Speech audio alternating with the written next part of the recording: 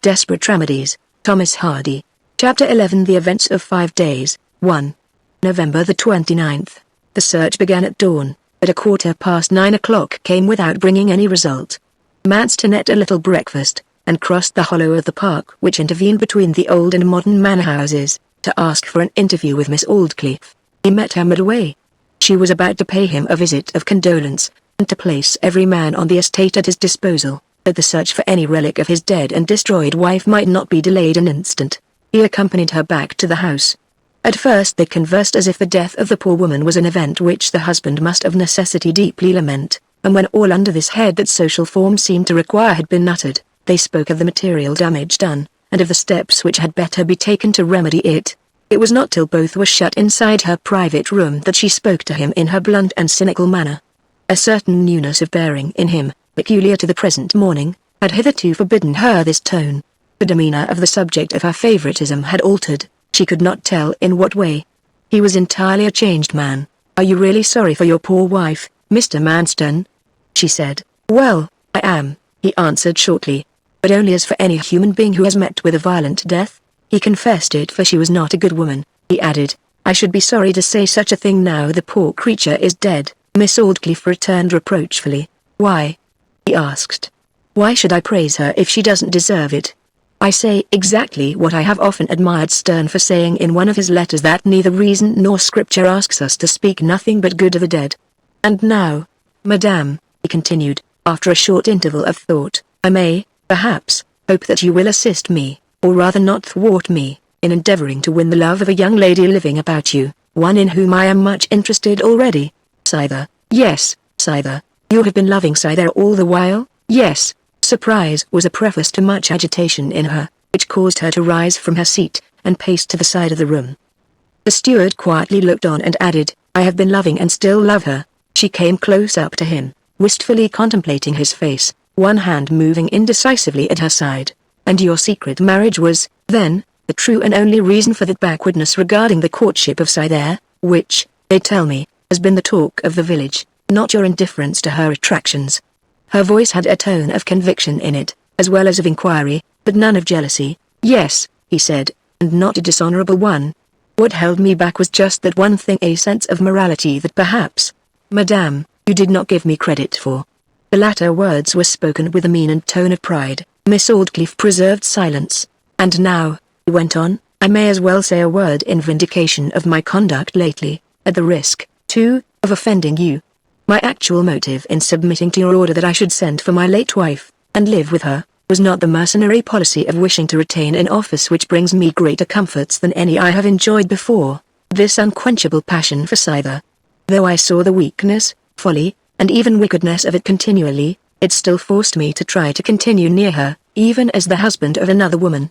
He waited for her to speak. She did not. "There's a great obstacle to my making any way in winning Miss Grey's love," he went on. "Yes, Edward Springrove," she said quietly.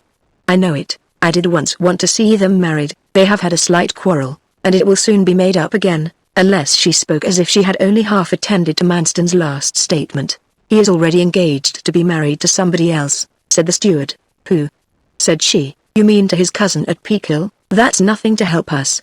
He's now come home to break it off." "He must not break it off," said Manston, firmly and calmly. His tone attracted her, startled her. Recovering herself, she said haughtily, "Well, that's your affair, not mine. Though my wish has been to see her your wife, I can't do anything dishonourable to bring about such a result. But it must be made your affair," he said in a hard, steady voice, looking into her eyes, as if he saw the whole panorama of her past. One of the most difficult things to portray by written words is the peculiar mixture of moods expressed in a woman's countenance when, after having been sedulously engaged in establishing another's position, she suddenly suspects him of undermining her own. It was thus that Miss Aldclyffe looked at the steward. "You know something of me?"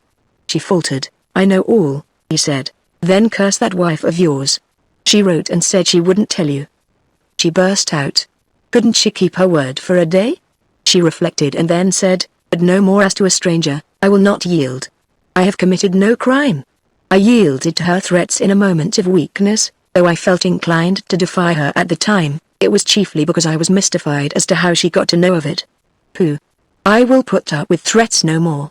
"Oh, can you threaten me?" she added softly, as if she had for the moment forgotten to whom she had been speaking. My love must be made your affair, he repeated, without taking his eyes from her. An agony, which was not the agony of being discovered in a secret, obstructed her utterance for a time.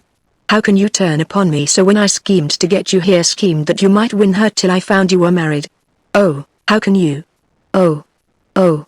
She wept, and the weeping of such a nature was as harrowing as the weeping of a man. Your getting me here was bad policy. As to your secret, the most absurd thing in the world, he said, not heeding her distress. I knew all, except the identity of the individual, long ago. Directly I found that my coming here was a contrived thing, and not a matter of chance, it fixed my attention upon you at once. All that was required was the mere spark of life, to make of a bundle of perceptions an organic whole. Policy, how can you talk of policy? Think, do think. And how can you threaten me when you know that I would befriend you readily without a threat? Yes, I think you would, he said more kindly. But your indifference for so many years has made me doubt it. No, not indifference, 'twas enforced silence. My father lived. He took her hand, and held it gently. Now listen, he said, more quietly and humanly, when she had become calmer. Springrove must marry the woman he's engaged to. You may make him, but only in one way. Well, but don't speak sternly, Aeneas. Do you know that his father has not been particularly thriving for the last 2 or 3 years? I have heard something of it, once or twice, though his rents have been promptly paid, haven't they? Oh yes, and do you know the terms of the leases of the houses which are burnt? He said, explaining to her that by those terms she might compel him even to rebuild every house. The case is the clearest case of fire by negligence that I have ever known. In addition to that, he continued, I don't want them rebuilt. You know it was intended by my father, directly they fell in, to clear the site for a new entrance to the park? Yes, but that doesn't affect the position, which is that Farmer Springrove is in your power to an extent which is very serious for him. I won't do it. 'Tis a conspiracy. Won't you for me? He said eagerly. Miss Aldclyffe changed colour. I don't threaten now, I implore, he said. Because you might threaten if you chose, she mournfully answered. But why be so when your marriage with her was my own pet idea long before it was yours? What must I do? Scarcely anything, simply this. When I have seen old Mr. Springrove, which I shall do in a day or 2, and told him that he will be expected to rebuild the houses. Do you see the young man? See him yourself, in order that the proposals made may not appear to be anything more than an impulse of your own. You or he will bring up the subject of the houses. To rebuild them would be a matter of at least £600, and he will almost surely say that we are hard in insisting upon the extreme letter of the leases. Then tell him that scarcely can you yourself think of compelling an old tenant like his father to any such painful extreme. There shall be no compulsion to build, simply a surrender of the leases. Then speak feelingly of his cousin, as a woman whom you respect and love, and whose secret you have learned to be that she is heartsick with hope deferred. Beg him to marry her, his betrothed and your friend, as some return for your consideration towards his father. Don't suggest too early a day for their marriage, or he will suspect you of some motive beyond womanly sympathy. Coax him to make a promise to her that she shall be his wife at the end of a 12-month, and get him, on assenting to this, to write to Cy there, entirely renouncing her. She has already asked him to do that. So much the better in telling her, too, that he is about to fulfill his long-standing promise to marry his cousin. If you think it worthwhile, you may say Cy was not indisposed to think of me before she knew I was married. I have at home a note she wrote me the first evening I saw her, which looks rather warm, and which I could show you. Trust me, he will give her up. When he is married to Adelaide Hinton, Cy will be induced to marry me perhaps before. A woman's pride is soon wounded. And hadn't I better write to Mr. Nettleton, and inquire more particularly what's the law upon the houses? Oh no, there's no hurry for that. We know well enough how the case stands, quite well enough to talk in general terms about it. And I want the pressure to be put upon young Springrove before he goes away from home again. She looked at him furtively, long, and sadly, as after speaking he became lost in thought, his eyes listlessly tracing the pattern of the carpet. Yes, she will be mine, he whispered, careless of Cy Aldclyffe's presence. At last he raised his eyes inquiringly. I will do my best, Aeneas, she answered, Talabas incusat. Manston then left the house, and again went towards the blackened ruins, where men were still raking and probing. 2. From November the 29th to December the 2nd, the smouldering remnants of the 3 Tranters Inn seemed to promise that, even when the searchers should light upon the remains of the unfortunate Mrs. Manston, very little would be discoverable.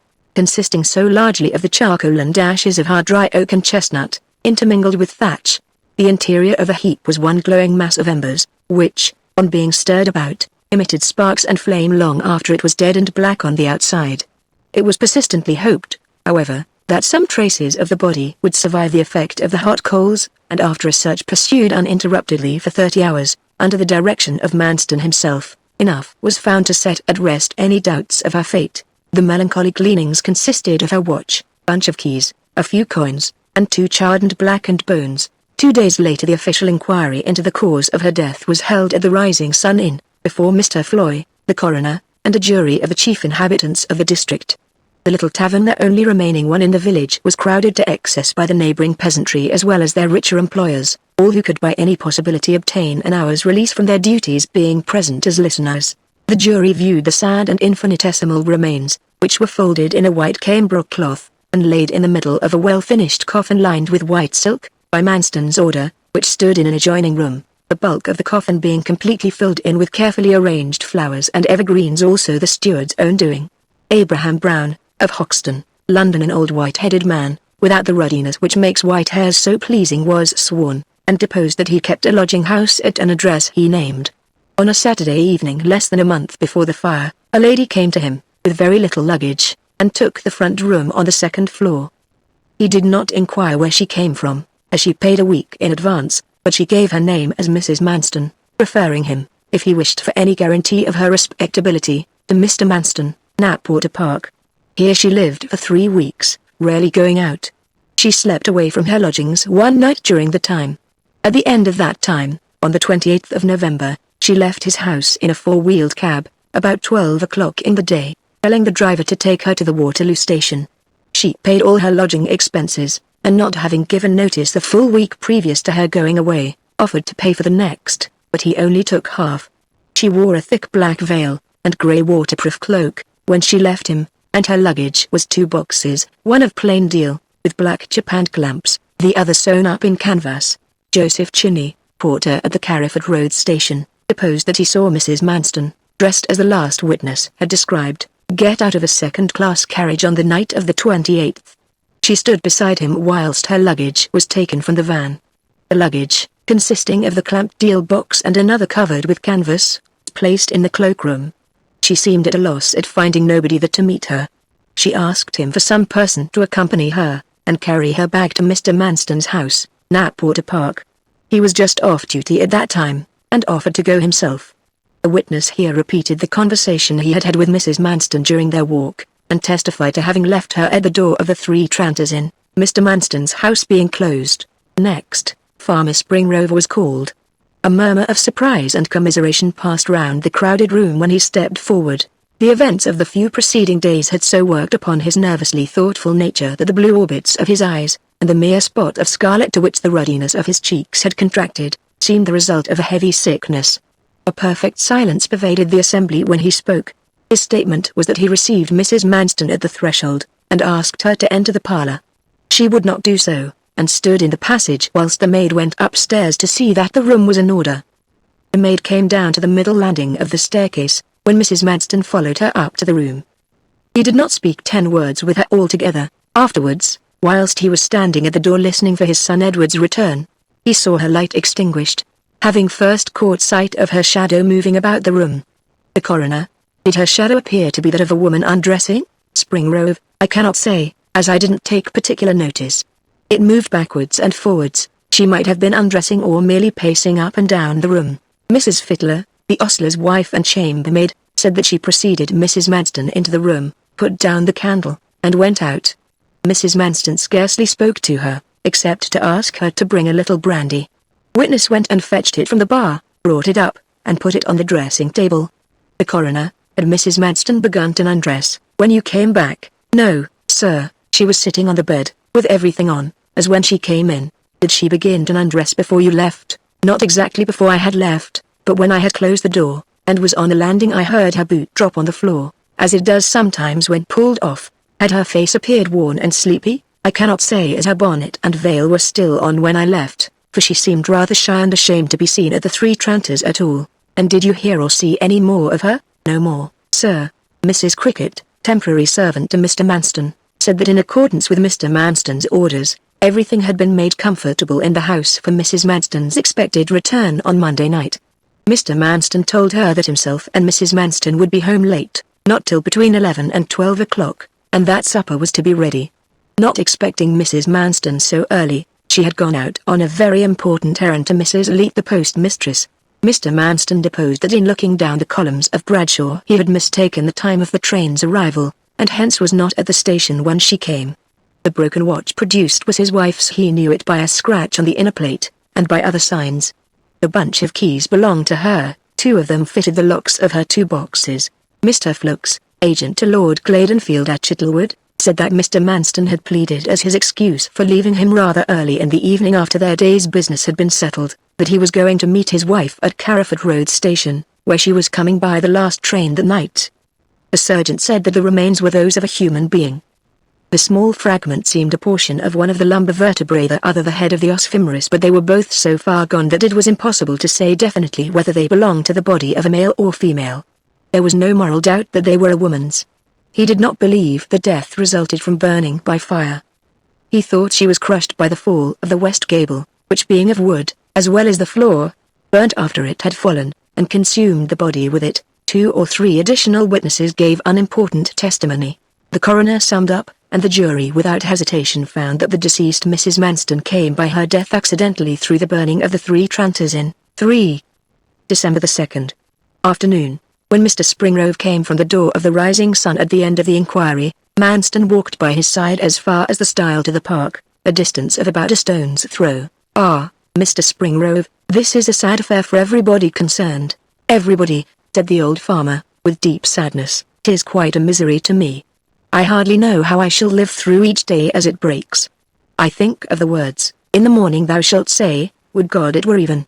And at even thou shalt say, would God it were morning. For the fear of thine heart wherewith thou shalt fear, and for the sight of thine eyes which thou shalt see.'" His voice became broken. "Ah, true. I read Deuteronomy myself," said Manston. "But my loss is as nothing to yours," the farmer continued. "Nothing, but I can commiserate you. I should be worse than unfeeling if I didn't, although my own affliction is of so sad and solemn a kind.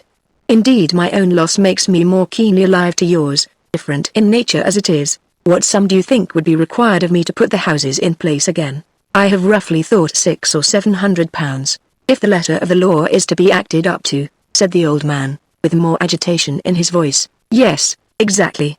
Do you know enough of Miss Aldclyffe's mind to give me an idea of how she means to treat me? Well, I am afraid I must tell you that though I know very little of her mind as a rule, in this matter I believe she will be rather peremptory. She might shed to the extent of a 6th or an 8th perhaps, in consideration of her getting new lamps for old, but I should hardly think more." The steward stepped upon the stile, and Mr. Springrove went along the road with a bowed head and heavy footsteps towards his niece's cottage, in which, rather against the wish of Edward, they had temporarily taken refuge. The additional weight of this knowledge soon made itself perceptible. Though indoors with Edward or Adelaide nearly the whole of the afternoon, nothing more than monosyllabic replies could be drawn from him.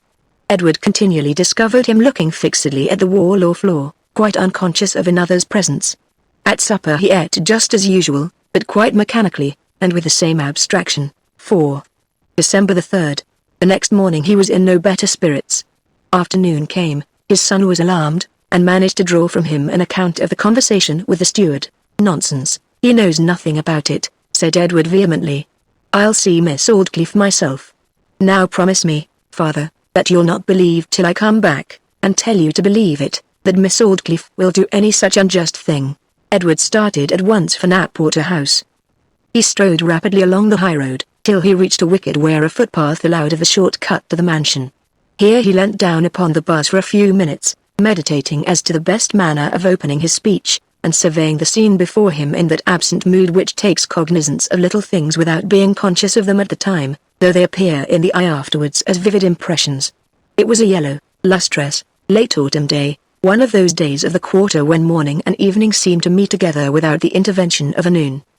The clear yellow sunlight had tempted forth Miss Aldclyffe herself, who was at this same time taking a walk in the direction of the village. As Springrove lingered he heard behind the plantation a woman's dress brushing along amid the prickly husks and leaves which had fallen into the path from the boughs of the chestnut trees. In another minute she stood in front of him. He answered her casual greeting respectfully, and was about to request a few minutes' conversation with her, when she directly addressed him on the subject of the fire. "It is a sad misfortune for your father," she said, "and I hear that he has lately let his insurances expire?" "He has, madame. And you are probably aware that either by the general terms of his holding, or the same coupled with the origin of the fire, the disaster may involve the necessity of his rebuilding the whole row of houses, or else of becoming a debtor to the estate, to the extent of some hundreds of pounds." She assented. "I have been thinking of it," she went on, and then repeated in substance the words put into her mouth by the steward. Some disturbance of thought might have been fancied as taking place in Springrove's mind during her statement, but before she had reached the end, his eyes were clear, and directed upon her. "I don't accept your conditions of release," he said. "They are not conditions exactly. Well, whatever they are not, they are very uncalled for remarks. Not at all. The houses have been burned by your family's negligence. I don't refer to the houses. You have of course the best of all rights to speak of that matter, but you, a stranger to me comparatively, have no right at all to volunteer opinions and wishes upon a very delicate subject, which concerns no living beings but Miss Grey, Miss Hinton, and myself." Miss Aldclyffe, like a good many others in her position, had plainly not realized that a son of her tenant and inferior could have become an educated man, who had learned to feel his individuality, to view society from a bohemian standpoint, far outside the farming grade in Carriford parish, and that hence he had all a developed man's unorthodox opinion about the subordination of classes. And fully conscious of the labyrinth into which he had wandered between his wish to behave honorably in the dilemma of his engagement to his cousin Adelaide and the intensity of his love for Cythere, Springrove was additionally sensitive to any allusion to the case. He had spoken to Miss Aldclyffe with considerable warmth, and Miss Aldclyffe was not a woman likely to be far behind any second person in warming to a mood of defiance. It seemed as if she were prepared to put up with a cold refusal, but that her haughtiness resented a criticism of her conduct ending in a rebuke. By this, Manston's discreditable object, which had been made hers by compulsion only, was now adopted by choice. She flung herself into the work. A fiery man in such a case would have relinquished persuasion and tried palpable force. A fiery woman added unscrupulousness and evolved daring strategy, and in her obstinacy, and to sustain herself as mistress, she descended to an action the meanness of which haunted her conscience to her dying hour. "I don't quite see, Mr. Springrove," she said, "that I am altogether what you are pleased to call a stranger. I have known your family, at any rate, for a good many years, and I know Miss Grey particularly well, and her state of mind with regard to this matter. Perplexed love makes us credulous and curious as old women." Edward was willing, he owned it to himself, to get at Cythere's state of mind, even through so dangerous a medium. "A letter I received from her," he said, with assumed coldness, "tells me clearly enough what Miss Grey's mind is. You think she still loves you?" "Oh yes, of course you do. All men are like that. I have reason to." He could feign no further than the first speech. "I should be interested in knowing what reason," she said, with sarcastic archness. Edward felt he was allowing her to do, in fractional parts, what he rebelled against when regarding it as a whole. The fact that his antagonist had the presence of a queen, and features only in the early evening of their beauty, was not without its influence upon a keenly conscious man. Her bearing had charmed him into toleration, as Mary Stuart's charmed the indignant Puritan visitors. He again answered her honestly, the best of reasons. The tone of her letter: "Who, Mr. Springrove?" "Not at all, Miss Aldclyffe. Miss Grey desired that we should be strangers to each other for the simple practical reason that intimacy could only make wretched complications worse, not from lack of love. Love is only suppressed. Don't you know yet, that in thus putting aside a man, a woman's pity for the pain she inflicts gives her a kindness of tone which is often mistaken for suppressed love?" said Miss Aldclyffe, with soft insidiousness. This was a translation of the ambiguity of Cythere's tone which he had certainly never thought of, and he was too ingenuous not to own it. "I had never thought of it," he said. "And don't believe it?" "Not unless there was some other evidence to support the view." She paused a minute and then began hesitatingly. "My intention was what I did not dream of owning to you. My intention was to try to induce you to fulfill your promise to Miss Hinton, not solely on her account and yours, though partly. I love Cythere Grey with all my soul, and I want to see her happy even more than I do you. I did not mean to drag her name into the affair at all, but I am driven to say that she wrote that letter of dismissal to you, for it was a most pronounced dismissal, not on account of your engagement. She is old enough to know that engagements can be broken as easily as they can be made. She wrote it because she loved another man, very suddenly, and not with any idea or hope of marrying him, but none the less deeply. Who? Mr. Manston, good. I can't listen to you for an instant. Madame, why? She hadn't seen him. She had. He came here the day before she wrote to you, and I could prove to you, if it were worthwhile, that on that day she went voluntarily to his house, though not artfully or blamably, stayed for 2 hours playing and singing, that no sooner did she leave him than she went straight home, and wrote the letter saying she should not see you again, entirely because she had seen him and fallen desperately in love with him, a perfectly natural thing for a young girl to do, considering that he's the handsomest man in the county. Why else should she not have written to you before? Because I was because she did not know of the connection between me and my cousin until then. I must think she did. On what ground? On the strong ground of my having told her so, distinctly, the very first day she came to live with me. Well, what do you seek to impress upon me after all? This that the day Miss Grey wrote to me, saying it was better that we should part, coincided with the day she had seen a certain man, a remarkably handsome and talented man. Yes, I admit that. And that it coincided with the hour just subsequent to her seeing him. Yes, just when she had seen him, and been to his house alone with him. It is nothing. And stayed there playing and singing with him. Admit that, too, he said, an accident might have caused it. And at the same instant that she wrote your dismissal she wrote a letter referring to a secret appointment with him. Never, by God. Madame. Never. What do you say, sir? Never, she sneered. There's no accounting for beliefs, and the whole history is a very trivial matter, but I am resolved to prove that a lady's word is truthful, though upon a matter which concerns neither you nor herself. You shall learn that she did write him a letter concerning an assignation, that is, if Mr. Manston still has it, and will be considerate enough to lend it me. But besides, continued Edward, a married man to do what would cause a young girl to write a note of the kind you mention. She flushed a little. That I don't know anything about, she stammered. But Scyther didn't, of course, dream any more than I did, or others in the parish, that he was married. Of course she didn't. And I have reason to believe that he told her of the fact directly afterwards. She might not compromise herself, or allow him to. It is notorious that he struggled honestly and hard against her attractions, and succeeded in hiding his feelings, if not in quenching them. We'll hope that he did. But circumstances are changed now, very greatly changed, he murmured abstractedly. You must remember, she added more suasively, that Miss Grey has a perfect right to do what she likes with her heart, that is to say. Her dissent from irritation was caused by perceiving that Edward's faith was really disturbed by her strong assertions, and it gratified her. Edward's thoughts flew to his father, and the object of his interview with her. Tongue fencing was utterly distasteful to him. I will not trouble you by remaining longer, madame, he remarked, gloomily. Our conversation has ended sadly for me. Don't think so, she said, and don't be mistaken.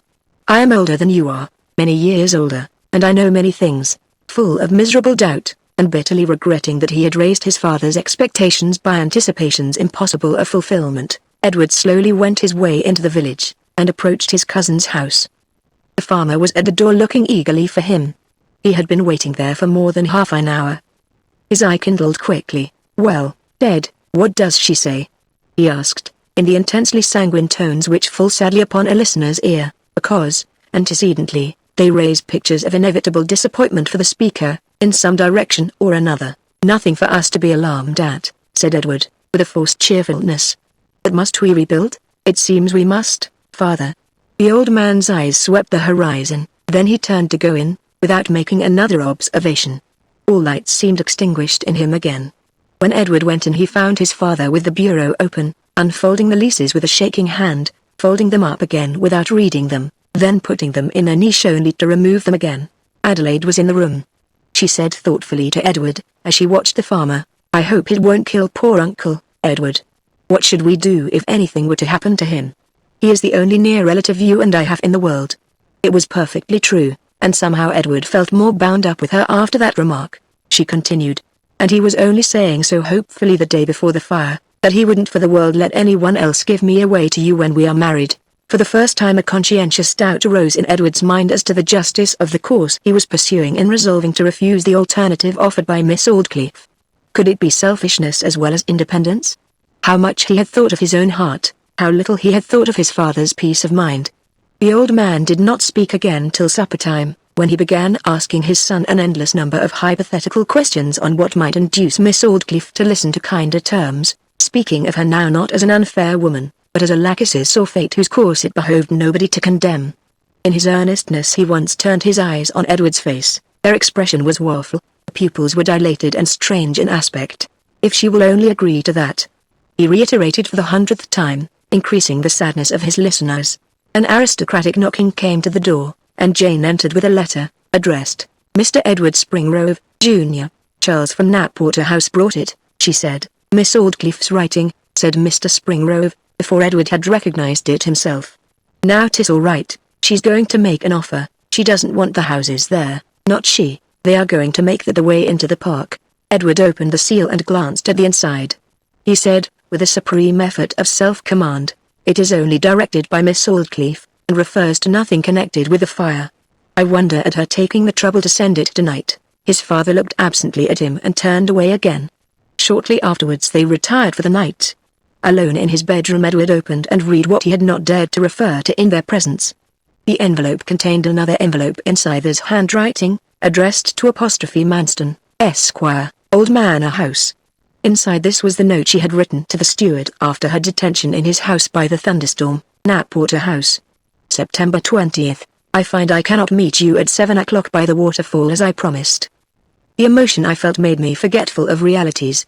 C.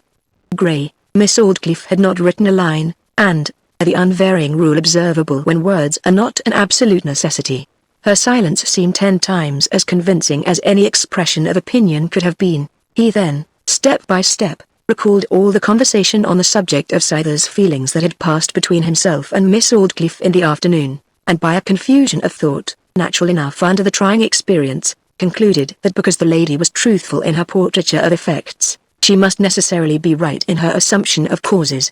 That is, he was convinced that Scyther, the hitherto believed faithful Scyther, had, at any rate, looked with something more than indifference upon the extremely handsome face and form of Manston. Did he blame her, as guilty of the impropriety of allowing herself to love the newcomer in the face of his not being free to return her love? No, never for a moment did he doubt that all had occurred in her old, innocent, impulsive way, that her heart was gone before she knew it, before she knew anything, beyond his existence, of the man to whom it had flown. Perhaps the very note enclosed to him was the result of first reflection. Manston he would unhesitatingly have called a scoundrel, but for one strikingly redeeming fact. It had been patent to the whole parish, and had come to Edward's own knowledge by that indirect channel, that Manston, as a married man, conscientiously avoided Scyther after those first few days of his arrival, during which her irresistibly beautiful and fatal glances had rested upon him, his upon her. Taking from his coat a creased and pocket-worn envelope containing Scyther's letter to himself, Springrove opened it and read it through. He was upbraided therein, and he was dismissed. It bore the date of the letter sent to Manston, and by containing within it the phrase, "All the day long I have been thinking," afforded justifiable ground for assuming that it was written subsequently to the other, and in Edward's sight far sweeter one, the steward. But though he accused her of fickleness, he would not doubt the genuineness, in its kind, of her partiality for him at Budmouth. It was a short and shallow feeling, not perfect love. Love is not love, which alters when it alteration finds, but it was not flirtation. A feeling had been born in her and had died. It would be well for his peace of mind if his love for her could flit away so softly, and leave so few traces behind. Miss Aldclyffe had shown herself desperately concerned in the whole matter by the alacrity with which she had obtained the letter from Manston, and her labours to induce himself to marry his cousin. Taken in connection with her apparent interest in, if not love for, Scyther, her eagerness, too, could only be accounted for on the ground that Scyther indeed loved the steward. 5. December the 4th. Edward passed the night he scarcely knew how, tossing feverishly from side to side, the blood throbbing in his temples, and singing in his ears. Before the day began to break he dressed himself. On going out upon the landing he found his father's bedroom door already open. Edward concluded that the old man had risen softly, as was his wont, and gone out into the fields to start the labourers. But neither of the outer doors was unfastened. He entered the front room, and found it empty. Then, animated by a new idea, he went round to the little back parlour, in which the few wrecks saved from the fire were deposited, and looked in at the door. Here, near the window, the shutters of which had been opened halfway, he saw his father leaning on the bureau, his elbows resting on the flap, his body nearly doubled, his hands clasping his forehead. Beside him were ghostly-looking square folds of parchment, the leases of the houses destroyed. His father looked up when Edward entered, and wearily spoke to the young man as his face came into the faint light. "Edward, why did you get up so early? I was uneasy, and could not sleep." The farmer turned again to the leases on the bureau, and seemed to become lost in reflection. In a minute or two, without lifting his eyes, he said, "This is more than we can bear, Ted, more than we can bear. Ted, this will kill me. Not the loss, only the sense of my neglect about the insurance and everything. Borrow I never will. 'Tis all misery now. God help us all, misery now." Edward did not answer, continuing to look fixedly at the dreary daylight outside. "Ted," the farmer went on, "this upset of being burnt out our home makes me very nervous and doubtful about everything. There's this troubles me besides our living here with your cousin, and filling up her house. It must be very awkward for her. But she says she doesn't mind. Have you said anything to her lately about when you are going to marry her?" "Nothing at all lately." "Well, perhaps you may as well, now we are so mixed in together. You know, no time has ever been mentioned to her at all, first or last, and I think it right that now, since she has waited so patiently and so long, you are almost called upon to say you are ready. It would simplify matters very much, if you were to walk up to church with her one of these mornings, get the thing done, and go on living here as we are. If you don't, I must get a house all the sooner. It would lighten my mind, too, about the 2 little freeholds over the hill, not a morsel apiece, divided as they were between her mother and me, but a tidy bit tied together again. Just think about it, will ye, Ted?" He stopped from exhaustion produced by the intense concentration of his mind upon the weary subject, and looked anxiously at his son. "Yes, I will," said Edward. "But I am going to see her of the great house this morning," the farmer went on, his thoughts reverting to the old subject. "I must know the rights of the matter, the when and the where. I don't like seeing her, but I'd rather talk to her than the steward. I wonder what she'll say to me." The younger man knew exactly what she would say. If his father asked her what he was to do, and when, she would simply refer him to Manston. Her character was not that of a woman who shrank from a proposition she had once laid down. If his father were to say to her that his son had at last resolved to marry his cousin within the year, and had given her a promise to that effect, she would say, "Mr. Springrove, the houses are burnt, we'll let them go, trouble no more about them." His mind was already made up. He said calmly, "Father, when you are talking to Miss Aldclyffe, mention to her that I have asked Adelaide if she is willing to marry me next Christmas. She is interested in my union with Adelaide, and the news will be welcome to her, and yet she can be iron with reference to me and her property," the farmer murmured. "Very well, Ted, I'll tell her." 6. December the 5th. Of the many contradictory particulars constituting a woman's heart, 2 had shown their vigorous contrast inside his bosom just at this time. It was a dark morning, the morning after old Mr. Springrove's visit to Miss Aldclyffe, which had terminated as Edward had intended. Having risen an hour earlier than was usual with her, Diva sat at the window of an elegant little sitting-room on the ground floor, which had been appropriated to her by the kindness or whim of Miss Aldclyffe. She might not be driven into that lady's presence against her will. She leant with her face on her hand, looking out into the gloomy grey air. A yellow glimmer from the flapping flame of the newly lit fire fluttered on one side of her face and neck like a butterfly about to settle there, contrasting warmly with the other side of the same fair face, which received from the window the faint cold morning light, so weak that her shadow from the fire had a distinct outline on the window shutter in spite of it. There the shadow danced like a demon, blue and grim. The contradiction alluded to was that in spite of the decisive mood which 2 months earlier in the year had caused her to write a peremptory and final letter to Edward, she was now hoping for some answer other than the only possible one a man who, she held, did not love her wildly, could send to such a communication. For a lover who did love wildly, she had left one little loophole in her otherwise straightforward epistle. Why she expected the letter on some morning of this particular week was, that hearing of his return to Carriford, she fondly assumed that he meant to ask for an interview before he left. Hence it was, too, that for the last few days, she had not been able to keep in bed later than the time of the postman's arrival. The clock pointed to 7:30. She saw the postman emerge from beneath the bare boughs of the park trees, come through the wicket, dive through the shrubbery, reappear on the lawn, stalk across it without reference to paths as country postmen do and come to the porch. She heard him fling the bag down on the seat, and turn away towards the village, without hindering himself for a single pace. Then the butler opened the door, took up the bag, brought it in, and carried it up the staircase to place it on the slab by Miss Aldclyffe's dressing-room door. The whole proceeding had been depicted by sounds. She had a presentiment that her letter was in the bag at last. She thought then in diminishing pulsations of confidence. He asks to see me. Perhaps he asks to see me. I hope he asks to see me. 7:15. Miss Aldclyffe's bell rather earlier than usual. She must have heard the postbag brought, said the maiden, as, tired of the chilly prospect outside, she turned to the fire, and drew imaginative pictures of her future therein. A tap came to the door, and the lady's maid entered. "Miss Aldclyffe is awake," she said, "and she asked if you were moving yet, miss." "I'll run up to her," said Cy there, and flitted off with the utterance of the words. Very fortunate this, she thought. I shall see what is in the bag this morning all the sooner. She took it up from the side table, went into Miss Aldclyffe's bedroom, pulled up the blinds, and looked round upon the lady in bed, calculating the minutes that must elapse before she looked at her letters. "Well, darling, how are you?" "I am glad you have come in to see me," said Miss Aldclyffe. "You can unlock the bag this morning, child, if you like," she continued, yawning factitiously. "Strange," sighed the thought. "It seems as if she knew there was likely to be a letter for me."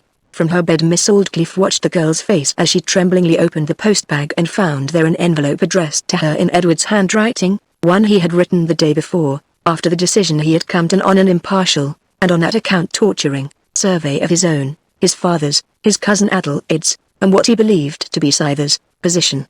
The haughty mistress's soul sickened remorsefully within her when she saw suddenly appear upon the speaking countenance of the young lady before her one desolate look of agony.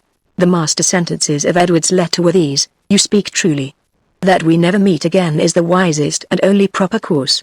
That I regret the past as much as you do yourself, it is hardly necessary for me to say." Chapter 12 The Events of 10 Months, 1.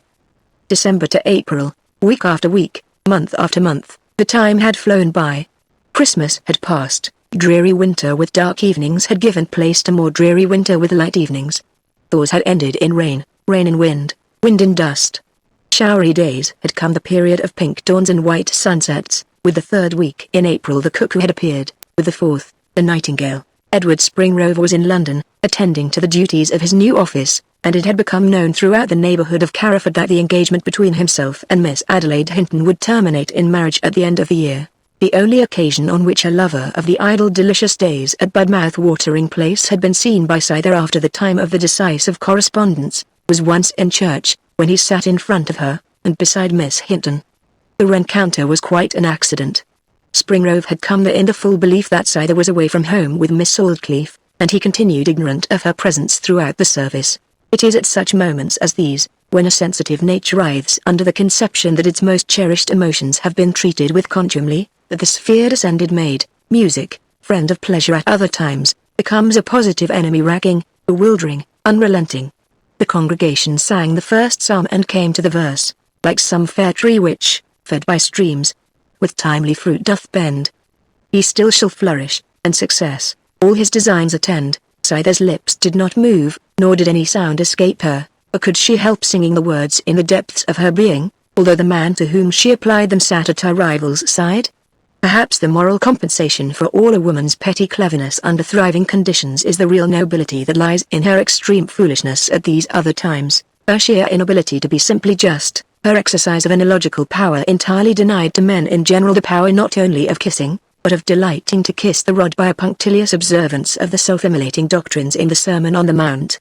As for Edward, a little like other men of his temperament, to whom, it is somewhat humiliating to think, the aberrancy of a given love is in itself a recommendation, his sentiment, as he looked over his cousin's book, was of a lower rank, Horatian rather than Samodic. "Oh, what hast thou of her, whose every look did love inspire, whose every breathing fanned my fire, and stole me from myself away." Then, without letting him see her, Scyther slipped out of church early, and went home, the tones of the organ still lingering in her ears as she tried bravely to kill a jealous thought that would nevertheless live. My nature is one capable of more, far more, intense feeling than hers. She can't appreciate all the sides of him, she never will. He is more tangible to me even now, as a thought, than his presence itself is to her. She was less noble then, but she continually repressed her misery and bitterness of heart till the effort to do so showed signs of lessening. At length she even tried to hope that her lost lover and her rival would love one another very dearly. The scene and the sentiment dropped into the past. Meanwhile, Manston continued visibly before her. He, though quiet and subdued in his bearing for a long time after the calamity of November, had not simulated a grief that he did not feel. At first his loss seemed so to absorb him, though as a startling change rather than as a heavy sorrow, that he paid Scyther no attention whatever. His conduct was uniformly kind and respectful, but little more. Then, as the date of the catastrophe grew remoter, he began to wear a different aspect towards her. He always contrived to obliterate by his manner all recollection on her side that she was comparatively more dependent than himself, making much of her womanhood, nothing of her situation. Prompt to aid her whenever occasion offered, and full of delightful petty soins at all times, he was not officious. In this way he irresistibly won for himself a position as her friend, and the more easily in that he allowed not the faintest symptom of the old love to be apparent. Matters stood thus in the middle of the spring when the next move on his behalf was made by Miss Aldclyffe, too. The 3rd of May, she led Scyther to a summer house called the Fane, built in the private grounds about the mansion in the form of a Grecian temple. It overlooked the lake, the island on it, the trees, and their undisturbed reflection in the smooth still water. Here the old and young maid halted, here they stood, side by side, mentally imbibing the scene.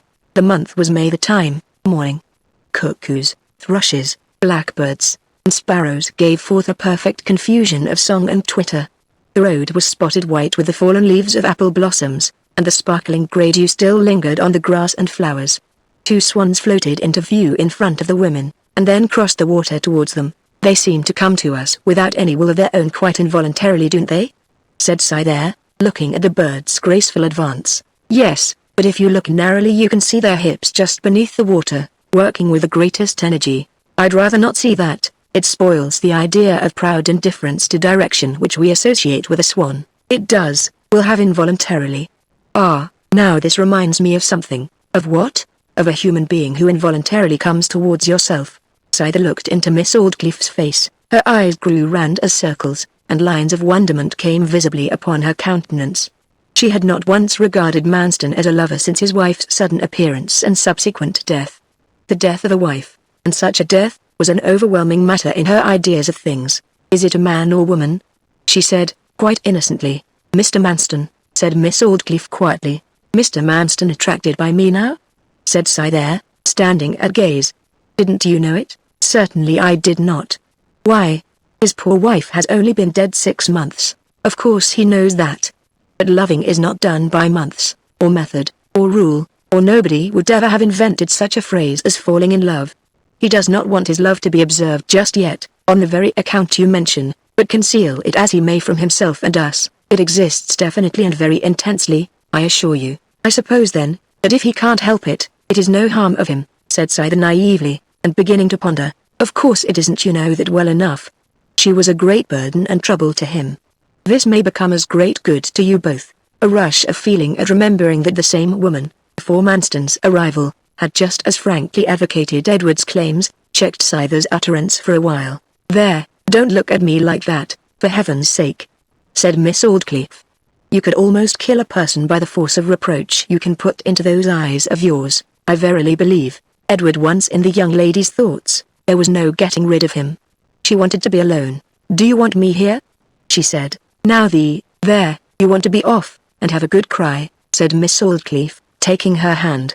"But you mustn't, my dear. There's nothing in the past for you to regret. Compare Mr. Manston's honourable conduct towards his wife and yourself, with Springrove towards his betrothed and yourself, and then see which appears the more worthy of your thoughts." 3. From the 4th of May to the 21st of June. The next stage in Manston's advances towards her hand was a clearly defined courtship. She was sadly perplexed, and some contrivance was necessary on his part in order to meet with her.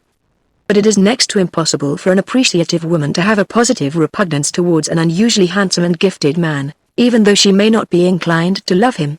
Hence Scyther was not so alarmed at the sight of him as to render a meeting and conversation with her more than a matter of difficulty. Coming and going from church was his grand opportunity. Manston was very religious now. It is commonly said that no man was ever converted by argument. But there is a single one which will make any Laodicean in England, let him be once love-sick, wear prayer books and become a zealous Episcopalian, the argument that his sweetheart can be seen from his pew. Manston introduced into his method a system of bewitching flattery, everywhere pervasive, yet, too, so transitory and intangible, that, as in the case of the poet Wordsworth and the wandering voice, though she felt it present, she could never find it. As a foil to heighten its effect, he occasionally spoke philosophically of the evanescence of female beauty, the worthlessness of mere appearance. Handsome is that handsome does he considered a proverb which should be written on the looking-glass of every woman in the land. "Your form, your motions, your heart have won me," he said, in a tone of playful sadness. They are beautiful. But I see these things, and it comes into my mind that they are doomed, they are gliding to nothing as I look. Poor eyes, poor mouth, poor face, poor maiden.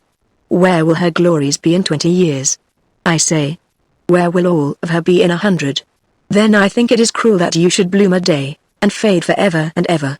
It seems hard and sad that you will die as ordinarily as I, and be buried, be food for roots and worms, be forgotten and come to earth, and grow up a mere blade of churchyard grass and an ivy leaf. Then, Miss Grey, when I see you are a lovely nothing, I pity you, and the love I feel then is better and sounder, larger and more lasting than that I felt at the beginning. Again an ardent flash of his handsome eyes. It was by this route that he ventured on an indirect declaration and offer of his hand. She implied in the same indirect manner that she did not love him enough to accept it. An actual refusal was more than he had expected. Cursing himself for what he called his egregious folly in making himself the slave of a mere lady's attendant, and for having given the parish, should they know of her refusal, a chance of sneering at him, certainly a ground for thinking less of his standing than before he went home to the old house, and walked indecisively up and down his backyard. Turning aside, he leant his arms upon the edge of the rainwater butt standing in the corner, and looked into it. The reflection from the smooth stagnant surface tinged his face with the greenish shades of Correggio's nudes. Staves of sunlight slanted down through the still pool, lighting it up with wonderful distinctness. Hundreds of thousands of minute living creatures sported and tumbled in its depth with every contortion that gaiety could suggest, perfectly happy, though consisting only of a head, or a tail, or at most a head and a tail, and all doomed to die within the 24 hours. Damn my position. Why shouldn't I be happy through my little day too? Let the parish sneer at my repulses, let it. I'll get her, if I move heaven and earth to do it. Indeed, the inexperienced Scyther had, towards Edward in the first place, and Manston afterwards, unconsciously adopted bearings that would have been the very tactics of a professional fisher of men who wished to have them each successively dangling at her heels. For if any rule at all can be laid down in a matter which, for men collectively, is notoriously beyond regulation, it is that to snub a petted man, and to pet a snubbed man, is the way to win in suits of both kinds. Manston with Springrove's encouragement would have become indifferent. Edward with Manston's repulses would have sheered off at the outset, as he did afterwards. Her supreme indifference added fuel to Manston's ardor. It completely disarmed his pride. The invulnerable nobody seemed greater to him than a susceptible princess, for, from the 21st of June to the end of July, Scyther had in the meantime received the following letter from her brother. It was the first definite notification of the enlargement of that cloud no bigger than a man's hand which had for nearly a 12-month hung before them in the distance, and which was soon to give a colour to their whole sky from horizon to horizon. Budmouth Regis. Saturday. Darling Sis, I have delayed telling you for a long time of a little matter which, though not one to be seriously alarmed about, is sufficiently vexing, and it would be unfair in me to keep it from you any longer. It is that for some time past I have again been distressed by that lameness which I first distinctly felt when we went to Lulstead Cove, and again when I left Knapwater that morning early. It is an unusual pain in my left leg, between the knee and the ankle. I had just found fresh symptoms of it when you were here for that half hour about a month ago, when you said in fun that I began to move like an old man. I had a good mind to tell you then, but fancying it would go off in a few days, I thought it was not worthwhile. Since that time it has increased, but I am still able to work in the office, sitting on a stool. My great fear is that Mr. G.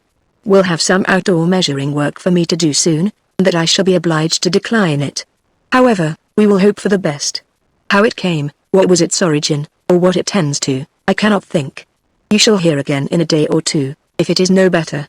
Your loving brother, Owen. This she answered, begging to know the worst, which she could bear, but suspense and anxiety never. In 2 days came another letter from him, of which the subjoined paragraph is a portion : I had quite decided to let you know the worst, and to assure you that it was the worst, before you wrote to ask it. And again I give you my word that I will conceal nothing, so that there will be no excuse whatever for your wearing yourself out with fears that I am worse than I say. This morning then, for the first time, I have been obliged to stay away from the office. Don't be frightened at this, dear Scyther. Rest is all that is wanted, and by nursing myself now for a week, I may avoid an illness of 6 months. After a visit from her he wrote again: Dr. Chessman has seen me. He said that the ailment was some sort of rheumatism, and I am now undergoing proper treatment for its cure. My leg and foot have been placed in hot bran, liniments have been applied, and also severe friction with a pad. He says I shall be as right as ever in a very short time. Directly I shall run up by the train to see you. Don't trouble to come to me if Miss Aldclyffe grumbles again about your being away, for I am going on capitally. You shall hear again at the end of the week. At the time mentioned came the following : I am sorry to tell you, because I know it will be so disheartening after my last letter, that I am not so well as I was then, and that there has been a sort of hitch in the proceedings.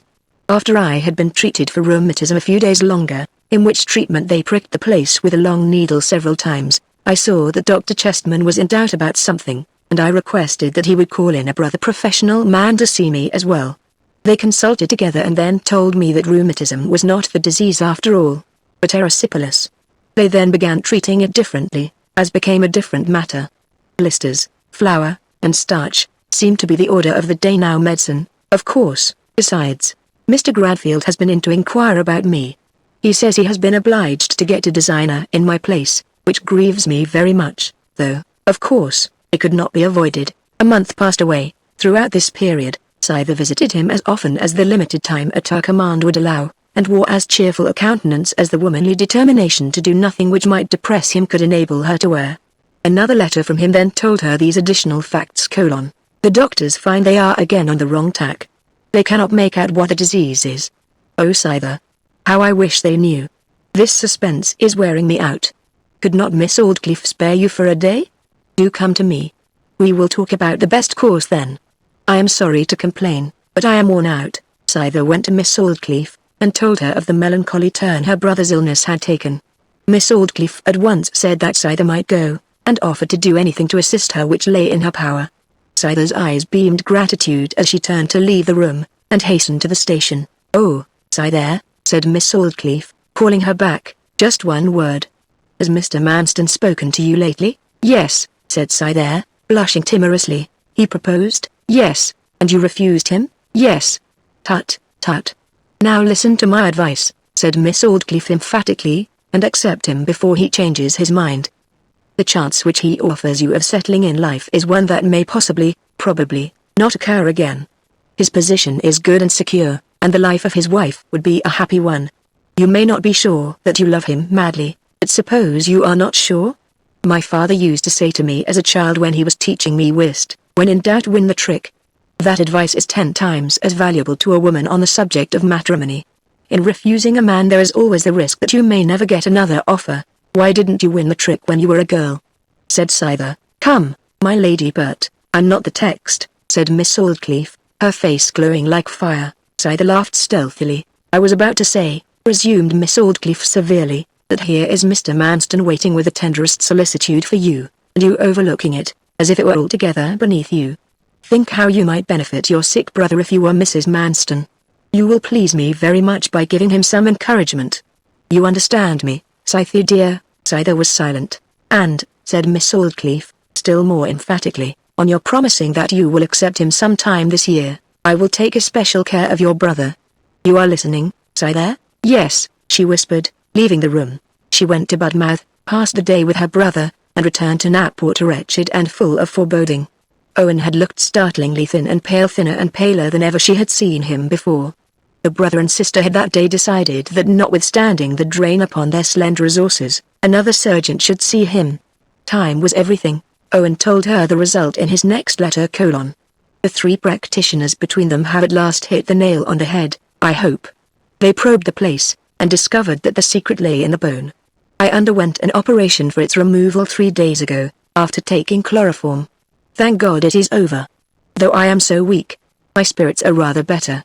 I wonder when I shall be at work again? I asked the surgeons how long it would be first. I said a month. They shook their heads. A year? I said. Not so long. They said. 6 months. I inquired. They would not, or could not, tell me. But never mind, run down, when you have half a day to spare, for the hours drag on so drearily. Oh Scyther, you can't think how drearily. She went. Immediately on her departure Miss Aldclyffe sent a note to the old house, to Manston. On the maiden's return, tired and sick at heart as usual, she found Manston at the station awaiting her. He asked politely if he might accompany her to Knapwater. She tacitly acquiesced. During their walk he inquired the particulars of her brother's illness, and with an irresistible desire to pour out her trouble to someone, she told him of the length of time which must elapse before he could be strong again, and of the lack of comfort in lodgings. Manston was silent a while. Then he said impetuously, "Miss Grey, I will not mince matters. I love you, you know it.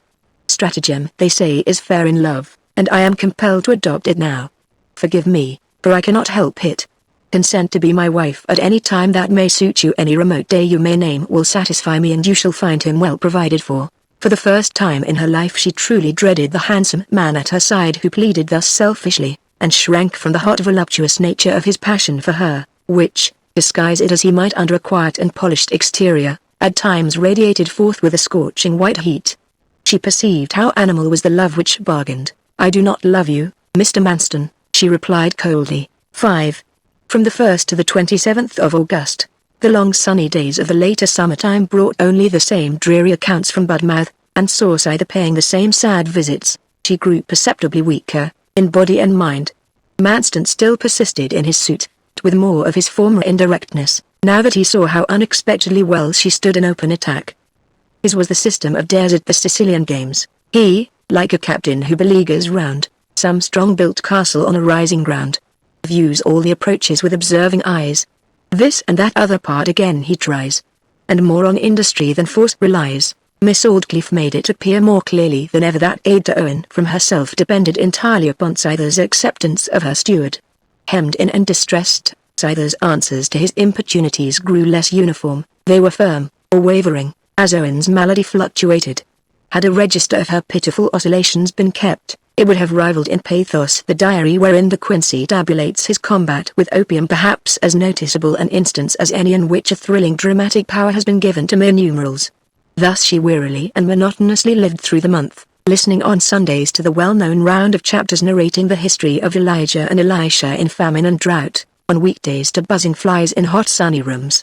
So like, so very like, was day to day. Extreme lassitude seemed all that the world could show her. Her state was in this wise, when one afternoon, having been with her brother, she met the surgeon, and begged him to tell the actual truth concerning Owen's condition.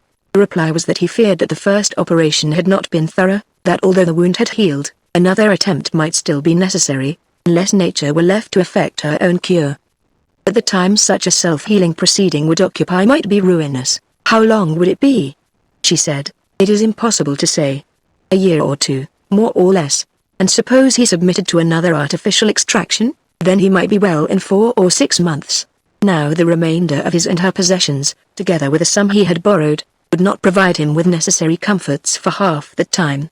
To combat the misfortune, there were 2 courses open: her becoming betrothed to Manston, or the sending Owen to the county hospital. Thus terrified, driven into a corner, panting and fluttering about for some loophole of escape, yet still shrinking from the idea of being Manston's wife, the poor little bird endeavoured to find out from Miss Aldclyffe whether it was likely Owen would be well treated in the hospital. "County hospital," said Miss Aldclyffe. "Why, it is only another name for slaughterhouse in surgical cases at any rate.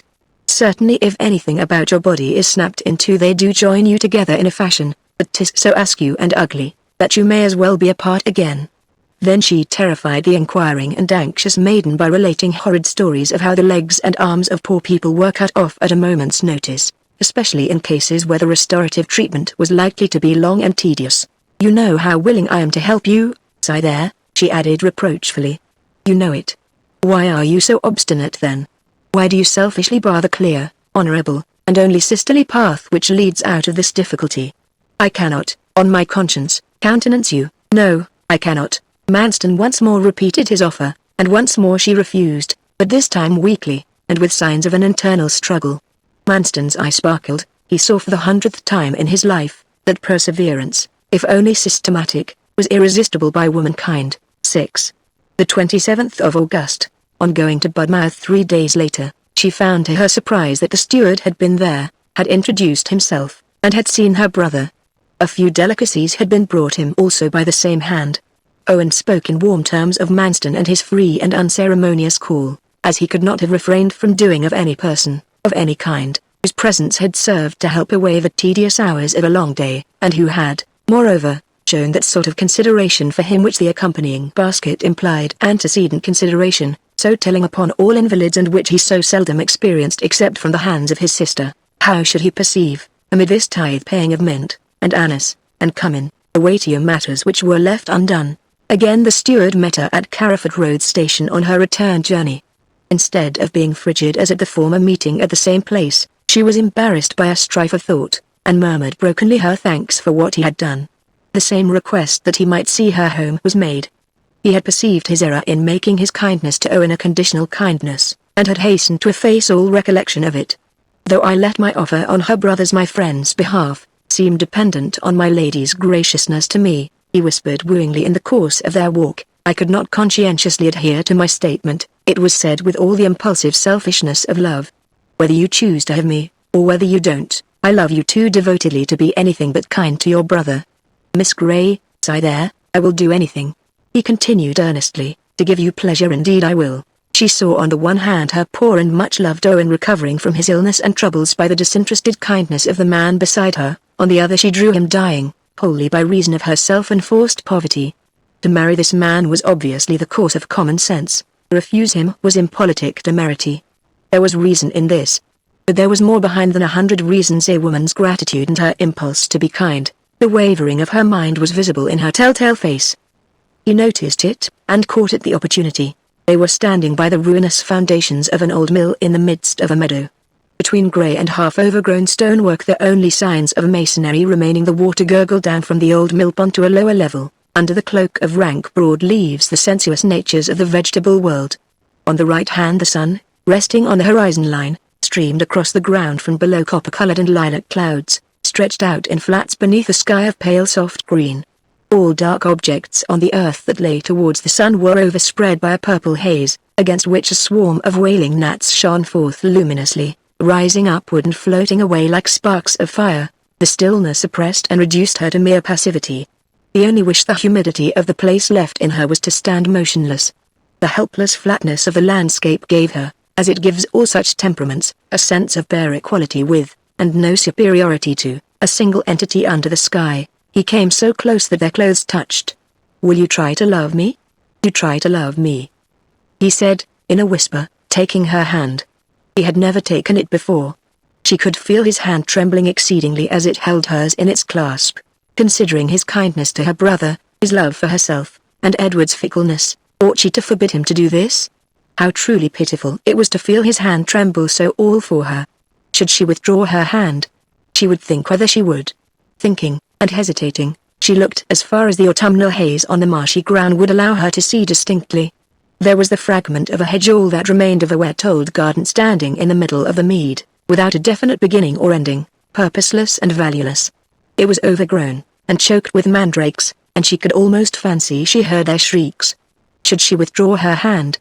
No, she could not withdraw it now. It was too late. The act would not imply refusal. She felt as one in a boat without oars, drifting with closed eyes down a river she knew not whither. He gave her hand a gentle pressure, and relinquished it. Then it seemed as if he were coming to the point again. No, he was not going to urge his suit that evening. Another respite. 7. The early part of September, Saturday came, and she went on some trivial errand to the village post office. It was a little grey cottage with a luxuriant jasmine encircling the doorway, and before going inside they paused to admire this pleasing feature of the exterior. Hearing a step on the gravel behind the corner of the house, she resigned the jasmine and entered. Nobody was in the room.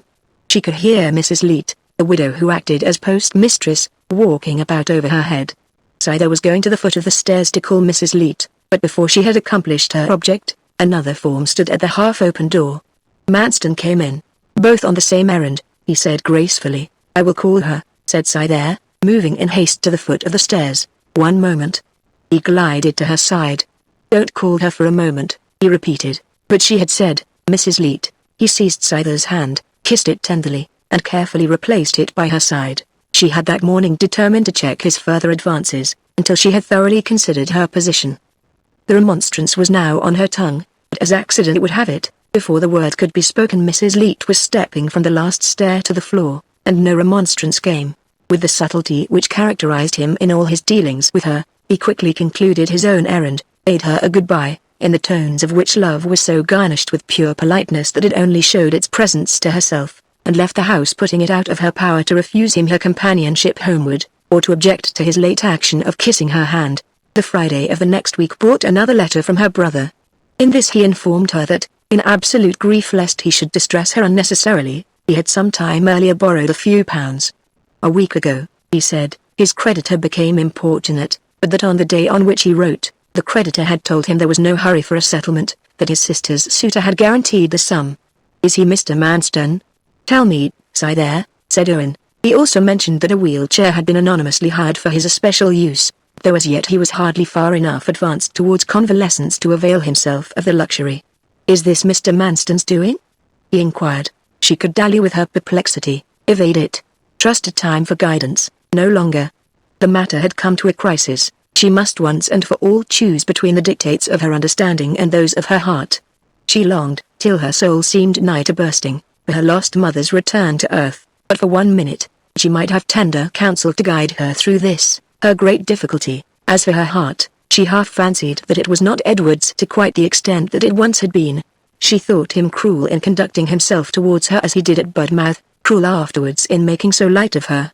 She knew he had stifled his love for her was utterly lost to her. But for all that she could not help indulging in a woman's pleasure of recreating defunct agonies, and lacerating herself with them now and then. If I were rich, she thought, I would give way to the luxury of being morbidly faithful to him forever without his knowledge.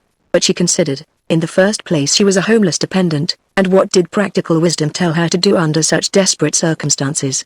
To provide herself with some place of refuge from poverty, and with means to aid her brother Owen. This was to be Mr. Manston's wife. She did not love him, but what was love without a home? Misery. What was a home without love? Alas, not much, but still a kind of home. Yes, she thought, I am urged by my common sense to marry Mr. Manston. Did anything nobler in her say so too? With the death, to her, of Edward her heart's occupation was gone. Was it necessary or even right for her to tend it and take care of it as she used to in the old time, when it was still a capable minister? By a slight sacrifice here she could give happiness to at least 2 hearts whose emotional activities were still unwounded. She would do good to 2 men whose lives were far more important than hers. Yes, she said again, even Christianity urges me to marry Mr. Manston. Directly Scyther had persuaded herself that a kind of heroic self-abnegation had to do with the matter, she became much more content in the consideration of it. A willful indifference to the future was what really prevailed in her, ill and worn out, as she was, by the perpetual harassments of her sad fortune, and she regarded this indifference, as gushing natures will do under such circumstances, as genuine resignation and devotedness. Manston met her again the following day. Indeed, there was no escaping him now. At the end of a short conversation between them, which took place in a hollow of the park by the waterfall, obscured on the outer side by the low-hanging branches of the limes, she tacitly assented to his assumption of a privilege greater than any that had preceded it. He stooped and kissed her brow. Before going to bed she wrote to Owen explaining the whole matter. It was too late in the evening for the postman's visit, and she placed the letter on the mantelpiece to send it the next day. The morning, Sunday, brought a hurried postscript to Owen's letter of the day before: September 9, 1865. Dear Scyther, I have received a frank and friendly letter from Mr. Manston explaining the position in which he stands now, and also that in which he hopes to stand towards you. Can't you love him? Why not? Try, for he is a good, and not only that, a cultured man. Think of the weary and laborious future that awaits you if you continue for life in your present position, and do you see any way of escape from it except by marriage? I don't. Don't go against your heart, Scyther, but be wise. Ever affectionately yours, Owen. She thought that probably he had replied to Mr. Manston in the same favouring mood. She had a conviction that that day would settle her doom. Yet, so true a fool is love, that even now she nourished a half-hope that something would happen at the last moment to thwart her deliberately formed intentions, and favour the old emotion she was using all her strength to thrust down. 8. The 10th of September, the Sunday was the 13th after Trinity, and the afternoon service at Carriford was nearly over. The people were singing the evening hymn. Manston was at church as usual in his accustomed place 2 seats forward from the large square pew occupied by Miss Aldclyffe and Scyther. The ordinary sadness of an autumnal evening service seemed, in Scyther's eyes, to be doubled on this particular occasion. She looked at all the people as they stood and sang, waving backwards and forwards like a forest of pines swayed by a gentle breeze, then at the village children singing too, their heads inclined to one side, their eyes listlessly tracing some crack in the older walls, or following the movement of a distant bough or bird with features petrified almost to painfulness. Then she looked at Manston. He was already regarding her with some purpose in his glance. "It is coming this evening," she said in her mind. A minute later, at the end of the hymn, when the congregation began to move out, Manston came down the aisle. He was opposite the end of her seat as she stepped from it, the remainder of their progress to the door being in contact with each other. Miss Aldclyffe had lingered behind. "Don't let's hurry," he said, when Scyther was about to enter the private path to the house as usual. "Would you mind turning down this way for a minute till Miss Aldclyffe has passed?" She could not very well refuse now. They turned into a secluded path on their left, leading round through a thicket of laurels to the other gate of the churchyard, walking very slowly. By the time the further gate was reached, the church was closed. They met the sexton with the keys in his hand. "We are going inside for a minute," said Manston to him, taking the keys unceremoniously. "I will bring them to you when we return." The sexton nodded his assent, and Scyther and Manston walked into the porch, and up the nave. They did not speak a word during their progress, or in any way interfere with the stillness and silence that prevailed everywhere around them. Everything in the place was the embodiment of decay, the fading red glare from the setting sun, which came in at the west windows, emphasizing the end of the day and all its cheerful doings, the mildewed walls, the uneven paving stones, the wormy pews, the sense of recent occupation, and the dank air of death which had gathered with the evening, would have made grave a lighter mood than Scyther's was then. "What sensations does the place impress you with?" she said at last, very sadly. "I feel imperatively called upon to be honest, from very despair of achieving anything by stratagem in a world where the materials are such as these." He, too, spoke in a depressed voice, purposely or otherwise. "I feel as if I were almost ashamed to be seen walking such a world," she murmured. "That's the effect it was upon me, but it does not induce me to be honest particularly." He took her hand in both his, and looked down upon the lids of her eyes. "I pity you sometimes," he said more emphatically. "I'm pitiable, perhaps, so are many people." "Why do you pity me?" "I think that you make yourself needlessly sad." "Not needlessly." "Yes, needlessly. Why should you be separated from your brother so much, when you might have him to stay with you till he is well?" "That can't be," she said, turning away. He went on, "I think the real and only good thing that can be done for him is to get him away from Budmouth a while, and I have been wondering whether it could not be managed for him to come to my house to live for a few weeks. Only a quarter of a mile from you. How pleasant it would be, it would." He moved himself round immediately to the front of her, and held her hand more firmly, as he continued, "Scyther, why do you say it would, so entirely in the tone of abstract supposition? I want him there, I want him to be my brother, too. Then make him so, and be my wife. I cannot live without you. Oh Scyther, my darling, my love, come and be my wife." His face bent closer and closer to hers, and the last words sank to a whisper as weak as the emotion inspiring it was strong. She said firmly and distinctly, "Yes, I will, next month." He said on the instant, before taking breath, "No, not next month, the next, no, December? Christmas Day, say, I don't mind, oh, you darling." He was about to imprint a kiss upon her pale, cold mouth, but she hastily covered it with her hand. "Don't kiss me at least where we are now," she whispered imploringly. "Why, we are too near God." He gave a sudden start, and his face flushed. She had spoken so emphatically that the words "near God" echoed back again through the hollow building from the far end of the chancel. "What a thing to say!" he exclaimed. "Surely a pure kiss is not inappropriate to the place." "No," she replied, with a swelling heart. "I don't know why I burst out so I can't tell what has come over me. Will you forgive me? How shall I say yes without judging you? How shall I say no without losing the pleasure of saying yes?" He was himself again. "I don't know," she absently murmured. "I'll say yes," he answered daintily. "It is sweeter to fancy we are forgiven, than to think we have not sinned, and you shall have the sweetness without the need." She did not reply, and they moved away. The church was nearly dark now, and melancholy in the extreme. She stood beside him while he locked the door, then took the arm he gave her, and wound her way out of the churchyard with him. Then they walked to the house together, but the great matter having been set at rest, she persisted in talking only on indifferent subjects. "Christmas Day, then," he said, as they were parting at the end of the shrubbery. "I meant old Christmas Day," she said evasively. People do not usually attach that meaning to the words." "No, but I should like it best if it could not be till then."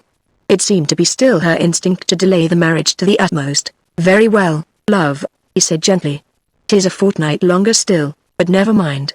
Old Christmas Day, 9. The 11th of September, there. It will be on a Friday. She sat upon a little footstool gazing intently into the fire. It was the afternoon of the day following that of the steward's successful solicitation of her hand. "I wonder if it would be proper in me to run across the park and tell him it is a Friday?" she said to herself, rising to her feet, looking at her hat lying near, and then out of the window towards the old house. Proper or not, she felt that she must at all hazards remove the disagreeable, though, as she herself owned, unfounded impression the coincidence had occasioned. She left the house directly, and went to search for him. Manston was in the timber yard, looking at the sawyers as they worked. Scyther came up to him hesitatingly. Till within a distance of a few yards she had hurried forward with alacrity. Now that the practical expression of his face became visible, she wished almost she had never sought him on such an errand. In his business mood he was perhaps very stern. "It will be on a Friday," she said confusedly, and without any preface. "Come this way," said Manston, in the tone he used for workmen, not being able to alter at an instant's notice. He gave her his arm and led her back into the avenue, by which time he was lover again. "On a Friday, will it, dearest? You do not mind Fridays, surely?" "That's nonsense. Not seriously mind them, exactly, but if it could be any other day, well, let us say Old Christmas Eve, then." "Shall it be Old Christmas Eve?" "Yes, Old Christmas Eve. Your word is solemn, and irrevocable now?" "Certainly, I have solemnly pledged my word. I should not have promised to marry you if I had not meant it." "Don't think I should." She spoke the words with a dignified impressiveness. "You must not be vexed at my remark, dearest. Can you think the worse of an ardent man, Scyther, for showing some anxiety in love?" "No, no." She could not say more. She was always ill at ease when he spoke of himself as a piece of human nature in that analytical way, and wanted to be out of his presence. The time of day, and the proximity of the house, afforded her a means of escape.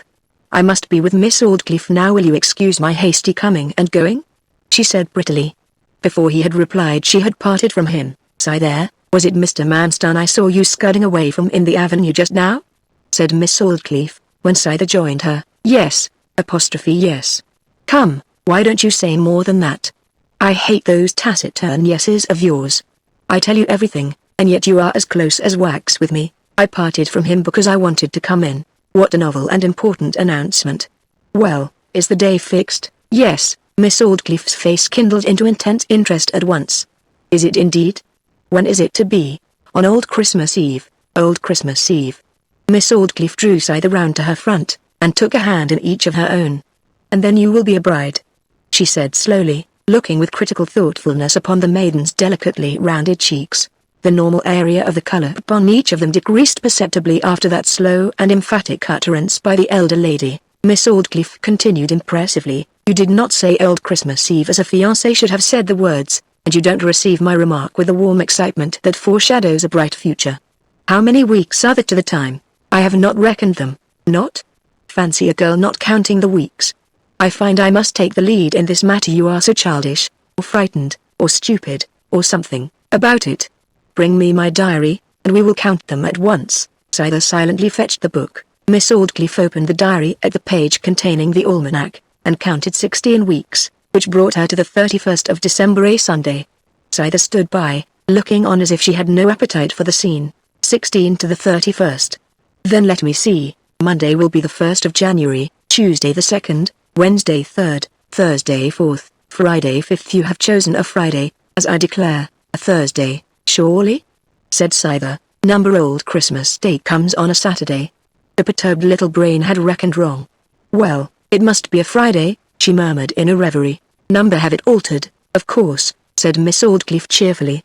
There's nothing bad in Friday, but such a creature as you will be thinking about its being unlucky. In fact, I wouldn't choose a Friday myself to be married on, since all the other days are equally available. I shall not have it altered, said Scyther firmly. It has been altered once already, I shall let it be. Chapter 13 The Events of One Day, 1. The 5th of January. Before dawn, we pass over the intervening weeks. The time of the story is thus advanced more than a quarter of a year. On the midnight preceding the morning which would make her the wife of a man whose presence fascinated her into involuntariness of bearing, and whom in absence she almost dreaded, Scyther lay in her little bed, vainly endeavouring to sleep. She had been looking back amid the years of her short though varied past, and thinking of the threshold upon which she stood. Days and months had dimmed the form of Edward Springrove like the gauzes of a vanishing stage scene, but his dying voice could still be heard faintly behind. That a soft small chord in her still vibrated true to his memory. She would not admit. She did not approach Manston with feelings which could by any stretch of words be called hymeneal. She calmly owned, "Why do I marry him?" she said to herself. "Because Owen, dear Owen my brother, wishes me to marry him. Because Mr. Manston is, and has been, uniformly kind to Owen, and to me. Act in obedience to the dictates of common sense," Owen said, "and dread the sharp sting of poverty. How many thousands of women like you marry every year for the same reason, to secure a home, and mere ordinary, material comforts, which after all go far to make life endurable, even if not supremely happy. 'Tis right, I suppose, for him to say that. Oh, if people only knew what a timidity and melancholy upon the subject of her future grows up in the heart of a friendless woman who is blown about like a reed shaken with the wind, as I am, they would not call this resignation of oneself by the name of scheming to get a husband. Scheme to marry? I'd rather scheme to die. I know I am not pleasing my heart. I know that if I only were concerned, I should like risking a single future. But why should I please my useless self overmuch, when by doing otherwise I please those who are more valuable than I?" In the midst of desultory reflections like these, which alternated with surmises as to the inexplicable connection that appeared to exist between her intended husband and Miss Aldclyffe, she heard dull noises outside the walls of the house, which she could not quite fancy to be caused by the wind. She seemed doomed to such disturbances at critical periods of her existence. "It is strange," she pondered, "that this my last night in Knapwater House should be disturbed precisely as my first was, no occurrence of the kind having intervened." As the minutes glided by the noise increased, sounding as if someone were beating the wall below her window with a bunch of switches. She would gladly have left her room and gone to stay with one of the maids, but they were without doubt all asleep. The only person in the house likely to be awake, or who would have brains enough to comprehend her nervousness, was Miss Aldclyffe, but Scyther never cared to go to Miss Aldclyffe's room, though she was always welcome there, and was often almost compelled to go against her will. The oft-repeated noise of switches grew heavier upon the wall, and was now intermingled with creaks, and a rattling like the rattling of dice. The wind blew stronger, there came first a snapping, then a crash, and some portion of the mystery was revealed. It was the breaking off and fall of a branch from one of the large trees outside. The smacking against the wall, and the intermediate rattling, ceased from that time. Well, it was the tree which had caused the noises. The unexplained matter was that neither of the trees ever touched the walls of the house during the highest wind, and that trees could not rattle like a man playing castanets or shaking dice. She thought, "Is it the intention of fate that something connected with these noises shall influence my future as in the last case of the kind?"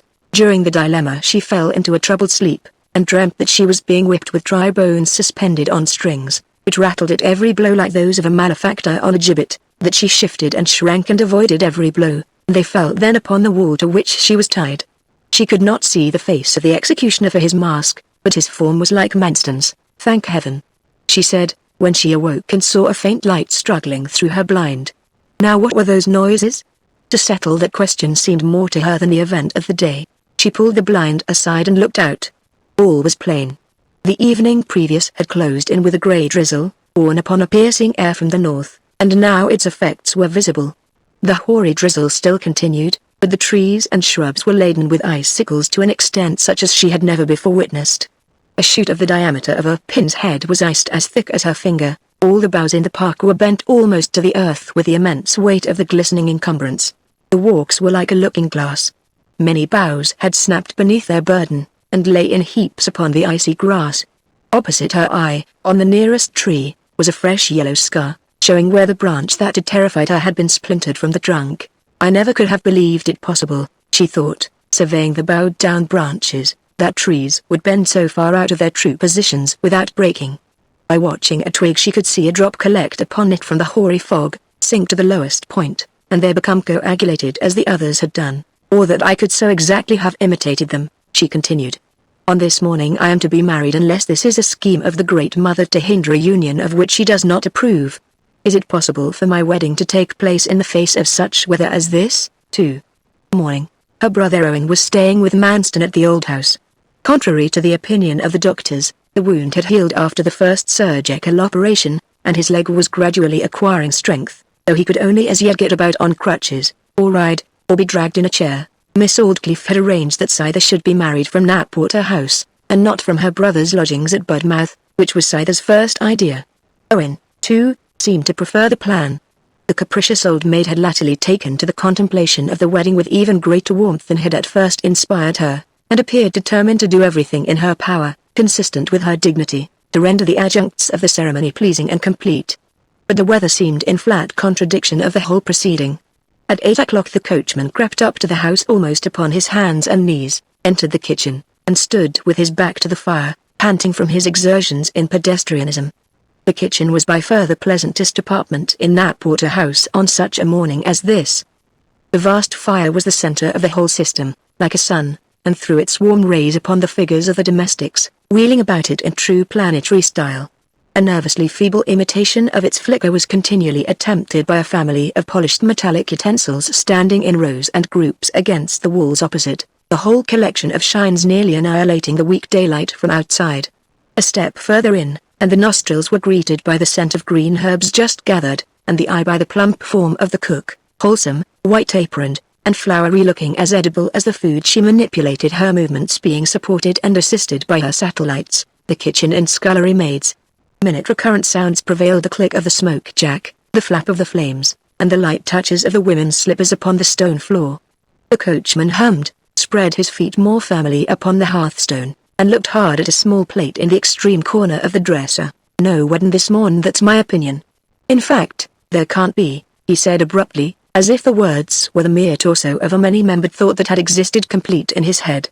The kitchen maid was toasting a slice of bread at the end of a very long toasting fork, which she held at arm's length towards the unapproachable fire, travestying the flancade in fencing. "Bad out of doors, isn't it?"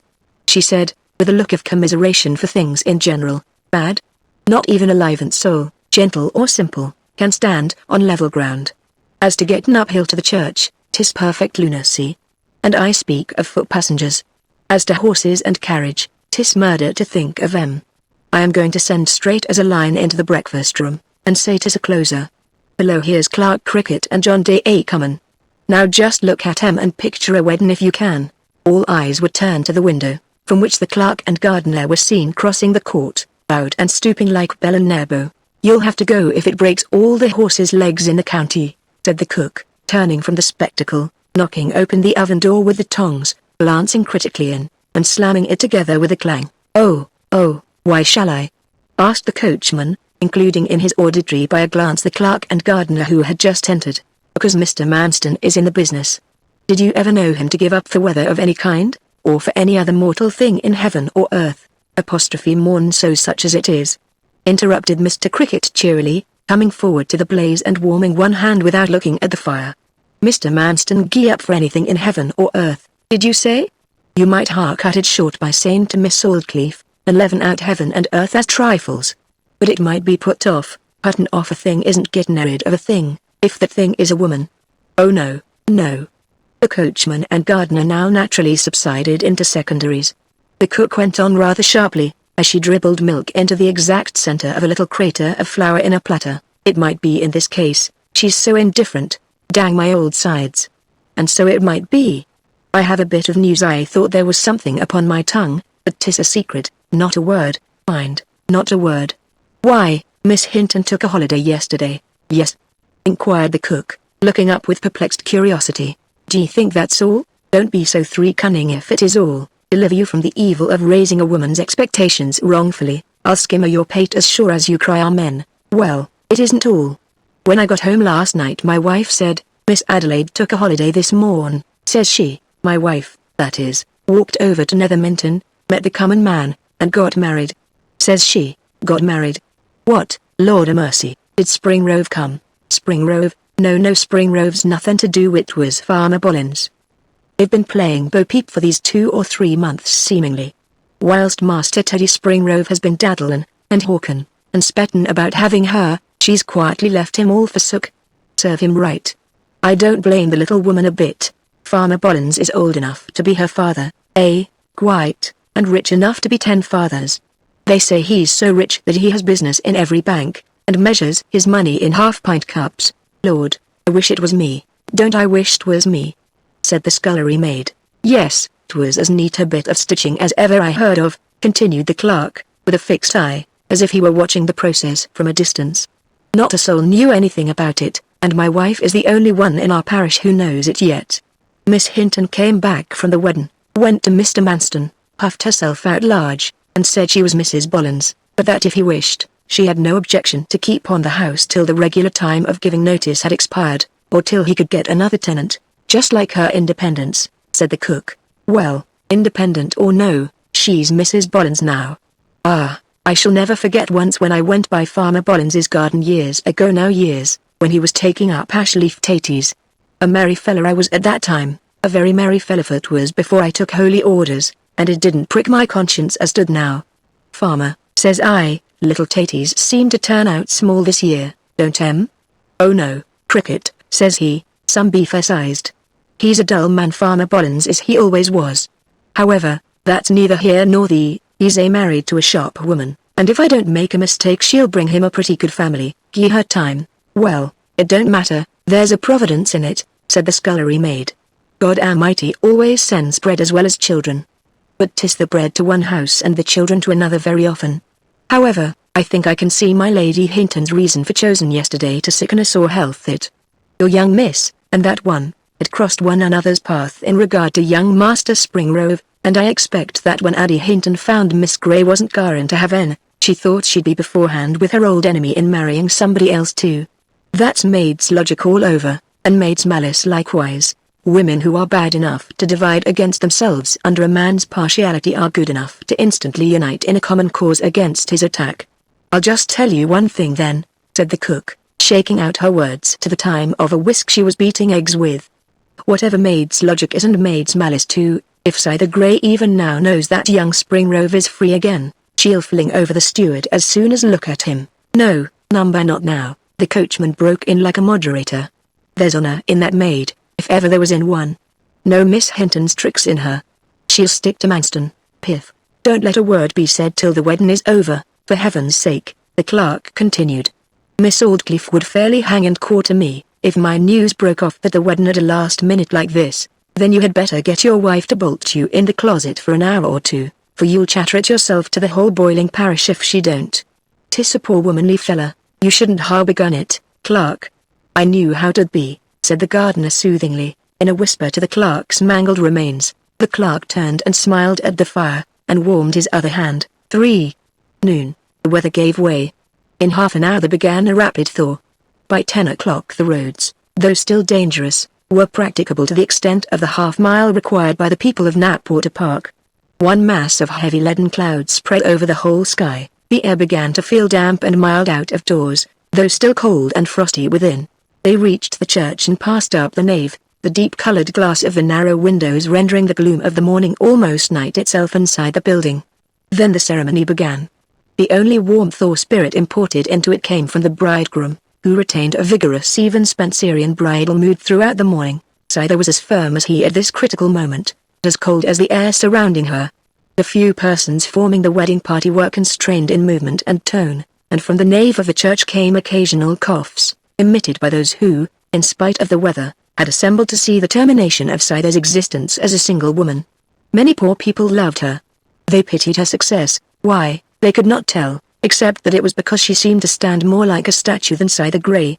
Yet she was prettily and carefully dressed, a strange contradiction in a man's idea of things, a saddening, perplexing contradiction. Are there any points in which a difference of sex amounts to a difference of nature? Then this is surely one. Not so much, as it is commonly put, in regard to the amount of consideration given, but in the conception of the thing considered. A man emasculated by coxcombry may spend more time upon the arrangement of his clothes than any woman, but even then there is no fetishism in his idea of them. They are still only a covering he uses for a time. But here was Scyther, in the bottom of her heart almost indifferent to life, at possessing an instinct with which her heart had nothing to do, the instinct to be particularly regardful of those sorry trifles, her robe, her flowers, her veil, and her gloves. The irrevocable words were soon spoken, the indelible writing soon written, and they came out of the vestry. Candles had been necessary here to enable them to sign their names, and on their return to the church the light from the candles streamed from the small open door, and across the chancel to a black chestnut screen on the south side, dividing it from a small chapel or chantry, erected for the soul's peace of some Aldclyffe of the past. Through the open work of this screen could now be seen illuminated, inside the chantry, the reclining figures of cross-legged knights, damp and green with age, and above them a huge classic monument, also inscribed to the Aldclyffe family, heavily sculptured in cadaverous marble. Leaning here almost hanging to the monument was Edward Springrove, or his spirit. The weak daylight would never have revealed him, shaded as he was by the screen. The unexpected rays of candlelight in the front showed him forth in startling relief to any and all those whose eyes wandered in that direction. The sight was a sad one, sad beyond all description. His eyes were wild, their orbits leaden. His face was of a sickly paleness, his hair dry and disordered, his lips parted as if he could get no breath. His figure was spectre-thin. His actions seemed beyond his own control. Manston did not see him, Scyther did. The healing effect upon her heart of a year's silence, a year and a half's separation, was undone in an instant. One of those strange revivals of passion by mere sight, commoner in women than in men, and in oppressed women commonest of all, had taken place in her so transcendently, that even to herself it seemed more like a new creation than a revival. Marrying for a home, what a mockery it was! It may be said that the means most potent for rekindling old love in a maiden's heart are, to see her lover in laughter and good spirits in her despite when the breach has been owing to a slight from herself, when owing to a slight from him, to see him suffering for his own fault. If he is happy in a clear conscience, she blames him. If he is miserable because deeply to blame, she blames herself. The latter was Scyther's case now. First, an agony of face told of the suppressed misery within her, which presently could be suppressed no longer. When they were coming out of the porch, there broke from her in a low plaintive scream the words, "He's dying, dying. Oh God, save us." She began to sink down, and would have fallen had not Manston caught her. The chief bridesmaid applied her vinaigrette. "What did she say?" inquired Manston. Owen was the only one to whom the words were intelligible, and he was far too deeply impressed, or rather alarmed, to reply. She did not faint, and soon began to recover her self-command. Owen took advantage of the hindrance to step back to where the apparition had been seen. He was enraged with Springrove for what he considered an unwarrantable intrusion. But Edward was not in the chantry. As he had come, so he had gone. Nobody could tell how or whither. For afternoon, it might almost have been believed that a transmutation had taken place in Scyther's idiosyncrasy, that her moral nature had fled. The wedding party returned to the house. As soon as he could find an opportunity, Owen took his sister aside to speak privately with her on what had happened. The expression of her face was hard, wild, and unreal, an expression he had never seen there before, and it disturbed him. He spoke to her severely and sadly. "Scyther," he said, "I know the cause of this emotion of yours. But remember this. There was no excuse for it. You should have been woman enough to control yourself. Remember whose wife you are, and don't think anything more of a mean-spirited fellow like Springrove. He had no business to come there as he did. You are altogether wrong, Scyther, and I am vexed with you more than I can say, very vexed. Say ashamed of me at once," she bitterly answered. "I am ashamed of you," he retorted angrily. "The mood has not left you yet, then, Owen," she said, and paused. Her lip trembled, her eye told of sensations too deep for tears. "No, Owen, it has not left me, and I will be honest. I own now to you, without any disguise of words, what last night I did not own to myself, because I hardly knew of it. I love Edward Springrove with all my strength, and heart, and soul. You call me a wanton for it, don't you? I don't care. I have gone beyond caring for anything." She looked stonily into his face and made the speech calmly. "Well, poor Scyther, don't talk like that," he said, alarmed at her manner. "I thought that I did not love him at all," she went on hysterically. "A year and a half had passed since we met. I could go by the gate of his garden without thinking of him, look at his seat in church and not care. But I saw him this morning dying because he loves me, so I know it is that. Can I help loving him too? No, I cannot, and I will love him, and I don't care. We have been separated somehow by some contrivance, I know we have. Oh, if I could only die." He held her in his arms. "Many a woman has gone to ruin herself," he said, "and brought those who love her into disgrace, by acting upon such impulses as possess you now. I have a reputation to lose as well as you. It seems that do what I will by way of remedying the stains which fell upon us, it is all doomed to be undone again." His voice grew husky as he made the reply. The right and only effective chord had been touched. Since she had seen Edward, she had thought only of herself and him. Oh, in her name, position, future had been as if they did not exist. "I won't give way and become a disgrace to you, at any rate," she said. "Besides, your duty to society, and those about you, requires that you should live with, at any rate, all the appearance of a good wife, and try to love your husband. Yes, my duty to society, she murmured. But Owen, it is difficult to adjust our outer and inner life with perfect honesty to all.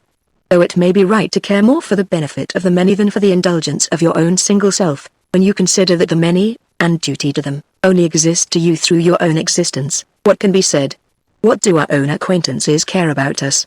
Not much. I think of mine. Mine will now. Do they learn all the wicked frailty of my heart in this affair, look at me, smile sickly, and condemn me? And perhaps, far in time to come, when I am dead and gone, some other's accent, or some other's song, or thought, like an old one of mine, will carry them back to what I used to say, and hurt their hearts a little that they blamed me so soon. And they will pause just for an instant, and give a sigh to me, and think, poor girl, believing they do great justice to my memory by this. But they will never realize that it was my single opportunity of existence, as well as of doing my duty, which they are regarding. They will not feel that what to them is but a thought, easily held in those 2 words of pity, poor girl, was a whole life to me, as full of hours, minutes, and peculiar minutes, of hopes and dreads, smiles, whisperings, tears, as theirs, that it was my world, what is to them their world, and they in that life of mine, however much I cared for them, only as the thought I seemed to them to be. Nobody can enter into another's nature truly, that's what is so grievous. Well, it cannot be helped, said Owen. But we must not stay here, she continued, starting up and going. We shall be missed. I'll do my best, Owen, I will, indeed. It had been decided that on account of the wretched state of the roads, the newly married pair should not drive to the station till the latest hour in the afternoon at which they could get a train to take them to Southampton, their destination that night, by a reasonable time in the evening. They intended the next morning to cross to Havre, and thence to Paris, a place either had never visited for their wedding tour. The afternoon drew on. The packing was done. Scyther was so restless that she could stay still nowhere. Miss Aldclyffe, who, though she took little part in the day's proceedings, was, as it were, instinctively conscious of all their movements, put down her charge's agitation for once as the natural result of the novel event, and Manston himself was as indulgent as could be wished. At length Scyther wandered alone into the conservatory. When in it, she thought she would run across to the hothouse in the outer garden, having in her heart a whimsical desire that she should also like to take a last look at the familiar flowers and luxuriant leaves collected there. She pulled on a pair of overshoes, and thither she went. Not a soul was in or around the place. The gardener was making merry on Manston's and her account. The happiness that a generous spirit derives from the belief that it exists in others is often greater than the primary happiness itself. The gardener thought how happy they are. And the thought made him happier than they. Coming out of the forcing house again, she was on the point of returning indoors, when a feeling that these moments of solitude would be her last of freedom induced her to prolong them a little, and she stood still, unheeding the wintry aspect of the curly-leaved plants, the straw-covered beds, and the bare fruit trees around her. The garden, no part of which was visible from the house, sloped down to a narrow river at the foot, dividing it from the meadows without. A man was lingering along the public path on the other side of the river. She fancied she knew the form. Her resolutions, taken in the presence of Owen, did not fail her now. She hoped and prayed that it might not be one who had stolen her heart away, and still kept it. Why should he have reappeared at all, when he had declared that he went out of her sight forever? She hastily hid herself, in the lowest corner of the garden close to the river. A large dead tree, thickly robed in ivy, had been considerably depressed by its icy load of the morning, and hung low over the stream, which here ran slow and deep. The tree screened her from the eyes of any passer on the other side. She waited timidly, and her timidity increased. She would not allow herself to see him. She would hear him pass, and then look to see if it had been Edward. But, before she heard anything, she became aware of an object reflected in the water from under the tree which hung over the river in such a way that, though hiding the actual path, and objects upon it, it permitted their reflected images to pass beneath its boughs. The reflected form was that of the man she had seen further off, but being inverted, she could not definitely characterize him. He was looking at the upper windows of the house at hers. Was it Edward, indeed? If so, he was probably thinking he would like to say one parting word. He came closer, gazed into the stream, and walked very slowly. She was almost certain that it was Edward. She kept more safely hidden. Conscience told her that she ought not to see him. But she suddenly asked herself a question: can it be possible that he sees my reflected image, as I see his? Of course he does. He was looking at her in the water. She could not help herself now. She stepped forward just as he emerged from the other side of the tree and appeared erect before her. It was Edward Springrove till the inverted vision met his eye, dreaming no more of seeing his side other than of seeing the dead themselves. Scyther, Mr. Springrove, she returned, in a low voice, across the stream. He was the first to speak again. Since we have met, I want to tell you something, before we become quite as strangers to each other. No, not now. I did not mean to speak. It is not right, Edward. She spoke hurriedly and turned away from him, beating the air with her hand. Not one common word of explanation? He implored. Don't think I am bad enough to try to lead you astray. Well, go, it is better. Their eyes met again. She was nearly choked. Oh, how she longed and dreaded to hear his explanation. What is it? She said desperately. It is that I did not come to the church this morning in order to distress you. I did not, Scyther. It was to try to speak to you before you were married. He stepped closer, and went on. You know what has taken place? Surely you do? ? My cousin is married, and I am free, married and not to you? Scyther faltered, in a weak whisper. Yes, she was married yesterday. A rich man had appeared, and she jilted me. She said she never would have jilted a stranger, but that by jilting me, she only exercised the right everybody has of snubbing their own relations. But that's nothing now. I came to you to ask once more if... But I was too late. But, Edward, what's that? What's that? She cried, in an agony of reproach. Why did you leave me to return to her? Why did you write me that cruel letter that nearly killed me, Scyther? Why, you had grown to love like Mr. Manston, and how could you be anything to me or care for me? Surely I acted naturally? Oh no, never. I loved you, only you, not him, always you! ! Till lately. I try to love him now, but that can't be correct. Miss Aldclyffe told me that you wanted to hear no more of me, proved it to me. Said Edward. Never. She couldn't. She did, Scyther. And she sent me a letter, a love letter. You wrote to Mr. Manston. A love letter I wrote? Yes, a love letter. You could not meet him just then. You said you were sorry. But the emotion you had felt with him made you forgetful of realities. The strife of thought in the unhappy girl who listened to this distortion of her meaning could find no vent in words. And then there followed the slow revelation in return, bringing with it all the misery of an explanation which comes too late. The question whether Miss Aldclyffe was schemer or dupe was almost passed over by Scyther, under the immediate oppressiveness of her despair, in the sense that her position was irretrievable. Not so Springrove. He saw through all the cunning half-misrepresentations, worse than downright lies, which had just been sufficient to turn the scale both with him and with her, and from the bottom of his soul he cursed the woman and man who had brought all this agony upon him and his love. But he could not add more misery to the future of the poor child by revealing too much. The whole scheme she should never know. I was indifferent to my own future, Edward said, and was urged to promise adherence to my engagement with my cousin Adelaide by Miss Aldclyffe. Now you are married, I cannot tell you how, but it was on account of my father. Being forbidden to think of you, what did I care about anything? My new thought that you still loved me was first raised by what my father said in the letter announcing my cousin's marriage. He said that although you were to be married on Old Christmas Day, that is tomorrow, he had noticed your appearance with pity. He thought you loved me still. It was enough for me. I came down by the earliest morning train, thinking I could see you sometime today, the day, as I thought, before your marriage, hoping, but hardly daring to hope, that you might be induced to marry me. I hurried from the station. When I reached the village I saw idlers about the church, and the private gate leading to the house open. I ran into the church by the small door and saw you come out of the vestry. I was too late. I have now told you. I was compelled to tell you. Oh, my lost darling, now I shall live content or die content. I am to blame, Edward, am, she said mournfully. I was taught to dread pauperism. My nights were made sleepless. There was continually reiterated in my ears till I believed it. Apostrophe the world and its ways have a certain worth. And to press a point where these oppose, were a simple policy. But I will say nothing about who influenced, who persuaded. The act is mine, after all. Edward, I married to escape dependence for my bread upon the whim of Miss Aldclyffe, or others like her. It was clearly represented to me that dependence is bearable if we have another place which we can call home, but to be a dependent and to have no other spot for the heart to anchor upon, oh, it is mournful and harassing.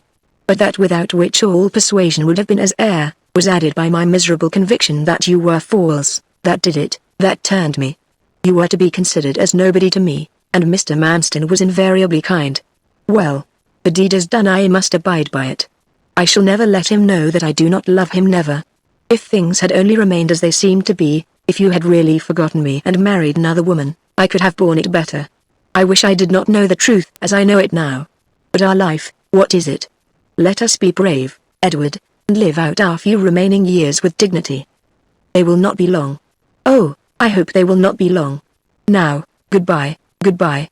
I wish I could be near and touch you once, just once, said Springrove, in a voice which he vainly endeavored to keep firm and clear.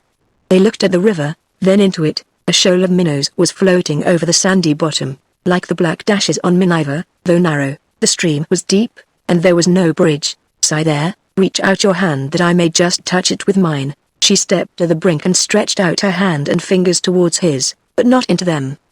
The river was too wide. Never mind, said Sigh there, her voice broken by agitation. I must be going. God bless and keep you, my Edward.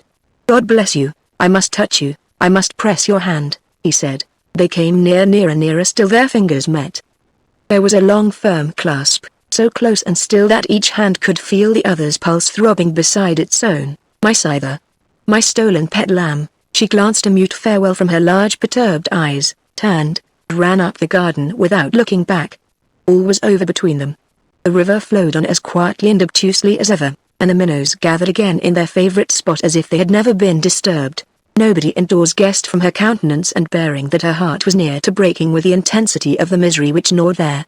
At these times a woman does not faint, or weep, or scream, as she will in the moment of sudden shocks. When lanced by a mental agony of such refined and special torture that it is indescribable by men's words, she moves among her acquaintances much as before, and contrives so to cast her actions in the old moulds that she is only considered to be rather duller than usual. 5. 2:30 to 5 o'clock p.m. Owen accompanied the newly married couple to the railway station, and in his anxiety to see the last of his sister, left the brougham and stood upon his crutches whilst the train was starting. When the husband and wife were about to enter the railway carriage they saw one of the porters looking frequently and furtively at them. He was pale, and apparently very ill. Look at that poor sick man, said Scyther compassionately. Surely he ought not to be here. He's been very queer today. Madame, very queer, another porter answered. He do hardly hear when he's spoken to, and do seem giddy, or as if something was on his mind. He's been like it for this month past, but nothing so bad as he is today, poor thing. She could not resist an innate desire to do some just thing on this most deceitful and wretched day of her life.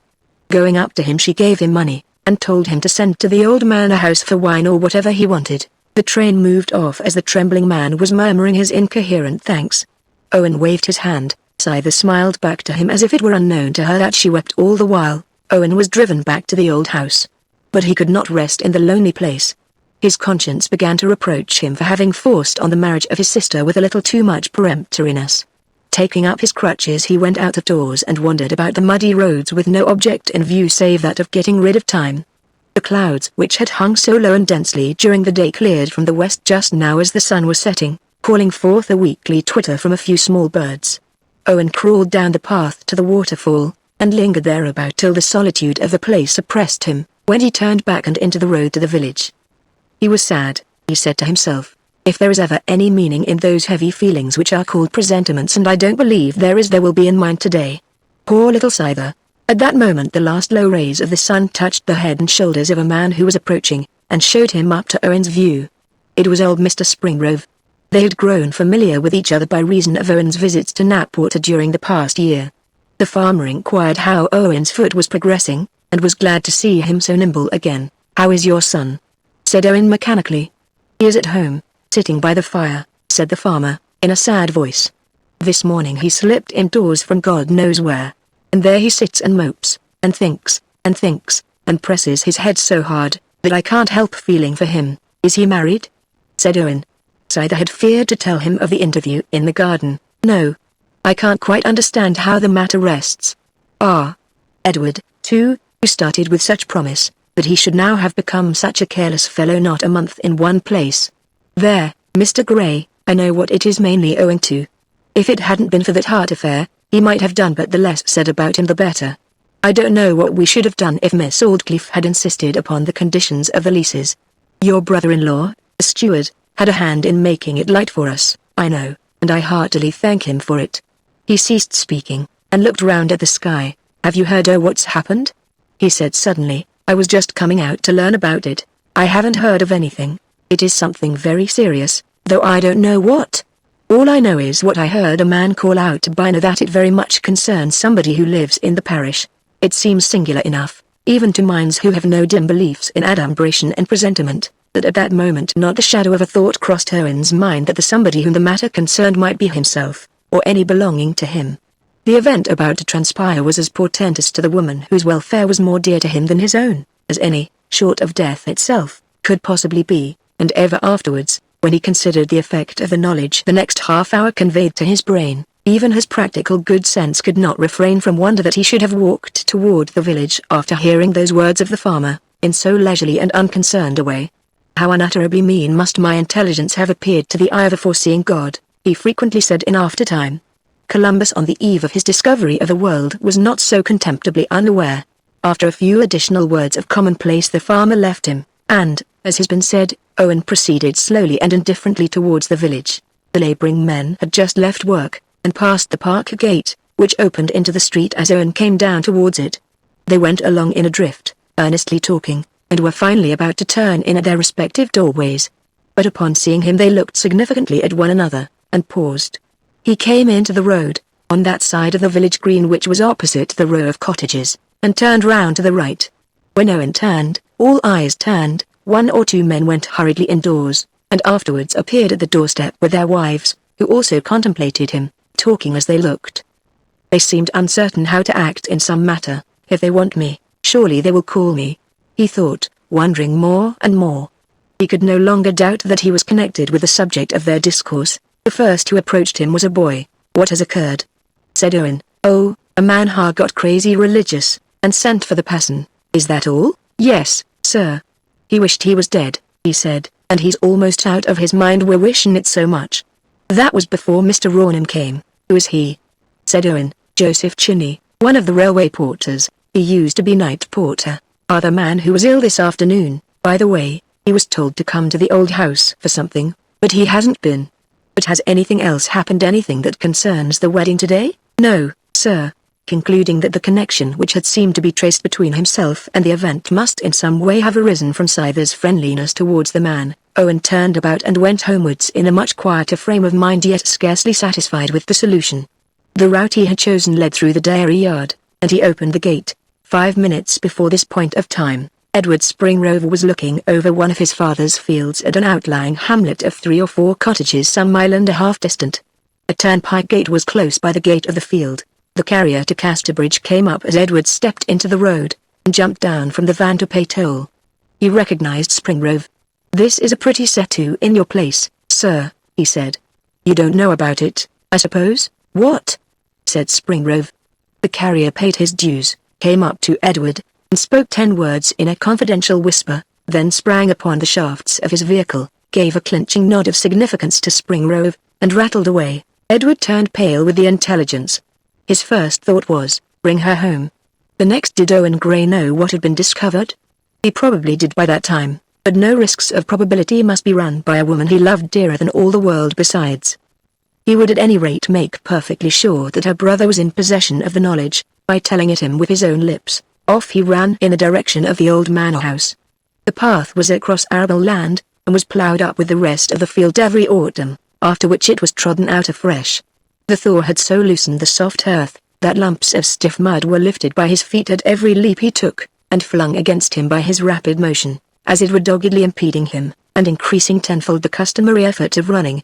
But he ran on uphill, and downhill, the same pace alike like the shadow of a cloud. His nearest direction, too, like Owen's, was through the dairy barton, and as Owen entered it he saw the figure of Edward rapidly descending the opposite hill, at a distance of 200 or 300 yards. Owen advanced amid the cows. The dairyman, who had hitherto been talking loudly on some absorbing subject to the maids and men milking around him, turned his face towards the head of the cow when Owen passed, and ceased speaking. Owen approached him and said, "A singular thing has happened, I hear. The man is not insane, suppose?" "Not he, he's sensible enough," said the dairyman, and paused.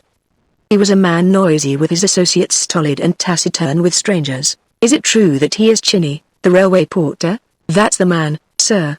The maids and men sitting under the cows were all attentively listening to this discourse, milking irregularly, and softly directing the jets against the sides of the pail. Owen could contain himself no longer. much as his mind dreaded anything of the nature of ridicule. The people all seemed to look at me, as if something seriously concerned me. Is it this stupid matter, or what is it? Surely, sir, you know better than anybody else if such a strange thing concerns you. What strange thing? Don't you know? His confessing to Parson Rawnham. What did he confess?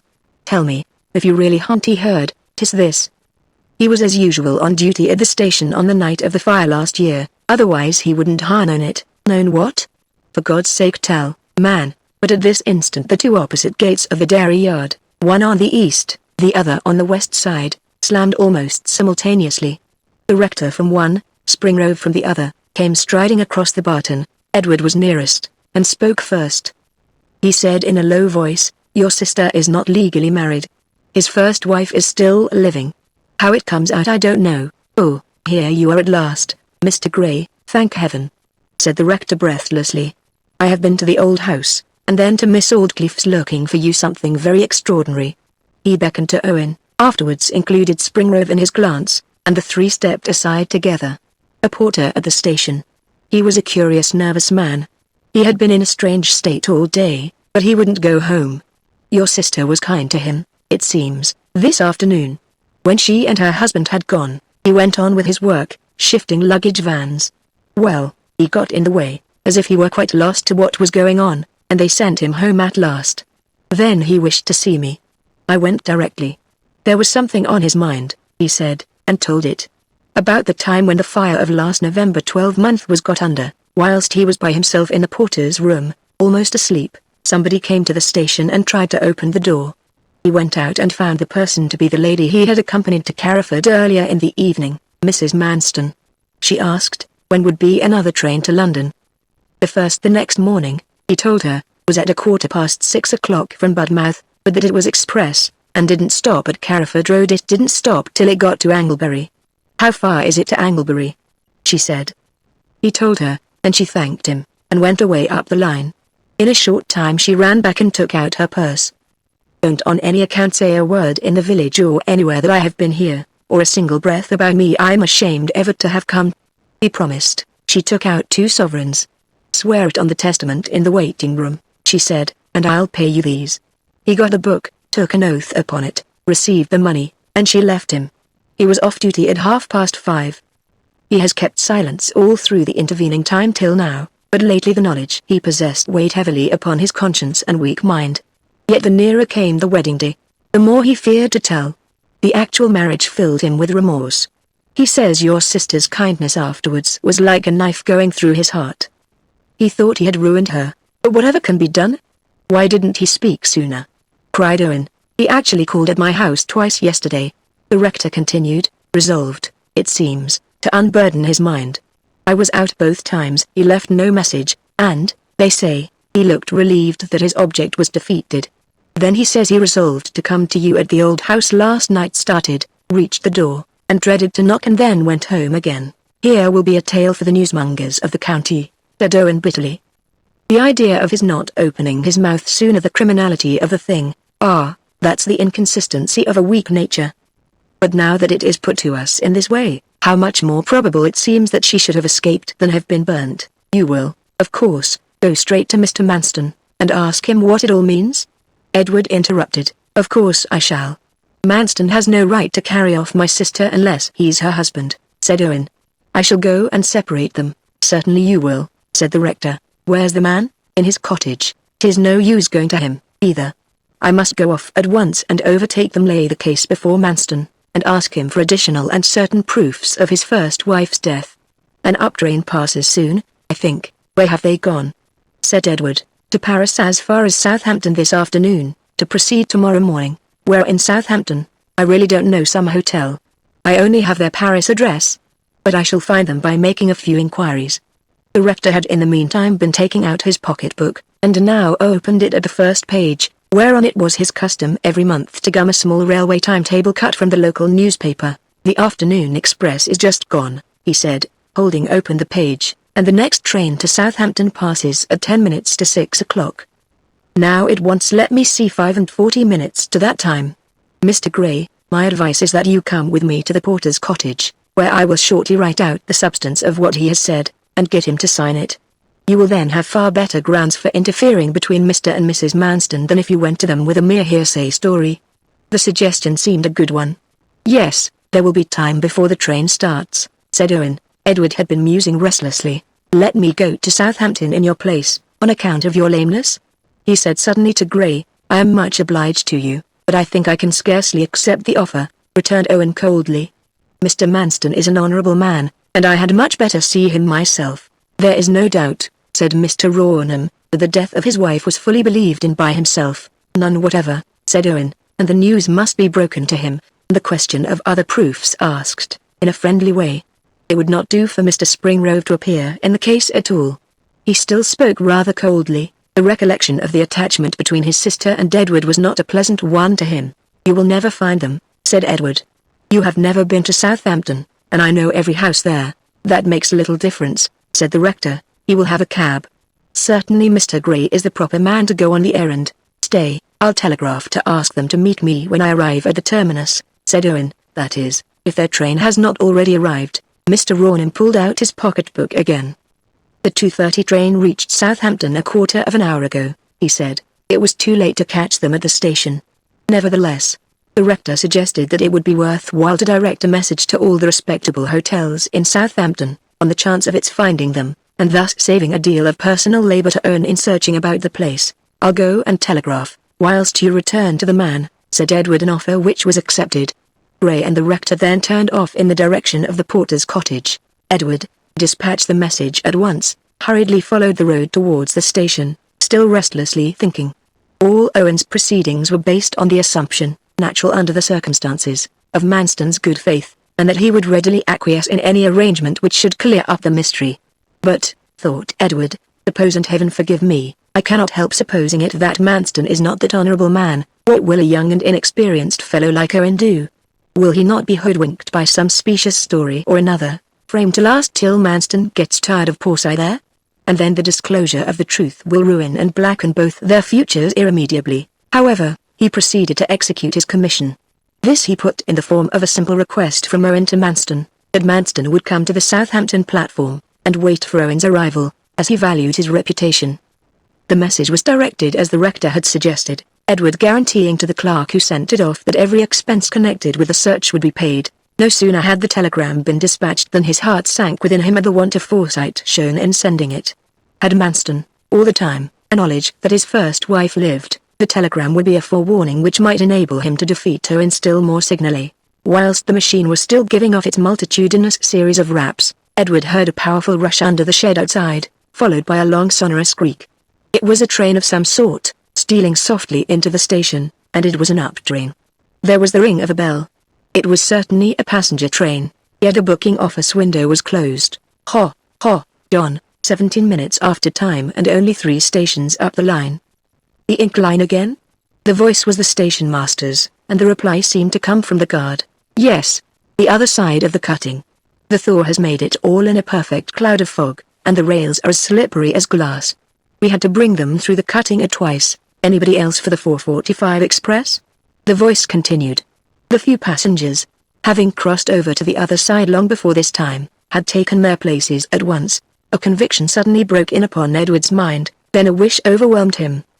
The conviction, as startling as it was sudden, was that Manston was a villain, who at some earlier time had discovered that his wife lived, and had bribed her to keep out of sight, that he might possess Scyther. The wish was to proceed at once by this very train that was starting, find Manston before he would expect from the words of the telegram, if he got it, that anybody from Carriford could be with him, charge him boldly with the crime, and trust to his consequent confusion, if he were guilty, for a solution of the extraordinary riddle, and the release of Scyther. The ticket office had been locked up at the expiration of the time at which the train was due. Rushing out as the guard blew his whistle, Edward opened the door of a carriage and leapt in. The train moved along, and he was soon out of sight. Springrove had long since passed that peculiar line which lies across the course of falling in love. If, indeed, it may not be called the initial itself of the complete passion a longing to cherish, when a woman is shifted in a man's mind from the region of mere admiration to the region of warm fellowship. At this assumption of her nature, she changes to him in tone, hue, and expression. All about the loved one that said she before, says we now. Eyes that were to be subdued become eyes to be feared for, A brain that was to be probed by cynicism becomes a brain that is to be tenderly assisted. Feet that were to be tested in the dance become feet that are not to be distressed. The once criticized accent, manner, and dress become the clients of a special pleader. 5 to 8 o'clock p.m. Now that he was fairly on the track, and had begun to cool down, Edward remembered that he had nothing to show, no legal authority whatever to question Manston or interfere between him and Scyther as husband and wife. He now saw the wisdom of the rector in obtaining a signed confession from the porter. The document would not be a deathbed confession, perhaps not worth anything legally, but it would be held by Owen, and he alone, as Scyther's natural guardian, could separate them on the mere ground of an unproved probability, or what might perhaps be called the hallucination of an idiot. Edward himself, however, was as firmly convinced as the rector had been of the truth of the man's story, and paced backward and forward the solitary compartment as the train wound through the dark heathery plains, the mazy woods, and moaning coppices, as resolved as ever to pounce on Manston, and charge him with the crime during the critical interval between the reception of the telegram and the hour at which Owen's train would arrive, trusting to circumstances for what he should say and do afterwards, but making up his mind to be a ready second to Owen in any emergency that might arise. At 33 minutes past 7 he stood on the platform of the station at Southampton a clear hour before the train containing Owen could possibly arrive, making a few inquiries here, but too impatient to pursue his investigation carefully and inductively. He went into the town. At the expiration of another half hour he had visited 7 hotels and inns, large and small, asking the same questions at each, and always receiving the same reply: nobody of that name, or answering to that description, had been there. A boy from the telegraph office had called, asking for the same persons, if they recollected rightly. He reflected a while, struck again by a painful thought that they might possibly have decided to cross the channel by the night boat. Then he hastened off to another quarter of the town to pursue his inquiries among hotels of the more old-fashioned and quiet class. His stained and weary appearance obtained for him but a modicum of civility, wherever he went, which made his task yet more difficult. He called at 3 several houses in this neighborhood, with the same result as before. He entered the door of the 4th house whilst the clock of the nearest church was striking 8. "Have a tall gentleman named Manston, and a young wife arrived here this evening?" he asked again, in words which had grown odd to his ears from very familiarity. "A new married couple, did you say?" "They are, though I didn't say so. They have taken a sitting room and bedroom, number 13. Are they indoors?" "I don't know." "Eliza." "Yes, see if number 13 is in. That gentleman and his wife." "Yes, Has any telegram come for them?" said Edward, when the maid had gone on her errand. "No, nothing that I know of. Somebody did come and ask if a Mr. and Mrs. Masters, or some such name, were here this evening," said another voice from the back of the bar parlor. "And did they get the message?" "Of course they did not. They were not here. They didn't come till half an hour after that. The man who made inquiries left no message. I told them when they came that they, or a name something like theirs, had been asked for, but they didn't seem to understand why it should be, and so the matter dropped. The chambermaid came back. The gentleman is not in, but the lady is." "Who shall I say?" "Nobody," said Edward. For it now became necessary to reflect upon his method of proceeding.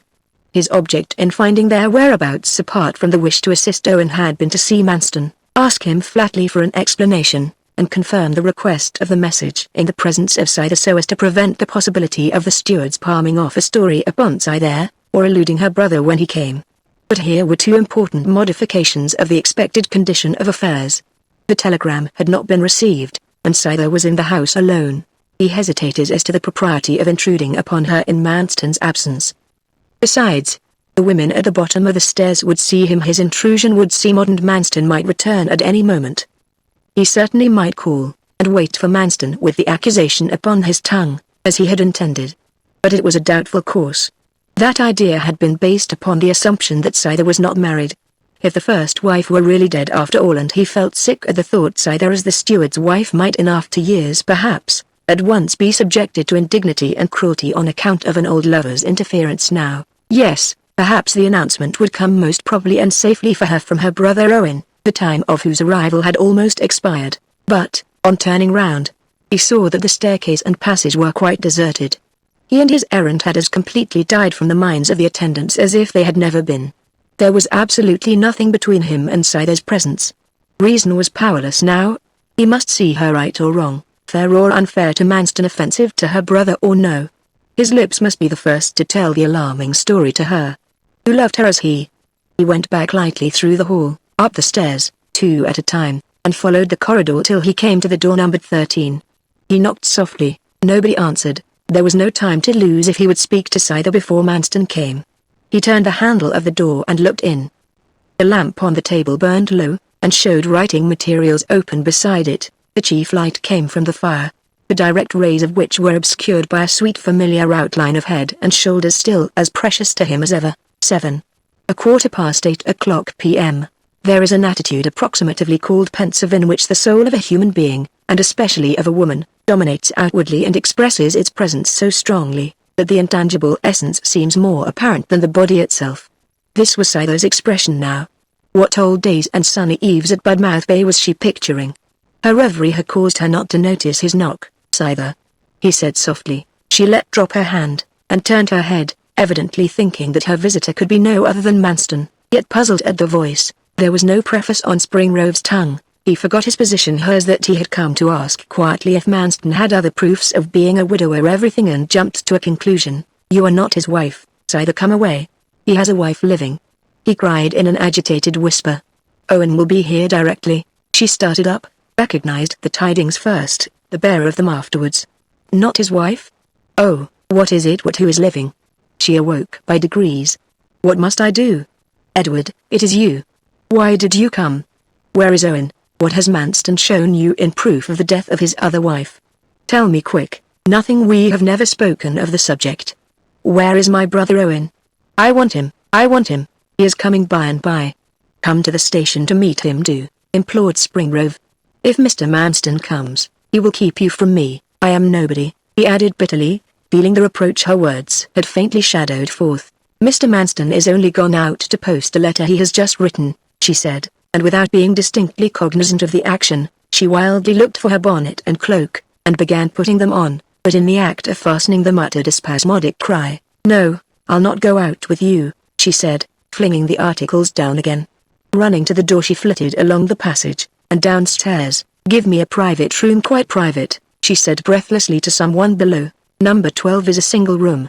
"Madame, and unoccupied," said some tongue in astonishment. Without waiting for any person to show her into it, Scyther hurried upstairs again, rushed through the corridor, entered the room specified, and closed the door. Edward heard her sob out. "Nobody but Owen shall speak to me, nobody." "He will be here directly," said Springrove, close against the panel, and then went towards the stairs. He had seen her, it was enough. He descended, stepped into the street, and hastened to meet Owen at the railway station. As for the poor maiden who had received the news, she knew not what to think. She listened till the echo of Edward's footsteps had died away, then bowed her face upon the bed. Her sudden impulse had been to escape from sight. Her weariness after the unwonted strain, mental and bodily, which had been put upon her by the scenes she had passed through during the long day, rendered her much more timid and shaken by her position than she would naturally have been. She thought and thought of that single fact which had been told her, that the first Mrs. Manston was still living, till her brain seemed ready to burst its confinement with excess of throbbing. It was only natural that she should, by degrees, be unable to separate the discovery, which was matter of fact, from the suspicion of treachery on her husband's part, which was only matter of inference. And thus there arose in her a personal fear of him. Suppose he should come in now and seize me? This at first mere frenzied supposition grew by degrees to a definite horror of his presence, and especially of his intense gaze. Thus she raised herself to a heat of excitement, which was none the less real for being vented in no cry of any kind. No, she could not meet Manston's eye alone, she would only see him in her brother's company. Almost delirious with this idea, she ran and locked the door to prevent all possibility of her intentions being nullified, or a look or word being flung at her by anybody whilst she knew not what she was. 8:30 p.m. Then Scyther felt her way amid the darkness of the room till she came to the head of the bed, where she searched for the bell rope and gave it a pull. Her summons was speedily answered by the landlady herself, whose curiosity to know the meaning of these strange proceedings knew no bounds. The landlady attempted to turn the handle of the door. Scyther kept the door locked. "Please tell Mr. Manston when he comes that I am ill," she said from the inside, "and that I cannot see him." "Certainly I will, madame," said the landlady. "Won't you have a fire?" "No, thank you." "Nor a light?" "I don't want one, thank you." "Nor anything?" "Nothing." The landlady withdrew, thinking her visitor half insane. Manston came in about 5 minutes later, and went at once up to the sitting room, fully expecting to find his wife there. He looked round, rang, and was told the words Scyther had said, that she was too ill to be seen. "She is in number 12 room," added the maid. Manston was alarmed, and knocked at the door. "Scyther, I am unwell, I cannot see you," she said. "Are you seriously ill, dearest?" "Surely not." "No, not seriously. Let me come in, I will get a doctor." "No. He can't see me either." She won't open the door. "Sir, not to nobody at all," said the chambermaid, with wonder-waiting eyes. "Hold your tongue, and be off," said Manston with a snap. The maid vanished. "Come, Scyther, this is foolish indeed. It is not opening the door. I cannot comprehend what can be the matter with you. Nor can a doctor either, unless he sees you." Her voice had trembled more and more at each answer she gave, but nothing could induce her to come out and confront him. Hating scenes, Manston went back to the sitting room, greatly irritated and perplexed, and the Scyther from the adjoining room could hear him pacing up and down. She thought, suppose he insists upon seeing me, he probably may and will burst open the door. This notion increased, and she sank into a corner in a half-somnolent state, but with ears alive to the slightest sound. Reason could not overthrow the delirious fancy that outside her door stood Manston and all the people in the hotel, waiting to laugh her to scorn. 9. 8:30 to 11 p.m. In the meantime, Springrove was pacing up and down the arrival platform of the railway station. 8:30, the time at which Owen's train was due, had come, and passed, but no train appeared. "When will the 8:30 train be in?" he asked of a man who was sweeping the mud from the steps. "She is not expected yet this hour." "How is that?" "Christmas time, you see, 'tis always so. People are running about to see their friends. The trains have been like it ever since Christmas Eve, and will be for another week yet." Edward again went on walking and waiting under the draughty roof. He found it utterly impossible to leave the spot. His mind was so intent upon the importance of meeting with Owen, and informing him of Scyther's whereabouts, that he could not but fancy Owen might leave the station unobserved if he turned his back, and become lost to him in the streets of the town. The hour expired. 10 o'clock struck. "When will the train be in?" said Edward to the telegraph clerk. "In 5:30 minutes. She's now at L. They have extra passengers, and the rails are bad today." At last, at 11:15, the train came in. The first to alight from it was Owen, looking pale and cold. He casually glanced round upon the nearly deserted platform, and was hurrying to the outlet, when his eyes fell upon Edward. At sight of his friend he was quite bewildered, and could not speak. "Here I am, Mr. Gray," said Edward cheerfully. "I have seen Scyther, and she has been waiting for you these 2 or 3 hours. Owen took Edward's hand, pressed it, and looked at him in silence. Such was the concentration of his mind, that not till many minutes after did he think of inquiring how Springrove had contrived to be there before him. 11 o'clock p.m. On their arrival at the door of the hotel, it was arranged between Springrove and Gray that the latter only should enter, Edward waiting outside. Owen had remembered continually what his friend had frequently overlooked, that there was yet a possibility of his sister being Manston's wife, and the recollection taught him to avoid any rashness in his proceedings which might lead to bitterness hereafter. Entering the room, he found Manston sitting in the chair which had been occupied by Scyther on Edward's visit, 3 hours earlier. Before Owen had spoken, Manston arose, and stepping past him closed the door. His face appeared harassed, much more troubled than a slight circumstance which had as yet come to his knowledge seemed to account for. Manston could form no reason for Owen's presence, but intuitively linked it with Scyther's seclusion. "Altogether this is most unseemly," he said, "whatever it may mean. Don't think there is meant anything unfriendly by my coming here," said Owen earnestly, "but listen to this, and think if I could do otherwise than come." He took from his pocket the confession of Cheney the porter, as hastily written out by the vicar, and read it aloud. The aspect of Manston's face whilst he listened to the opening words was strange, dark, and mysterious enough to have justified suspicions that no deceit could be too complicated for the possessor of such impulses, had they not overridden them all. As the reading went on, a new and irrepressible expression, one unmistakably honest. It was that of unqualified amazement in the steward's mind at the news he heard. Owen looked up and saw it. The sight only confirmed him in the belief he had held throughout, in antagonism to Edward's suspicions. There could no longer be a shadow of doubt that if the first Mrs. Manston lived, her husband was ignorant of the fact. What he could have feared by his ghastly look at first, and now have ceased to fear, it was quite futile to conjecture. "Now I do not for a moment doubt your complete ignorance of the whole matter. You cannot suppose for an instant that I do," said Owen when he had finished reading. But is it not best for both that Scyther should come back with me till the matter is cleared up? In fact, under the circumstances, no other course is left open to me than to request it. Whatever Manston's original feelings had been, all in him now gave way to irritation, and irritation to rage. He paced up and down the room till he had mastered it, then said in ordinary tones, "Certainly, I know no more than you and others know. It was a gratuitous unpleasantness in you to say you did not doubt me. Why should you, or anybody, have doubted me? Well, where is my sister?" said Owen, locked in the next room. His own answer reminded Manston that Scyther must, by some inscrutable means, have had an inkling of the event. Owen had gone to the door of Scyther's room. "Scyther, darling, 'tis Owen," he said, outside the door. A rustling of clothes, soft footsteps, and a voice saying from the inside, "Is it really you, Owen, is it really?" "It is." "Oh, will you take care of me, always?" She unlocked the door, and retreated again. Manston came forward from the other room with a candle in his hand. As Owen pushed open the door, her frightened eyes were unnaturally large, and shone like stars in the darkness of the background, as the light fell upon them. She leapt up to Owen in one bound, her small taper fingers extended like the leaves of a lupin. Then she clasped her cold and trembling hands round his neck and shivered. The sight of her again kindled all Manston's passions into activity.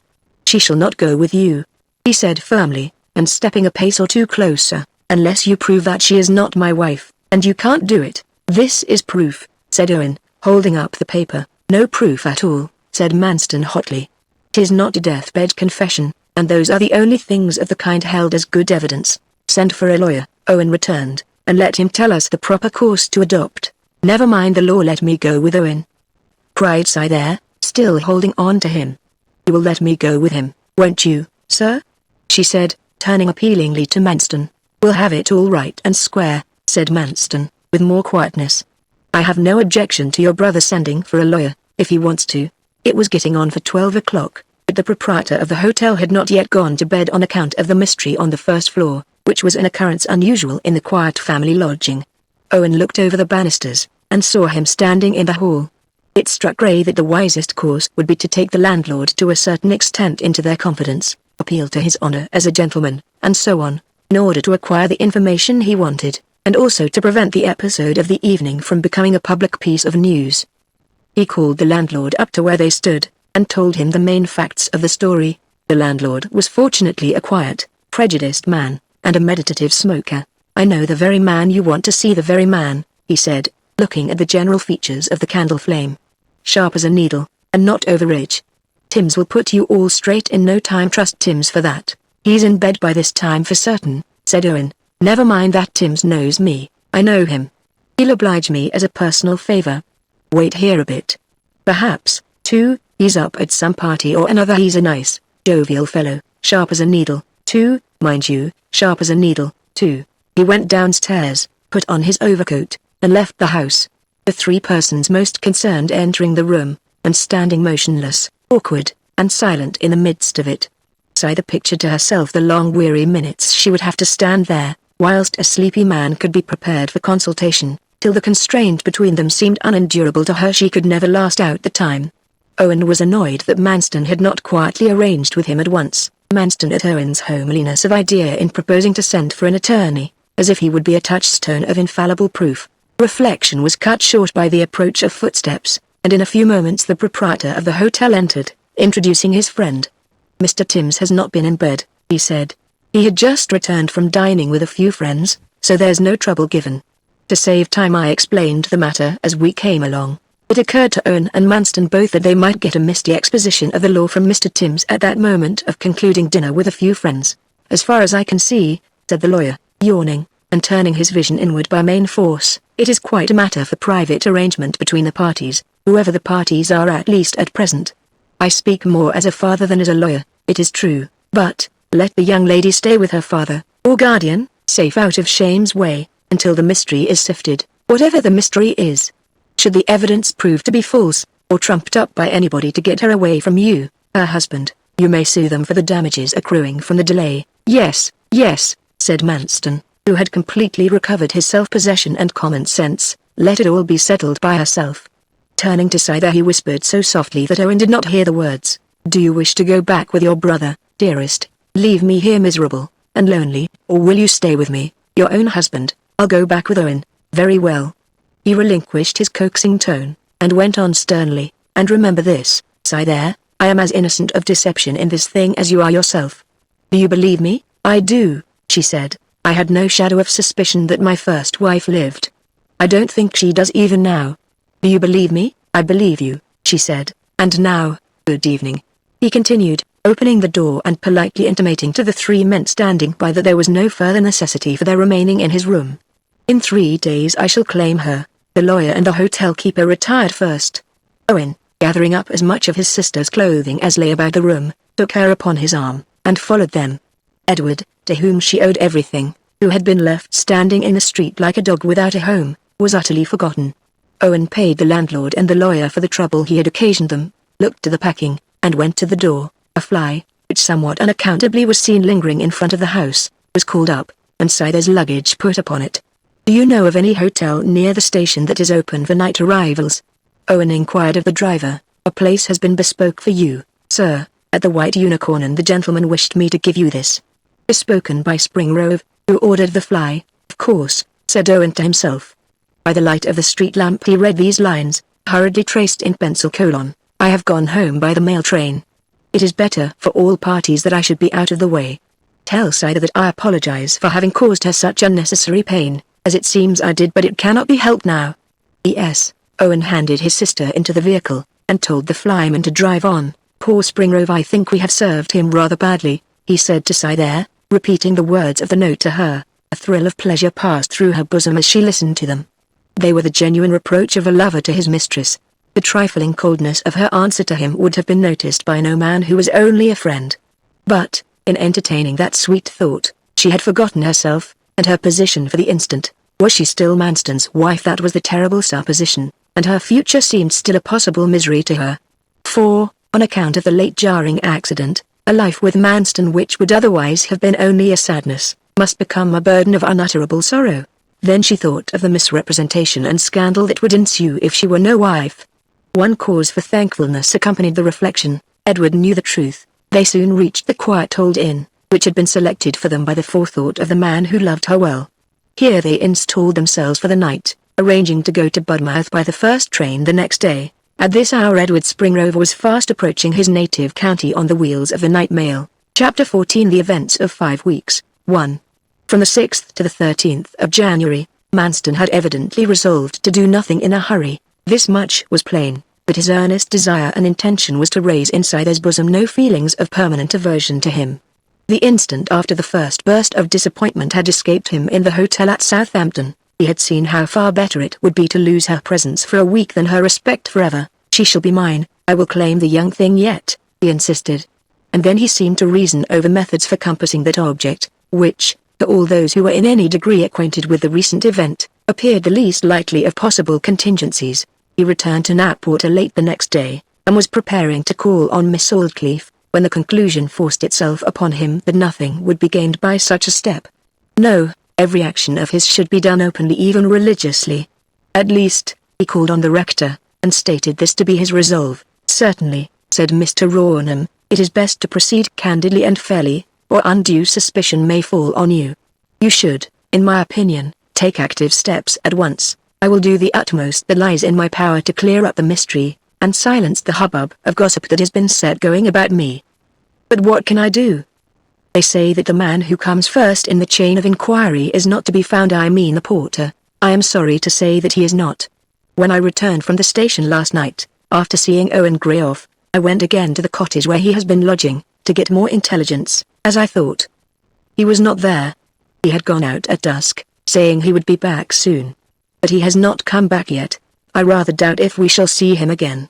Had I known of this, I would have done what in my flurry I did not think of doing, set a watch upon him. But why not advertise for your missing wife as a preliminary, consulting your solicitor in the meantime? Advertise. I'll think about it, said Manston, lingering on the word as he pronounced it. Yes, that seems a right thing, quite a right thing. He went home and remained moodily indoors all the next day and the next for nearly a week, in short. Then, one evening at dusk, he went out with an uncertain air as to the direction of his walk, which resulted, however, in leading him again to the rectory. He saw Mr. Rawnham. Have you done anything yet? The rector inquired. "No, I have not," said Manston absently. "But I am going to set about it." He hesitated, as if ashamed of some weakness he was about to betray. "My object in calling was to ask if you had heard any tidings from Budmouth of my Scyther. You used to speak of her as one you were interested in." There was, at any rate, real sadness in Manston's tone now, and the rector paused to weigh his words ere he replied. "I have not heard directly from her," he said gently. "But her brother has communicated with some people in the parish, the Spring Roves, I suppose," said Manston gloomily. "Yes, and they tell me that she is very ill, and I am sorry to say, likely to be for some days." Surely, I must go and see her," Manston cried. "I would advise you not to go," said Rawnham. "But do this instead. Be as quick as you can in making a movement towards ascertaining the truth as regards the existence of your wife. You see, Mr. Manston, an outstep place like this is not like a city, and there is nobody to busy himself for the good of the community, whilst poor Scyther and her brother are socially too dependent to be able to make much stir in the matter, which is a greater reason still why you should be disinterestedly prompt." The steward murmured an assent. Still there was the same indecision, not the indecision of weakness, the indecision of conscious perplexity. On Manston's return from this interview at the rectory, he passed the door of the Rising Sun Inn. Finding he had no light for his cigar, and it being 3/4 of a mile to his residence in the park, he entered the tavern to get one. Nobody was in the outer portion of the front room where Manston stood, but a space round the fire was screened off from the remainder, and inside the high oak settle, forming a part of the screen, he heard voices conversing. The speakers had not noticed his footsteps, and continued their discourse. One of the two he recognized as a well-known night poacher, the man who had met him with tidings of his wife's death on the evening of the conflagration. The other seemed to be a stranger following the same mode of life.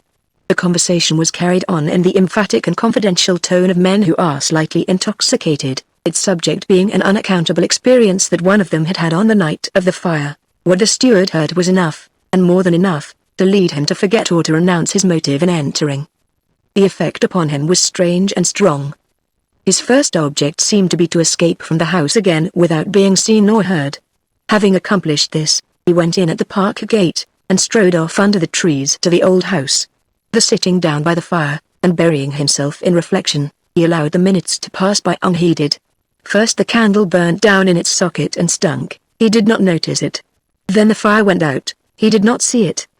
His feet grew cold. Still he thought on. It may be remarked that a lady, a year and a quarter before this time, had, under the same conditions and unrestricted mental absorption, shown nearly the same peculiarities as this man evinced now.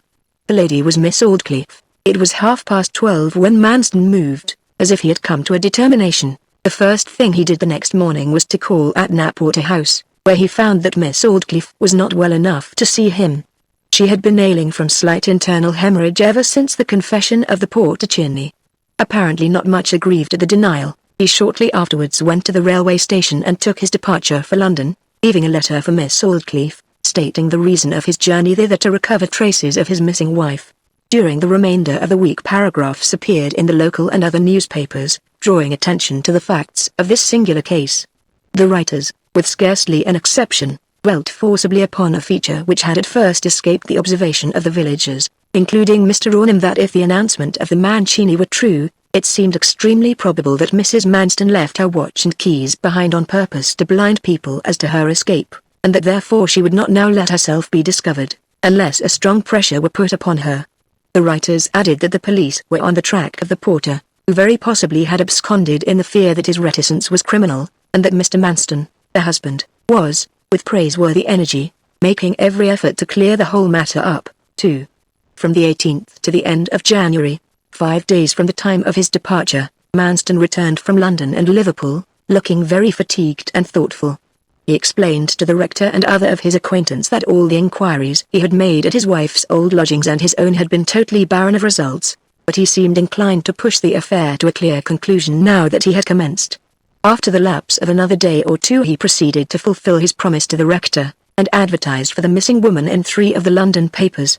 The advertisement was a carefully considered and even attractive effusion, calculated to win the heart, or at least the understanding, of any woman who had a spark of her own nature left in her. There was no answer. 3 days later he repeated the experiment, with the same result as before. "I cannot try any further," said Manston speciously to the rector. his sole auditor throughout the proceedings.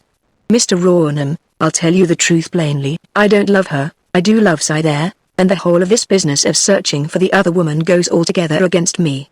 I hope to God I shall never see her again." "But you will do your duty at least?" said Mr. Rawnham. "I have done it," said Manston. "If ever a man on the face of this earth has done his duty towards an absent wife, I have towards her living or dead at least," he added, correcting himself, "since I have lived at Knapwater. I neglected her before that time. I own that, as I have owned it before. I should, if I were you, adopt other means to get tidings of her if advertising fails, in spite of my feelings," said the rector emphatically. "But at any rate, try advertising once more. There's a satisfaction in having made any attempt several times." When Manston had left the study, the rector stood looking at the fire for a considerable length of time, lost in profound reflection. He went to his private diary, and after many pauses, which he varied only by dipping his pen, letting it dry, wiping it on his sleeve, and then dipping it again, he took the following note of events: January 25th. Mr. Manston has just seen me for the third time on the subject of his last wife. There have been these peculiarities attending the 3 interviews: The first. My visitor, whilst expressing by words his great anxiety to do everything for her recovery, showed plainly by his bearing that he was convinced he should never see her again. The second. He had left off feigning anxiety to do rightly by his first wife, and honestly asked after Cythere's welfare. The third, and most remarkable. He seemed to have lost all consistency. Whilst expressing his love for Cythere, which certainly is strong, and evincing the usual indifference to the first Mrs. Manston's fate, he was unable to conceal the intensity of his eagerness for me to advise him to advertise again for her. A week after the second, the third advertisement was inserted. A paragraph was attached, which stated that this would be the last time the announcement would appear. 3. The 1st of February, at this, the 11th hour, the postman brought a letter for Manston, directed in a woman's hand. A bachelor friend of the steward's, Mr. Dixon by name, who was somewhat of a chatterer plenius rimarum and who boasted of an endless string of acquaintances, had come over from Casterbridge the preceding day by invitation, an invitation which had been a pleasant surprise to Dixon himself, insomuch that Manston, as a rule, voted him a bore almost to his face. He had stayed over the night, and was sitting at breakfast with his host when the important missive arrived. Manston did not attempt to conceal the subject of the letter, or the name of the writer. First glancing the pages through, he read aloud as follows: My husband, I implore your forgiveness. During the last 13 months I have repeated to myself 100 times that you should never discover what I voluntarily tell you now, namely, that I am alive and in perfect health. I have seen all your advertisements. Nothing but your persistence has won me round. Surely, I thought, he must loathe me still. Why else should he try to win back a woman who, faithful unto death as she will be, can, in a social sense, aid him towards acquiring nothing? Rather the reverse, indeed. You yourself state my own mind that the only grounds upon which we can meet and live together, with a reasonable hope of happiness, must be a mutual consent to bury in oblivion all past differences. I heartily and willingly forget everything and forgive everything. You will do the same, as your actions show. There will be plenty of opportunity for me to explain the few facts relating to my escape on the night of the fire. I will only give the heads in this hurried note. I was grieved at your not coming to fetch me, more grieved at your absence from the station, most of all by your absence from home. On my journey to the inn I arrived under a passionate sense of wrong done me. When I had been shown to my room I waited and hoped for you till the landlord had gone upstairs to bed. I still found that you did not come, and then I finally made up my mind to leave. I had half undressed, but I put on my things again, forgetting my watch, and I suppose dropping my keys, though I am not sure where, in my hurry, and slipped out of the house.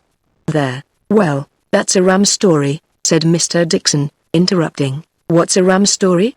Said Manston hastily, and flushing in the face, forgetting her watch and dropping her keys in her hurry. I don't see anything particularly wonderful in it. Any woman might do such a thing, any woman might if escaping from fire or shipwreck, or any such immediate danger. But it seems incomprehensible to me that any woman in her senses, who quietly decides to leave a house, should be so forgetful. All that is required to reconcile your seeming with her facts is to assume that she was not in her senses, for that's what she did plainly, or how could the things have been found there? Besides, she's truthful enough. He spoke eagerly and peremptorily. Yes, I know that. I merely meant that it seemed rather odd. Oh yes. Manston read on colon, apostrophe and slipped out of the house. The rubbish heap was burning up brightly, but the thought that the house was in danger did not strike me. I did not consider that it might be thatched. Apostrophe I idled in the lane behind the wood till the last down train had come in, not being in a mood to face strangers. Whilst I was there the fire broke out, and this perplexed me still more. However, I was still determined not to stay in the place. I went to the railway station, which was now quiet, and inquired of the solitary man on duty concerning the trains. It was not till I had left the man that I saw the effect the fire might have on my history. I considered also, though not in any detailed manner, that the event, by attracting the attention of the village to my former abode, might set people on my track should they doubt my death, and a sudden dread of having to go back again to Knapwater, a place which had seemed inimical to me from first to last, prompted me to run back and bribe the porter to secrecy. I then walked on to Anglebury, lingering about the outskirts of the town till the morning train came in, when I proceeded by it to London, and then took these lodgings, where I have been supporting myself ever since by needlework, endeavouring to save enough money to pay my passage home to America, but making melancholy progress in my attempt. However, all that is changed. Can I be otherwise than happy at it? Of course not. I am happy. Tell me what I am to do, and believe me still to be your faithful wife, Eunice. Apostrophe my name here is, as before, apostrophe Mrs. Runtley, and my address, 79 Addington Street, Lambeth. The name and address were written on a separate slip of paper. So it's to be all right at last then, said Manston's friend. But after all there's another woman in the case. You don't seem very sorry for the little thing who is put to such distress by this turn of affairs? I wonder you can let her go so coolly. The speaker was looking out between the mullions of the window, noticing that some of the lights were glazed in lozenges, some in squares as he said the words, otherwise he would have seen the passionate expression of agonized hopelessness that flitted across the steward's countenance when the remark was made. He did not see it, and Manston answered after a short interval. The way in which he spoke of the young girl who had believed herself his wife, whom, a few short days ago, he had openly idolized, and whom, in his secret heart, he idolized still, as far as such a form of love was compatible with his nature, showed that from policy or otherwise, he meant to act up to the requirements of the position into which fate appeared determined to drive him. That's neither here nor there, he said. It is a point of honor to do as I am doing, and there's an end of it. Yes. Only I thought you used not to care overmuch about your first bargain. I certainly did not at one time. One is apartment to feel rather weary of wives when they are so devilish civil under all aspects, as she used to be. But anything for a change. Abigail is lost, but Mehow is recovered. You would hardly believe it, but she seems in fancy to be quite another bride, in fact, almost as if she had really risen from the dead, instead of having only done so virtually. You let the young pink one know that the other has come or is coming, cui bono? The steward meditated critically, showing a portion of his intensely wide and regular teeth within the ruby lips. I cannot say anything to her that will do any good, he resumed. It would be awkward either seeing or communicating with her again. The best plan to adopt will be to let matters take their course. She'll find it all out soon enough. Manston found himself alone a few minutes later. He buried his face in his hands, and murmured, "Oh my lost one! Oh my Scyther! That it should come to this is hard for me. 'Tis now all darkness, a land of darkness as darkness itself, and of the shadow of death without any order, and where the light is as darkness." Yes, the artificial bearing which this extraordinary man had adopted before strangers ever since he had overheard the conversation at the inn, left him now, and he mourned for Scyther aloud. 4. The 12th of February, Knapwater Park is the picture at 11 o'clock on a muddy, quiet, hazy, but bright morning, a morning without any blue sky, and without any shadows, the earth being enlivened and lit up rather by the spirit of an invisible sun than by its bodily presence. The local hunt had met for the day's sport on the open space of ground immediately in front of the steward's residence called in the list of appointments, Old House, Knapwater, the meet being here once every season, for the pleasure of Miss Aldclyffe and her friends. Leaning out from one of the first-floor windows, and surveying with the keenest interest the lively picture of pink and black coats, rich-coloured horses, and sparkling bits and spurs, was the returned and long-lost woman, Mrs. Manston. The eyes of those forming the brilliant group were occasionally turned towards her, showing plainly that her adventures were the subject of conversation equally with or more than the chances of the coming day. She did not flush beneath their scrutiny, on the contrary, she seemed rather to enjoy it, her eyes being kindled with a light of contented exultation, subdued to square with the circumstances of her matronly position. She was, at the distance from which they surveyed her, an attractive woman comely as the tents of Kedar. But to a close observer it was palpable enough that God did not do all the picture. Appearing at least 7 years older than Scythere, she was probably her senior by double the number, the artificial means employed to heighten the natural good appearance of her face being very cleverly applied. Her form was full and round, its voluptuous maturity standing out in strong contrast to the memory of Scythere's lissom girlishness. It seems to be an almost universal rule that a woman who once has courted, or who eventually will court, the society of men on terms dangerous to her honor cannot refrain from flinging the meaning glance whenever the moment arrives in which the glance is strongly asked for, even if her life and whole future depended upon that moment's abstinence. Had a cautious, uxorious husband seen in his wife's countenance what might now have been seen in this dark-eyed woman's as she caught a stray glance of flirtation from one or other of the red-coated gallants outside, he would have passed many days in an agony of restless jealousy and doubt. But Manston was not such a husband, and he was, moreover, calmly attending to his business at the other end of the manor. The steward had fetched home his wife in the most matter-of-fact way a few days earlier, walking round the village with her the very next morning, at once putting an end, by this simple solution, to all the riddling inquiries and surmises that were rank in the village and its neighborhood. Some men said that this woman was as far inferior to Scythere as earth to heaven. Others, older and sager, thought Manston better off with such a wife than he would have been with one of Scythere's youthful impulses and inexperience in household management. All felt their curiosity dying out of them. It was the same in Carriford as in other parts of the world. Immediately circumstantial evidence became exchanged for direct, the loungers in court yawned, gave a final survey, and turned away to a subject which would afford more scope for speculation. Chapter 15 The Events of 3 Weeks, 1. From the 12th of February to the 2nd of March, Owen Gray's recovery from the illness that had incapacitated him for so long a time was, professionally, the dawn of a brighter prospect for him in every direction, though the change was at first very gradual, and his movements and efforts were little more than mechanical. With the lengthening of the days, and the revival of building operations for the forthcoming season, he saw himself, for the first time, on a road which, pursued with care, would probably lead to a comfortable income at some future day. But he was still very low down the hill as yet.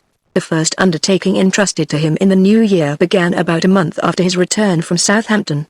Mr. Gradfield had come back to him in the wake of his restored health, and offered him the superintendence, as clerk of works, of a church which was to be nearly rebuilt at the village of Tolchurch, 15 or 16 miles from Budmouth, and about half the distance from Carriford.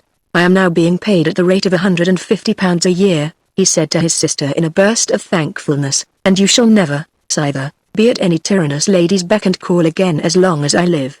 Never buy nor think about what has happened, dear, it's no disgrace to you. Cheer up, you'll be somebody's happy wife yet." He did not say Edward Springrove's, for, greatly to his disappointment, a report had reached his ears that the friend to whom Scythere owed so much had been about to pack up his things and sail for Australia.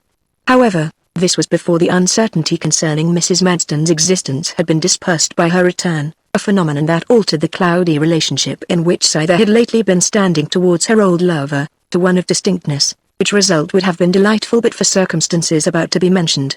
Scythere was still pale from her recent illness, and still greatly dejected. Until the news of Mrs. Manston's return had reached them, she had kept herself closely shut up during the daytime, never venturing forth except at night. Sleeping and waking she had been in perpetual dread lest she should still be claimed by a man whom, only a few weeks earlier, she had regarded in the light of a future husband with quietus and, not unmixed with cheerfulness. But the removal of the uneasiness in this direction by Mrs. Manston's arrival, and her own consequent freedom had been the imposition of pain in another. Utterly fictitious details of the finding of Scythere and Manston had been invented and circulated, unavoidably reaching her ears in the course of time. Thus the freedom brought no happiness, and it seemed well nigh impossible that she could ever again show herself the sparkling creature she once had been, apartment to entice a deity. On this account, and for the first time in his life, Owen made a point of concealing from her the real state of his feelings with regard to the unhappy transaction. He writhed in secret under the humiliation to which they had been subjected, till the resentment it gave rise to, and for which there was no vent, was sometimes beyond endurance, but induced a mood that did serious damage to the material and plodding perseverance necessary if he would secure permanently the comforts of a home for them. They gave up their lodgings at Budmouth, and went to Tolchurch as soon as the work commenced. Here they were domiciled in one half of an old farmhouse, standing not far from the ivy-covered church tower, which was all that was to remain of the original structure. The long steep roof of this picturesque dwelling sloped nearly down to the ground, the old tiles that covered it being overgrown with rich olive-hued moss. New red tiles in 2s and 3s had been used for patching the holes wrought by decay, lighting up the whole harmonious surface with dots of brilliant scarlet. The chief internal features of this snug abode were a wide fireplace, enormous cupboards, a brown settle, and several sketches on the wood mantel, done in outline with the point of a hot poker, the subjects mainly consisting of old men walking painfully erect, with a curly-tailed dog behind. After a week or two of residence in Tolchurch, and rambles amid the quaint scenery circumscribing it, a tranquility began to spread itself through the mind of the maiden, which Gray hoped would be a preface to her complete restoration. She felt ready and willing to live the whole remainder of her days in the retirement of their present quarters. She began to sing about the house in low tremulous snatches. I said, if there's peace to be found in the world, a heart that is humble may hope for it here, too. The 3rd of March. Her convalescence had arrived at this point on a certain evening towards the end of the winter, when Owen had come in from the building hard by, and was changing his muddy boots for slippers, previously to sitting down to toast and tea. A prolonged though quiet knocking came to the door. The only person who ever knocked at their door in that way was the new vicar, the prime mover in the church building. But he was that evening dining with the squire. Scyther was uneasy at the sound. She did not know why, unless it was because her nerves were weakened by the sickness she had undergone. Instead of opening the door, she ran out of the room, and upstairs. "What nonsense, Scyther," said her brother, going to the door. Edward Springrove stood in the grey light outside. "Capital, not gone to Australia, and not going, of course," cried Owen. "What's the use of going to such a place as that? I never believed that you would." "I am going back to London again tomorrow," said Springrove, "and I called to say a word before going." "Where is she?" "Has just run upstairs." "Come in, never mind scraping your shoes, we are regular cottagers now, stone floor, yawning chimney corner, and all, you see." "Mrs. Manston came," said Edward awkwardly, when he had sat down in the chimney corner by preference. "Yes." At mention of one of his skeletons, Owen lost his blitheness at once, and fell into the reverie. "The history of her escape is very simple, very. You know, I always had wondered, when my father was telling any of the circumstances of the fire to me, how it could be that a woman could sleep so soundly as to be unaware of her horrid position till it was too late even to give shout or sound of any kind. Well, I think that would have been possible, considering her long wearisome journey. People have often been suffocated in their beds before they awoke. But it was hardly likely a body would be completely burnt to ashes as this was assumed to be, though nobody seemed to see it at the time. And how positive the surgeon was too, about those bits of bone. Why he should have been so, nobody can tell. I cannot help saying that if it has ever been possible to find pure stupidity incarnate, it was in that jury of Carriford. There existed in the mass the stupidity of 12 and not the penetration of 1. "Is she quite well?" said Springrove, who questioned "Oh, my sister, Scyther. Thank you, nearly well, now. I'll call her, wait 1 minute. I have a word to say to you." Owen sat down again. "You know, that my saying it, that I love Scyther as dearly as ever. I think she loves me too. Does she really?" There was in Owen enough of that worldly policy on the subject of matchmaking which naturally resides in the breasts of parents and guardians, to give him a certain caution in replying, and, younger as he was by 5 years than Edward, it had an odd effect. "Well, she may possibly love you still," he said, as if rather in doubt as to the truth of his words. Springrove's countenance instantly saddened. He had expected a simple yes, at the very least. He continued in a tone of greater depression, "Supposing she does love me, would it be fair to you and to her if I made her an offer of marriage, with these dreary conditions attached, that we lived for a few years on the narrowest system, till a great debt, which all honor and duty require me to pay off, shall be paid? My father, by reason of the misfortune that befell him, is under a great obligation to Miss Aldclyffe. He is getting old, and losing his energies. I am attempting to work free of a burden. This makes my prospects gloomy enough at present. But consider again," he went on. "Scyther has been left in a nameless and unsatisfactory, though innocent state, by this unfortunate, and now void, marriage with Manston.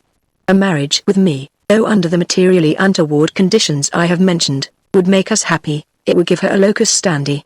If she wished to be out of the sound of her misfortunes, we would go to another part of England, emigrate, do anything. I'll call Scyther," said Owen. "It is a matter which she alone can settle." He did not speak warmly. His pride could not endure pity which Edward's visit and errand tacitly implied. Yet, in the other affair, His heart went with Edward. He was on the same beat for paying off old debts himself. "Scythe, Mr. Springrove is here," he said, at the foot of the staircase. His sister descended the creaking old steps with a faltering tread, and stood in the firelight from the hearth. She extended her hand to Springrove, welcoming him by a mere motion of the lip. Her eyes averted, a habit which had engendered itself in her since the beginning of her illness and deformation. Owen opened the door and went out, leaving the lovers alone. It was the first time they had met since the memorable night at Southampton. "I will get a light," she said, with a little embarrassment. "No, don't, please, sigh there," said Edward softly. "Come and sit down with me." "Oh yes. I ought to have asked you to," she returned timidly. "Everybody sits in the chimney corner in this parish. You sit on that side. I'll sit here." 2 recesses, one on the right, one on the left hand, work out in the inside of the fireplace, and here they sat down facing each other, on benches fitted to the recesses, the fire glowing on the hearth between their feet. Its ruddy light shone on the underslopes of their faces, and spread out over the floor of the room with the low horizontality of the setting sun, giving to every grain of sand and tumor in the paving a long shadow towards the door. Edward looked at his pale love through the thin azure lines of smoke that went up like ringlets between them, and invested her, as seen through its medium, with the shadowy appearance of a phantom. Nothing is so potent for coaxing back the lost ties of a woman as a discreet silence in the man who has so lost them, and thus the patient Edward coaxed hers. After lingering on the hearth for half a minute, waiting in vain for another word from him, they were lifted into his face. He was ready, primed to receive them. "Sigh there, will you marry me?" he said. He could not wait in his original position till the answer came. Stepping across the front of the fire to her own side of the chimney corner, he reclined at her feet, and searched for her hand. She continued in silence a while. "Edward, I can never be anybody's wife," she then said sadly, and with firmness. "Think of it in every light," he pleaded, "the light of love, first. Then, when you have done that, see how wise a step it would be. I can only offer you poverty as yet, but I do so long to secure you from the intrusion of that unpleasant past, which will often and always be thrust before you as long as you live the shrinking solitary life you do now, a life which purity chooses, it may be, but to the outside world it appears like the enforced loneliness of neglect and scorn, and tongues are busy inventing a reason for it which does not exist. I know all about it," she said hastily, "and those are the grounds of my refusal. You and Owen know the whole truth, the two I love best on earth, and I am content. But the scandal will be continually repeated, and I can never give anyone the opportunity of saying to you that your wife—" She utterly broke down and wept. "Don't, my own darling," he entreated. "Don't, Scyther. Please to leave me. We will be friends, Edward, but don't press me. My mind is made up. I will not marry you or any man under the present ambiguous circumstances. Never will I have said it, never." They were both silent. He listlessly regarded the illuminated blackness overhead, where long flakes of soot floated from the sides and bars of the chimney throat like tattered banners in ancient tiles, whilst through the square opening in the midst 1 or 2 bright stars looked down upon them from the grey March sky. The sight seemed to cheer him. "At any rate you will love me?" he murmured to her. "Yes, always, forever and forever." He kissed her once, twice, 3 times, and arose to his feet, slowly withdrawing himself from her side towards the door. Scyther remained with her gaze fixed on the fire. Edward went out grieving, but hope was not extinguished even now. He smelt the fragrance of a cigar, and immediately afterwards saw a small red star of fire against the darkness of the hedge. Gray was pacing up and down the lane, smoking as he walked. Springrove told him the result of the interview. "You are a good fellow, Edward," he said, "but I think my sister is right. I wish you would believe Manston a villain, as I do," said Springrove. "It would be absurd of me to say that I like him now. Family feeling prevents it, but I cannot in honesty say deliberately that he is a bad man." Edward could keep the secret of Manston's coercion of Miss Aldclyffe in the matter of the houses a secret no longer. He told Owen the whole story. "That's one thing," continued, "but not all. What do you think of this? I have discovered that he went to Budmouth post office for a letter the day before the first advertisement for his wife appeared in the papers. One was there for him, and it was directed in his wife's handwriting, as I can prove. This was not till after the marriage with Scyther, it is true, but if, as it seems to show, the advertising was a farce, there is a strong presumption that the rest of the piece was." Owen was too astounded to speak.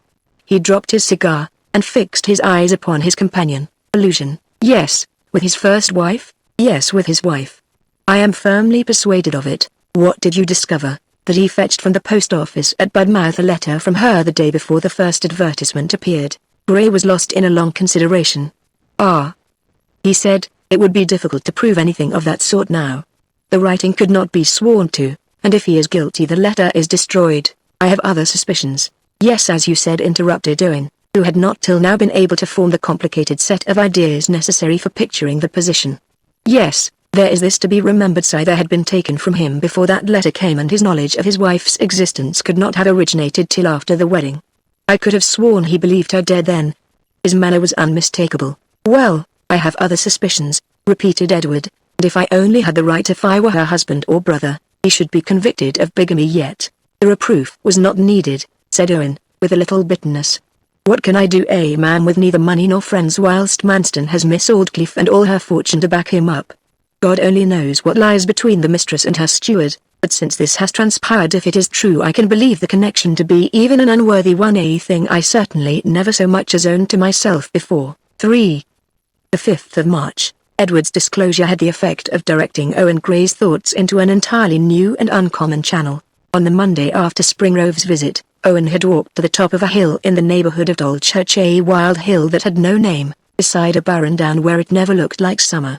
In the intensity of his meditations on the ever-present subject, he sat down on a weather-beaten boundary stone, gazing towards the distant valley, seeing only Manston's imagined form. Had his defenceless sister been trifled with? That was the question which affected him. Her refusal of Edward as a husband was, he knew, dictated solely by a humiliated sense of inadequacy to him in repute, and had not been formed till since the slanderous tale accounting for her seclusion had been circulated. Was it not true, as Edward had hinted, that he, her brother, was neglecting his duty towards her in allowing Manston to thrive unquestioned, whilst she was hiding her head for no fault at all?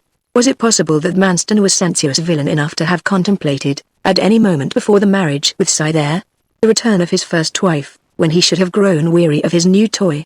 Had he believed that, by a skillful manipulation of such circumstances as chance would throw in his way, he could escape all suspicion of having known that she lived? Only one fact within his own direct knowledge afforded the least ground for such a supposition. It was that, possessed by a woman only in the humble and unprotected station of a lady's hired companion, his sister's beauty might scarcely have been sufficient to induce a selfish man like Manston to make her his wife, unless he had foreseen the possibility of getting rid of her again. But for that stratagem of Manston's in relation to the Springroves, Owen thought, Scythe might now have been the happy wife of Edward. True, that he influenced Miss Aldclyffe only rests on Edward's suspicions. The grounds are good, the probability is strong. He went indoors and questioned Scyther, on the night of the fire, who first said that Mrs. Manston was burnt. He asked, "I don't know who started the report. Was it Manston?" It was certainly not he. All doubt on the subject was removed before he came to the spot, that I am certain of. Everybody knew that she did not escape after the house was on fire, and thus all overlooked the fact that she might have left before. Of course that would have seemed such an improbable thing for anybody to do.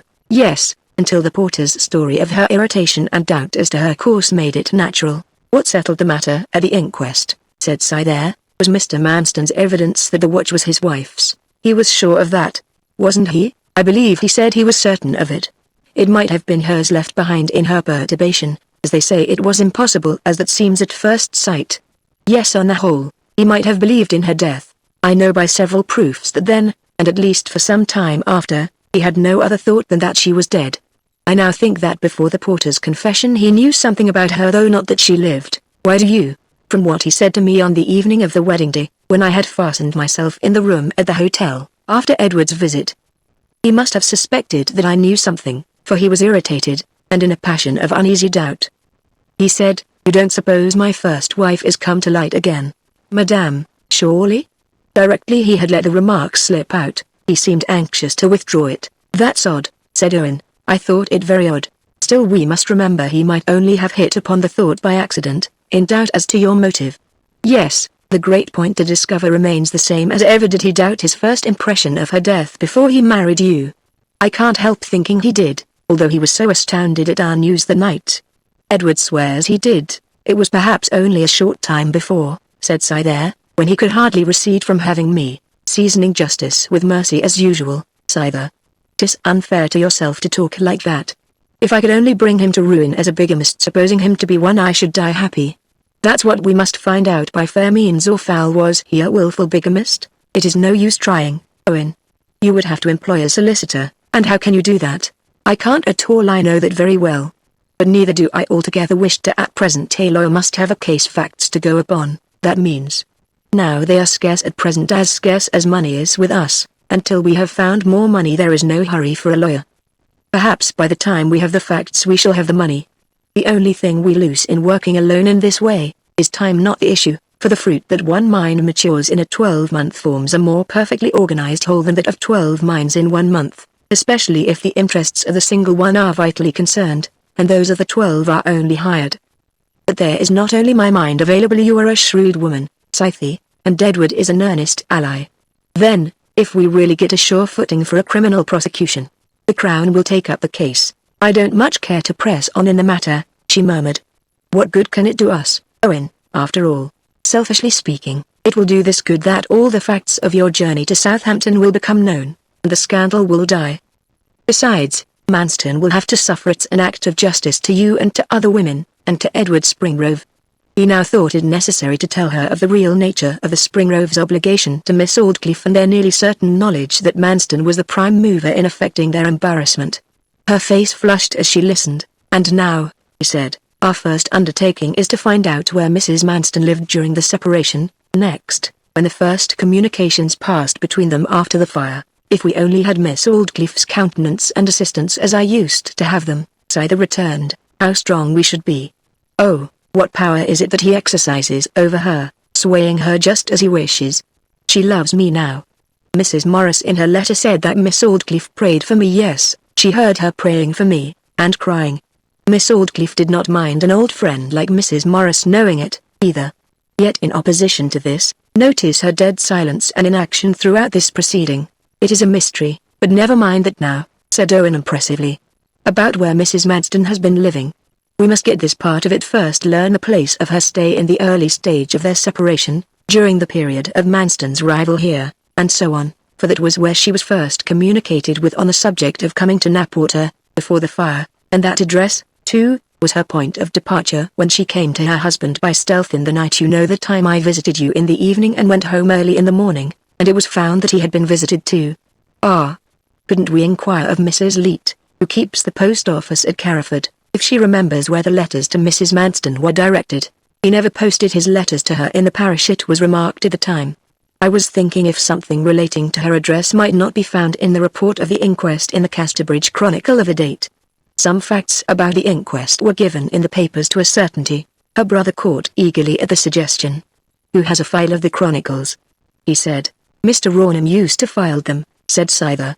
He was rather friendly disposed towards me, too. Owen could not, on any consideration, escape from his attendance at the church building till Saturday evening, and thus it became necessary, unless they actually wasted time, that Cythe herself should assist.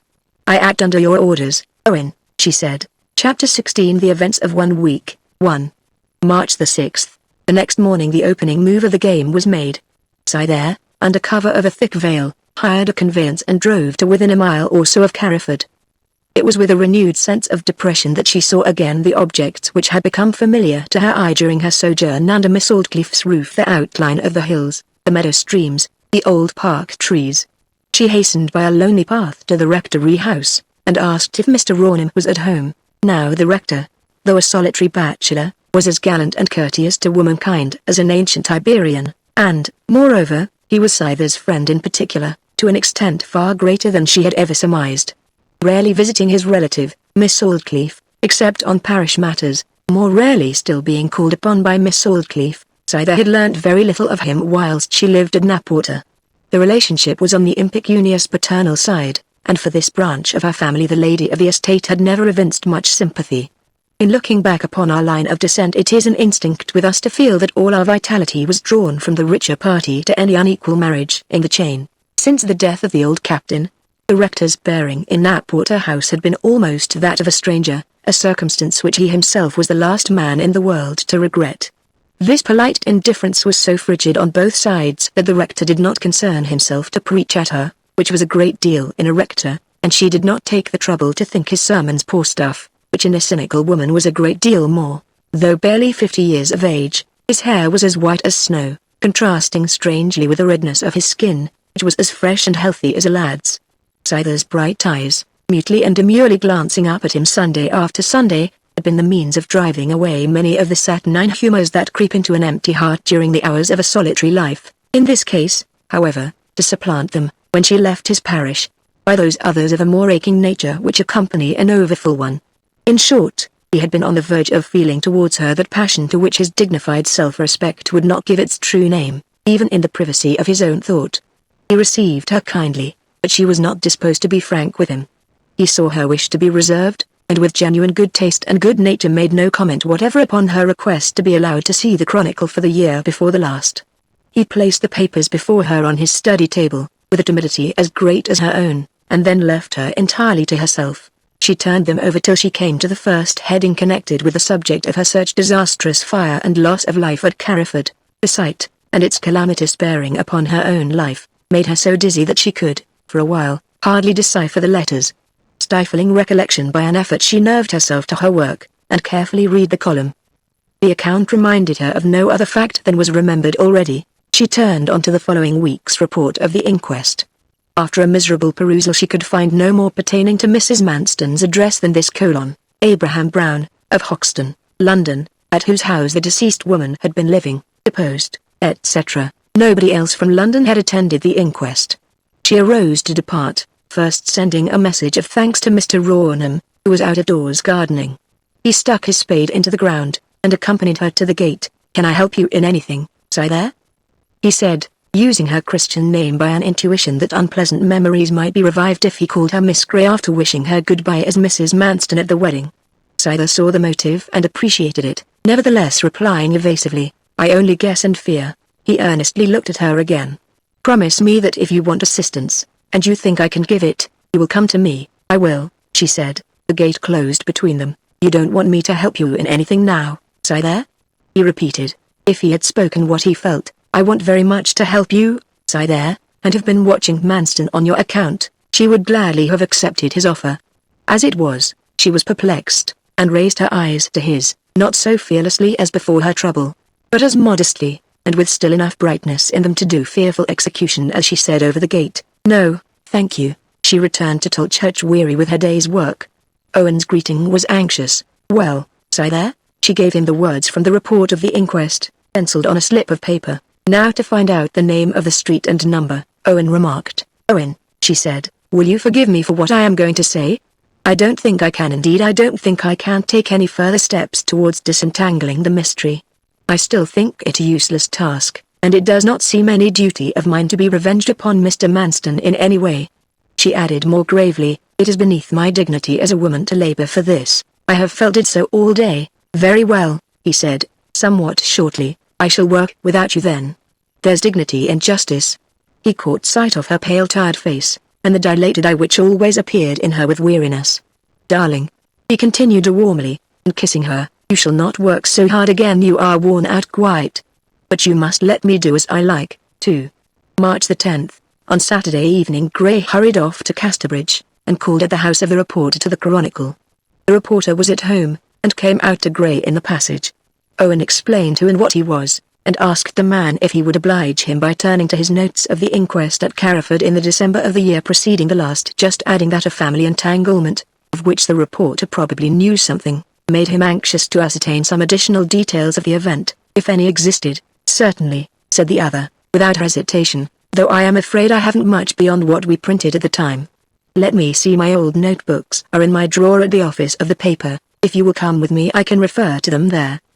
His wife and family were at tea inside the room, and with the timidity of decent poverty everywhere he seemed glad to get a stranger out of his domestic groove. They crossed the street, entered the office, and went thence to an inner room. Here, after a short search, was found the book required. The precise address, not given in the condensed report that was printed, but written down by the reporter, was as follows: Abraham Brown, lodging house keeper, 41 Charles Square, Hoxton. Owen copied it, and gave the reporter a small fee. "I want to keep this inquiry private for the present," he said hesitatingly. "You will perhaps understand why, and oblige me," the reporter promised. "News is shop with me," he said, "and to escape from handling it is my greatest social enjoyment." It was evening, and the outer room of the publishing office was lighted up with flaring jets of gas. After making the above remark, The reporter came out from the inner apartment in Gray's company, answering an expression of obligation from Owen with the words that it was no trouble. At the moment of his speech, he closed behind him the door between the two rooms, still holding his notebook in his hand.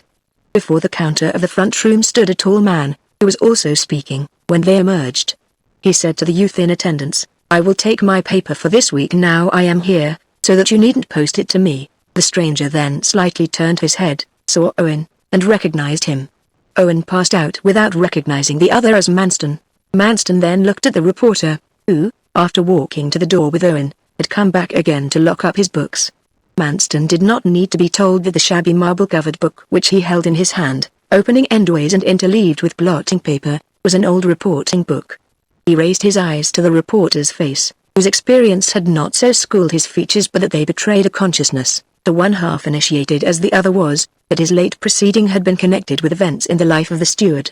Manston said no more, but, taking his newspaper, followed Owen from the office, and disappeared in the gloom of the street.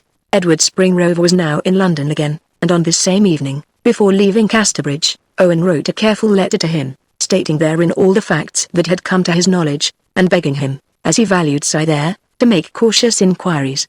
A tall man was standing under the lamp post, about half a dozen yards above the post office, when he dropped the letter into the box. That same night, too, for a reason connected with the rencounter with Owen Gray, the steward entertained the idea of rushing off suddenly to London by the mail train, which left Casterbridge at 10 o'clock. But remembering that letters posted after the hour at which Owen had obtained his information whatever that was could not be delivered in London till Monday morning, he changed his mind and went home to Knapwater. Making a confidential explanation to his wife, arrangements were set on foot for his departure by the mail on Sunday night, 3 March the 11th, starting for church the next morning several minutes earlier than was usual with him. The steward intentionally loitered along the road from the village till old Mr. Springrove overtook him. Manston spoke very civilly of the morning, and of the weather, asking how the farmer's barometer stood, and when it was probable that the wind might change. It was not in Mr. Springrove's nature, going to church as he was, to return anything but a civil answer to such civil questions, however his feelings might have been biased by late events. The conversation was continued on terms of greater friendliness. "You must be feeling settled again by this time, Mr. Springrove, after the rough turn-out you had on that terrible night in November." But I don't know about feeling settled, either, Mr. Manston. The old window in the chimney corner of the old house I shall never forget. No window in the chimney corner where I am now, and I had been used to it for more than 50 years. Ted says 'tis a great loss to me, and he knows exactly what I feel. Your son is again in a good situation, I believe?" said Manston, imitating that inquisitiveness into the private affairs of the natives which passes for height breeding in country villages. "Yes, sir. I hope he'll keep it, or do something else and stick to it. 'Tis to be hoped he'll be steady now. He's always been that, I assure 'ee," said the old man tartly. Yes, I mean intellectually steady. Intellectual wild oats will thrive in a soil of the strictest morality. Intellectual gingerbread. Ted's steady enough, that's all I know about it. Of course. Has he respectable lodgings? My own experience has shown me that that's a great thing to a young man living alone in London. Warwick Street, Charing Cross, that's where he is. Well, to be sure, strange. A very dear friend of mine used to live at number 52 in that very same street. Edward lives at number 49. How very near being the same house," said the old farmer, pleased in spite of himself. "Very," said Manston. "Well, I suppose we had better step along a little quicker, Mr. Springrove. The parson's bell has just begun." "Number 49, he murmured. 4 March the 12th. Edward received Owen's letter in due time, but on account of his daily engagements he could not attend to any request till the clock had struck 5 in the afternoon. Rushing then from his office in Westminster, he called a hansom and proceeded to Hoxton.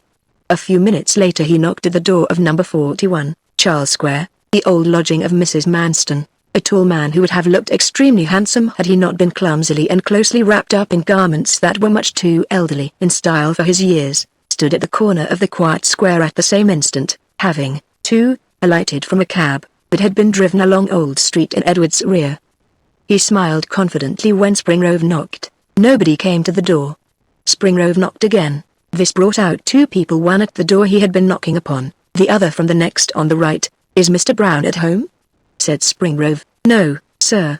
"When will he be in?" "Quite uncertain." "Can you tell me where I may find him?" No. Oh, here he is coming, sir. That's Mr. Brown. Edward looked down the pavement in the direction pointed out by the woman, and saw a man approaching. He proceeded a few steps to meet him.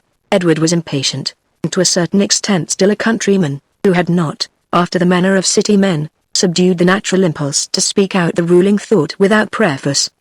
He said in a quiet tone to the stranger, "One word with you. Do you remember a lady lodger of yours of the name of Mrs. Madston?" Mr. Brown half closed his eyes at Spring Grove, somewhat as if he were looking into a telescope at the wrong end. "I have never let lodgings in my life," he said, after his survey. "Didn't you attend an inquest a year and a half ago, at Carriford?"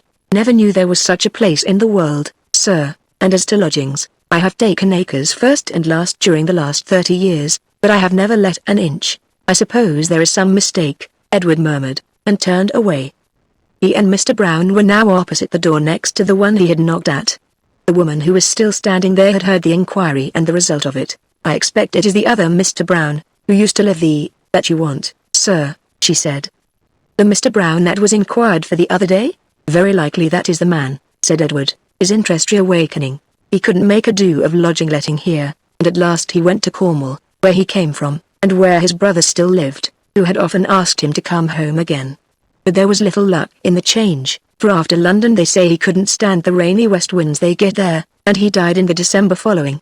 "Will you step into the passage?" "That's unfortunate," said Edward, going in. "But perhaps you remember a Mrs. Madston living next door to you?" "Oh yes," said the landlady, closing the door. "The lady who was supposed to have met with such a horrible fate, and was alive all the time. I saw her the other day, since the fire at Carriford." "Yes. Her husband came to ask if Mr. Brown was still living here just as you might. He seemed anxious about it, and then one evening, a fortnight afterwards, when he came again to make further inquiries, she was with him. But I did not speak to her. She stood back, as if she was shy. I was interested, however, for old Mr. Brown had told me all about her when he came back from the inquest." "Did you know Mrs. Madston before she called the other day?" "No. You see, she was only Mr. Brown's lodger for 2 or 3 weeks. And I didn't know she was living there till she was near upon leaving again. We don't notice next-door people much here in London. I much regretted I had not known her when I heard what had happened. It led me and Mr. Brown to talk about her a great deal afterwards. I little thought I should see her alive after all." "And when do you say they came here together?" "I don't exactly remember the day, though I remember a very beautiful dream I had that same night. I shall never forget it. Shoals of lodgers coming along the square with angels' wings and bright golden sovereigns in their hands, wanting apartments at West End prices. They would not give any less, no, not if you—" "Yes." "Did Mrs. Madston leave anything, such as papers, when she left these lodgings originally?" said Edward. His heart sank as he asked. He felt that he was outwitted. Madston and his wife had been there before him, clearing the ground of all traces. "I have always said no hitherto," replied the woman, "considering I could say no more if put upon my oath, as I expected to be. But speaking in a common everyday way now the occurrence is past, I believe a few things of some kind, though I doubt if they were papers, were left in a workbox she had, because she talked about it to Mr. Brown, and was rather angry at what occurred. You see, she had a temper by all account, and so I didn't like to remind the lady of this workbox when she came the other day with her husband. And about the workbox, well, from what was casually dropped, I think Mrs. Madston had a few articles of furniture she didn't want, and when she was leaving they were put in a sale just by. Amongst her things were 2 workboxes very much alike. One of these she intended to sell, the other she didn't, and Mr. Brown, who collected the things together, took the wrong one to the sale." "What was in it?" "Oh, nothing in particular, or of any value. Some accounts, and her usual sewing materials. I think nothing more. She didn't take much trouble to get it back. She said the bills were worth nothing to her or anybody else, but that she should have liked to keep the box because her husband gave it her when they were first married, and if he found she had parted with it, he would be vexed." "Did Mrs. Madston, when she called recently with her husband, allude to this, or inquire for it, or did Mr. Madston?" "No, and I rather wondered at it. But she seemed to have forgotten it indeed. She didn't make any inquiry at all, only standing behind him, listening to his, and he probably had never been told anything about it." "Whose sale were these articles of hers taken to?" "Who was the auctioneer?" "Mr. Hallway. His place is the 3rd turning from the end of that street you see there. Anybody will tell you the shop. His name is written up." Edward went off to follow up his clue with a promptness which was dictated more by a dogged will to do his utmost than by a hope of doing much. When he was out of sight, the tall and cloaked man, who had watched him, came up to the woman's door, with an appearance of being in breathless haste. "Has a gentleman been here inquiring about Mrs. Madston?" "Yes, he's just gone, dear me. I want him. He's gone to Mr. Hallway's. I think I can give him some information upon the subject." "Does he pay pretty liberally?" "He gave me £half-a-crown. That scale will do. I'm a poor man, and will see what my little contribution to his knowledge will fetch. But, by the way, perhaps you told him all I know where she lived before coming to live here?" "I didn't know where she lived before coming here. Oh no, I only said what Mr. Brown had told me. He seemed a nice, gentle young man, or I shouldn't have been so open as I was. I shall now about catch him at Mr. Hallway's," said the man, and went away as hastily as he had come.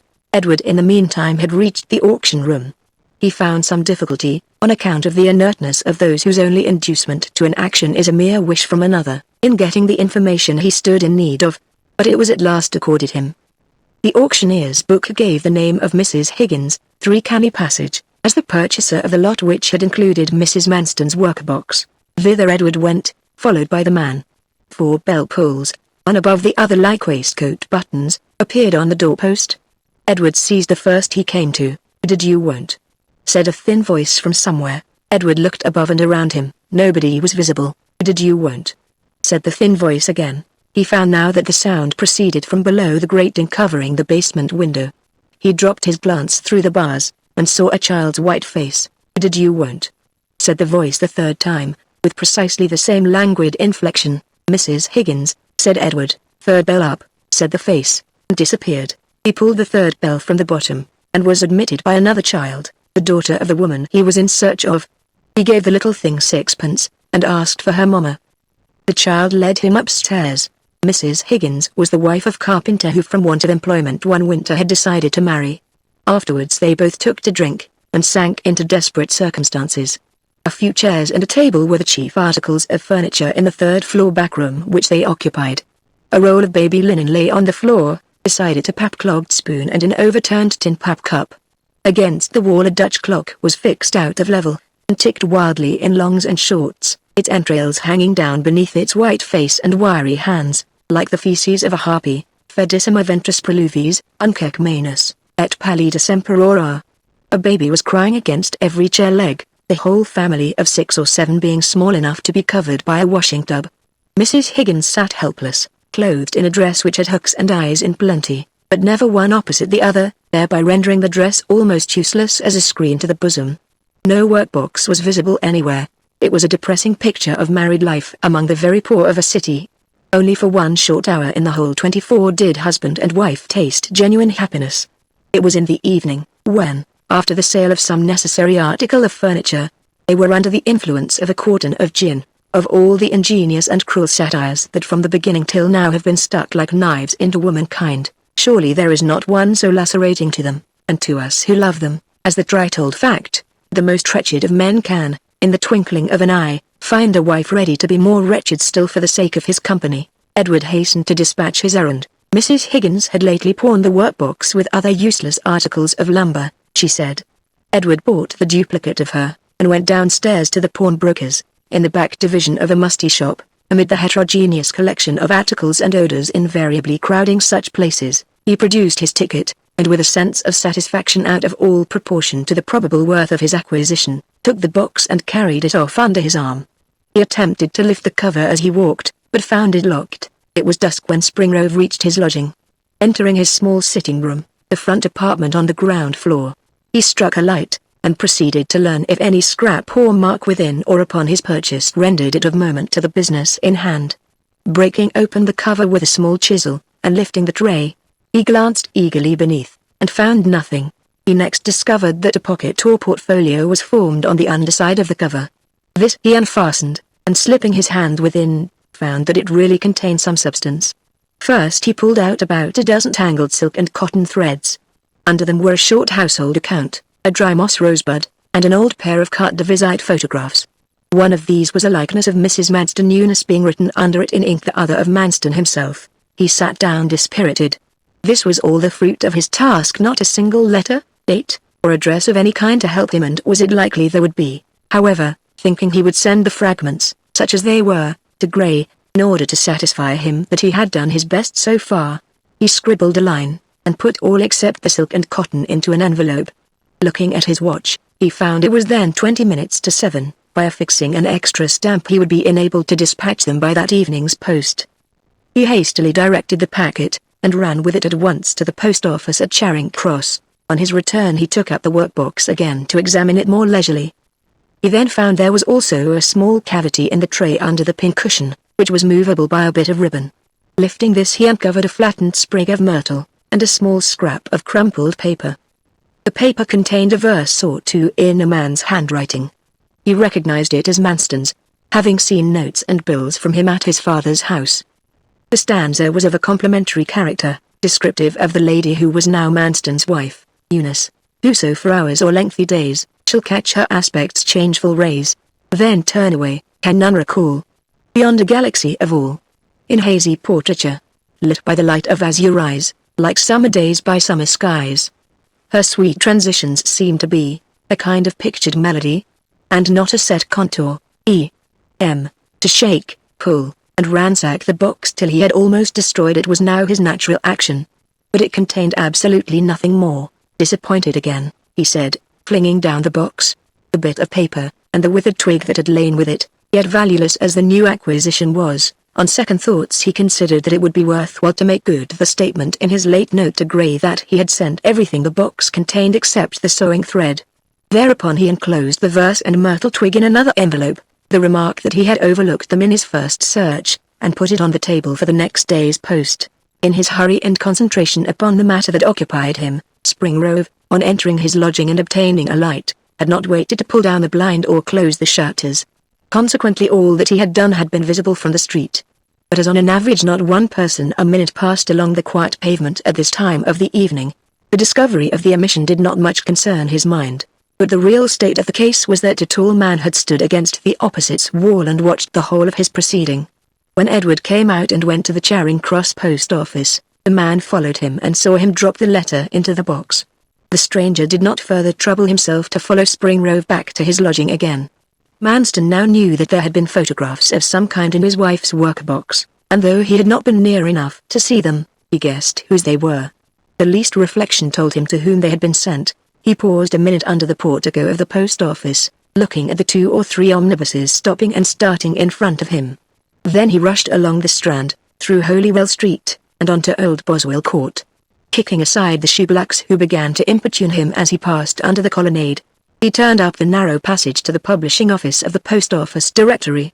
He begged to be allowed to see the directory of the southwest counties of England for a moment. The shopman immediately handed down the volume from a shelf, and Manston retired with it to the window bench. He turned to the county, then to the parish at Old Church. At the end of the historical and topographical description of the village he read : Postmistress Mrs. Hurston. Letters received at 6:30 a.m. by footpost from Anglebury. Returning his thanks, he handed back the book and quitted the office, thence pursuing his way to an obscure coffee-house by the Strand, where he now partook of a light dinner. But rest seemed impossible with him. Some absorbing attention kept his body continually on the move. He paid his bill, took his bag in his hand, and went out to idle about the streets and over the river till the time should have arrived at which the night mail left the Waterloo station, by which train he intended to return homeward. There exists, as it were, an outer chamber to the mind, in which, when a man is occupied centrally with the most momentous question of his life, casual and trifling thoughts are just allowed to wander softly for an interval, before being banished altogether. Thus, amid his concentration did Manston receive perceptions of the individuals about him in the lively thoroughfare of the Strand, tall men looking insignificant, little men looking great and profound, lost women of miserable repute looking as happy as the days are long, wives, happy by assumption, looking careworn and miserable.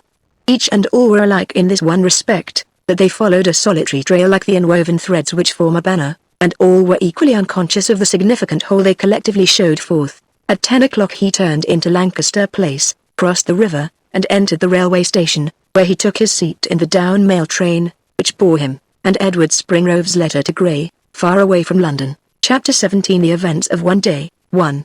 March the 13th. 3 to 6 o'clock a.m. They entered Anglebury Station in the dead, still time of early morning, the clock over the booking office pointing to 25 minutes to 3. Manston lingered on the platform and saw the mail bags brought out, noticing, as a pertinent pastime, the many shabby blotches of wax from innumerable seals that had been set upon their mouths. The guard took them into a fly, and was driven down the road to the post office. It was a raw, damp, uncomfortable morning, though, as yet, little rain was falling. Manston drank a mouthful from his flask and walked at once away from the station, pursuing his way through the gloom till he stood on the side of the town adjoining, at a distance from the last house in the street of about 200 yards. The station road was also the turnpike road into the country, the first part of its course being across a heath. Having surveyed the highway up and down to make sure of its bearing, Manston methodically set himself to walk backwards and forwards a stone's throw in each direction. Although the spring was temperate, the time of day, and the condition of suspense in which the steward found himself, caused a sensation of chilliness to pervade his frame in spite of the overcoat he wore. The drizzling rain increased, and drops from the trees at the wayside fell noisily upon the hard road beneath them, which reflected from its glassy surface the faint halo of light hanging over the lamps of the adjacent town. Here he walked and lingered for 2 hours, without seeing or hearing a living soul. Then he heard the market-house clock strike 5, and soon afterwards, quick hard footsteps smote upon the pavement of the street leading towards him. They were those of the postman for the Dolchurch beat. He reached the bottom of the street, gave his bags a final hitch up, stepped off the pavement, and struck out for the country with a brisk shuffle. Manston then turned his back upon the town, and walked slowly on. In 2 minutes a flickering light shone upon his form, and the postman overtook him. The newcomer was a short, stooping individual of above 45, laden on both sides with leather bags large and small, and carrying a little lantern strapped to his breast, which cast a tiny patch of light upon the road ahead, a try-and one for travellers. The postman cried, in a cheerful voice, without turning his head or slackening his trot, "It is, indeed," said Manston, stepping out abreast of him. "You have a long walk every day." "Yes, a long walk, for though the distance is only 16 miles on the straight, that is, 8 to the furthest place and 8 back, what with the ins and outs to the gentlemen's houses, it makes 22 for my legs. 22 miles a day, how many a year? I used to reckon it, but I never do now. I don't care to think o' my wear and tear. Now it do begin to tell upon me." Thus the conversation was begun, and the postman proceeded to narrate the different strange events that marked his experience. Manston grew very friendly. "Postman, I don't know what your custom is," he said, after a while, "but between you and me, I always carry a drop of something warm in my pocket when I am out on such a morning as this. Try it." He handed the bottle of brandy. "If you'll excuse me, please. I haven't took no stimulants these 5 years. 'Tis never too late to mend, against the regulations, I be afraid, you'll know it." "That's true, nobody will know it. Still, honesty's the best policy." "Ah, it is certainly. But, thank God, I've been able to get on without it yet. You'll surely drink with me?" "Really, 'tis almost too early for that sort o' thing, however, to oblige a friend, I don't object to the faintest shadow of a drop." The postman drank, and Manston did the same to a very slight degree. 5 minutes later, when they came to a gate, the flask was pulled out again. "Well done," said the postman, beginning to feel its effect, "but guide my soul, I be afraid 'twill hardly do, not unless 'tis well followed, like any other line you take up," said Manston. "Besides, as a way of liking a drop of liquor, and of being good even religious at the same time, for some thimble and button in and out fellas, but I could never get into the knack o' it, not I." "Well, you needn't be troubled, it isn't necessary for the higher class of mind to be religious. They have so much common sense that they can risk playing with fire. That hits me exactly. In fact, a man I know, who always had no other god but me, and devoutly loved his neighbor's wife, says now that believing is a mistake. Well, to be sure. However, believing in God is a mistake made by very few people, after all, a true remark. Not one Christian in our parish would walk half a mile in a rain like this to know whether the scripture had concluded him under sin or grace, nor in mine. Ah, you may depend upon it they'll do away with Godimity altogether afore long, although we've had him over us so many years, there's no knowing, and I suppose the Queen 'll be done away with then. A pretty concern that'll be. Nobody's head to put on your letters, and then your honest man who do pay his penny will never be known from your scamp who don't. Oh, 'tis a nation. Warm the cockles of your heart, however.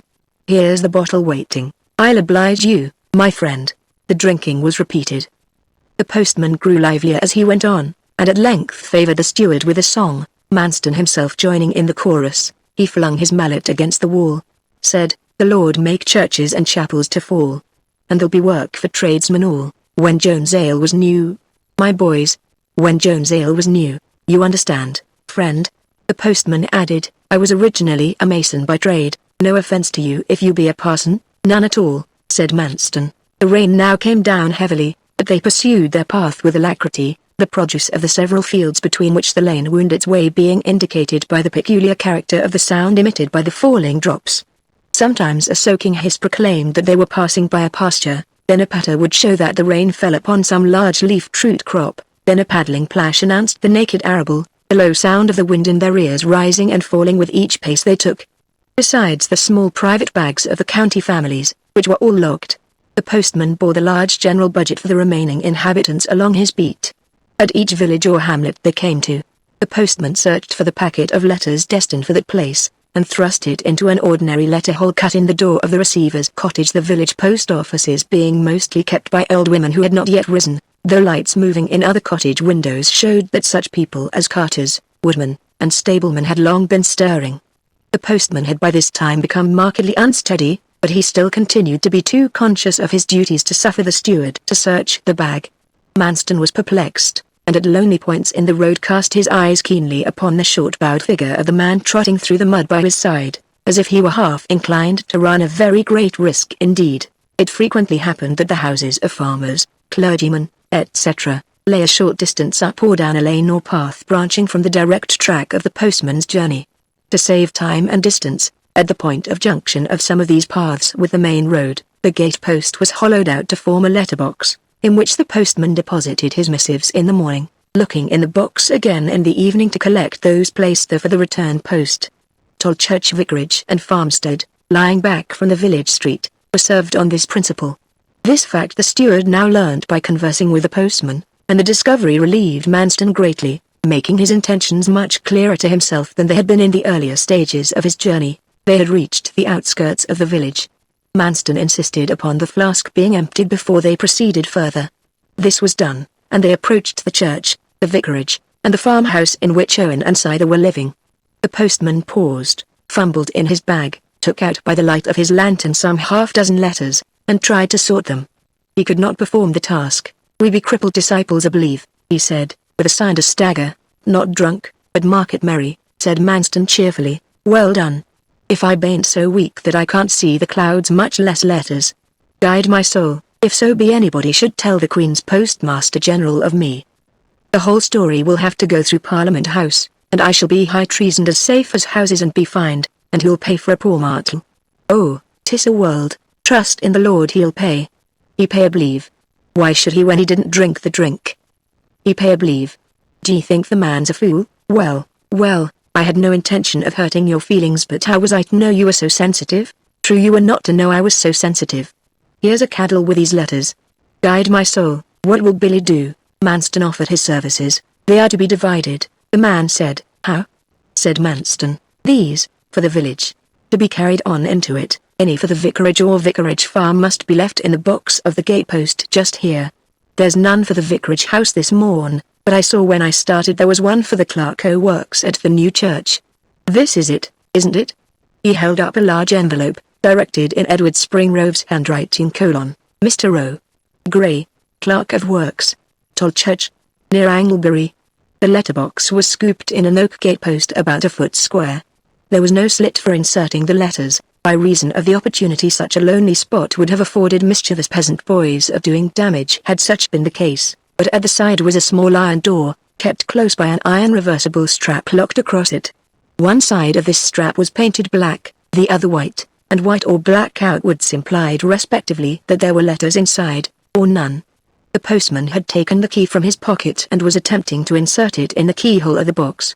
He touched one side, the other, above, low, but never made a straight hit. "Let me unlock it," said Manston, taking the key from the postman. He opened the box and reached out with his other hand for Owen's letter. "No. Oh no," the postman said. "As one of Majesty's servants, care Majesty's mail's duty put letters own hands." He slowly and solemnly placed the letter in the small cavity. "Now lock it," he said, closing the door. The steward placed the bar across, with the black side outwards, signifying empty, and turned the key. "You've put the wrong side outwards," said the postman. "'Tisn't empty," and dropped the key in the mud, "so that I can't alter it," said the steward, letting something fall. "What an awkward thing." "It is an awkward thing." They both went searching in the mud, which their own trampling had reduced to the consistency of pap. The postman unstrapping his little lantern from his breast, and thrusting it about, close to the ground, the rain still drizzling down, and the dawn so tardy on account of the heavy clouds that daylight seemed delayed indefinitely. The rays of the lantern were rendered individually visible upon the thick mist, and seemed almost tangible as they passed off into it, after illuminating the faces and knees of the two stooping figures dripping with wet.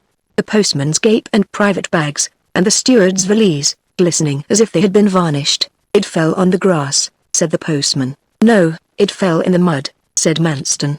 They searched again. "I'm afraid we shan't find it by this light," said the steward at length, washing his muddy fingers in the wet grass of the bank. "I'm afraid we shan't," said the other, standing up.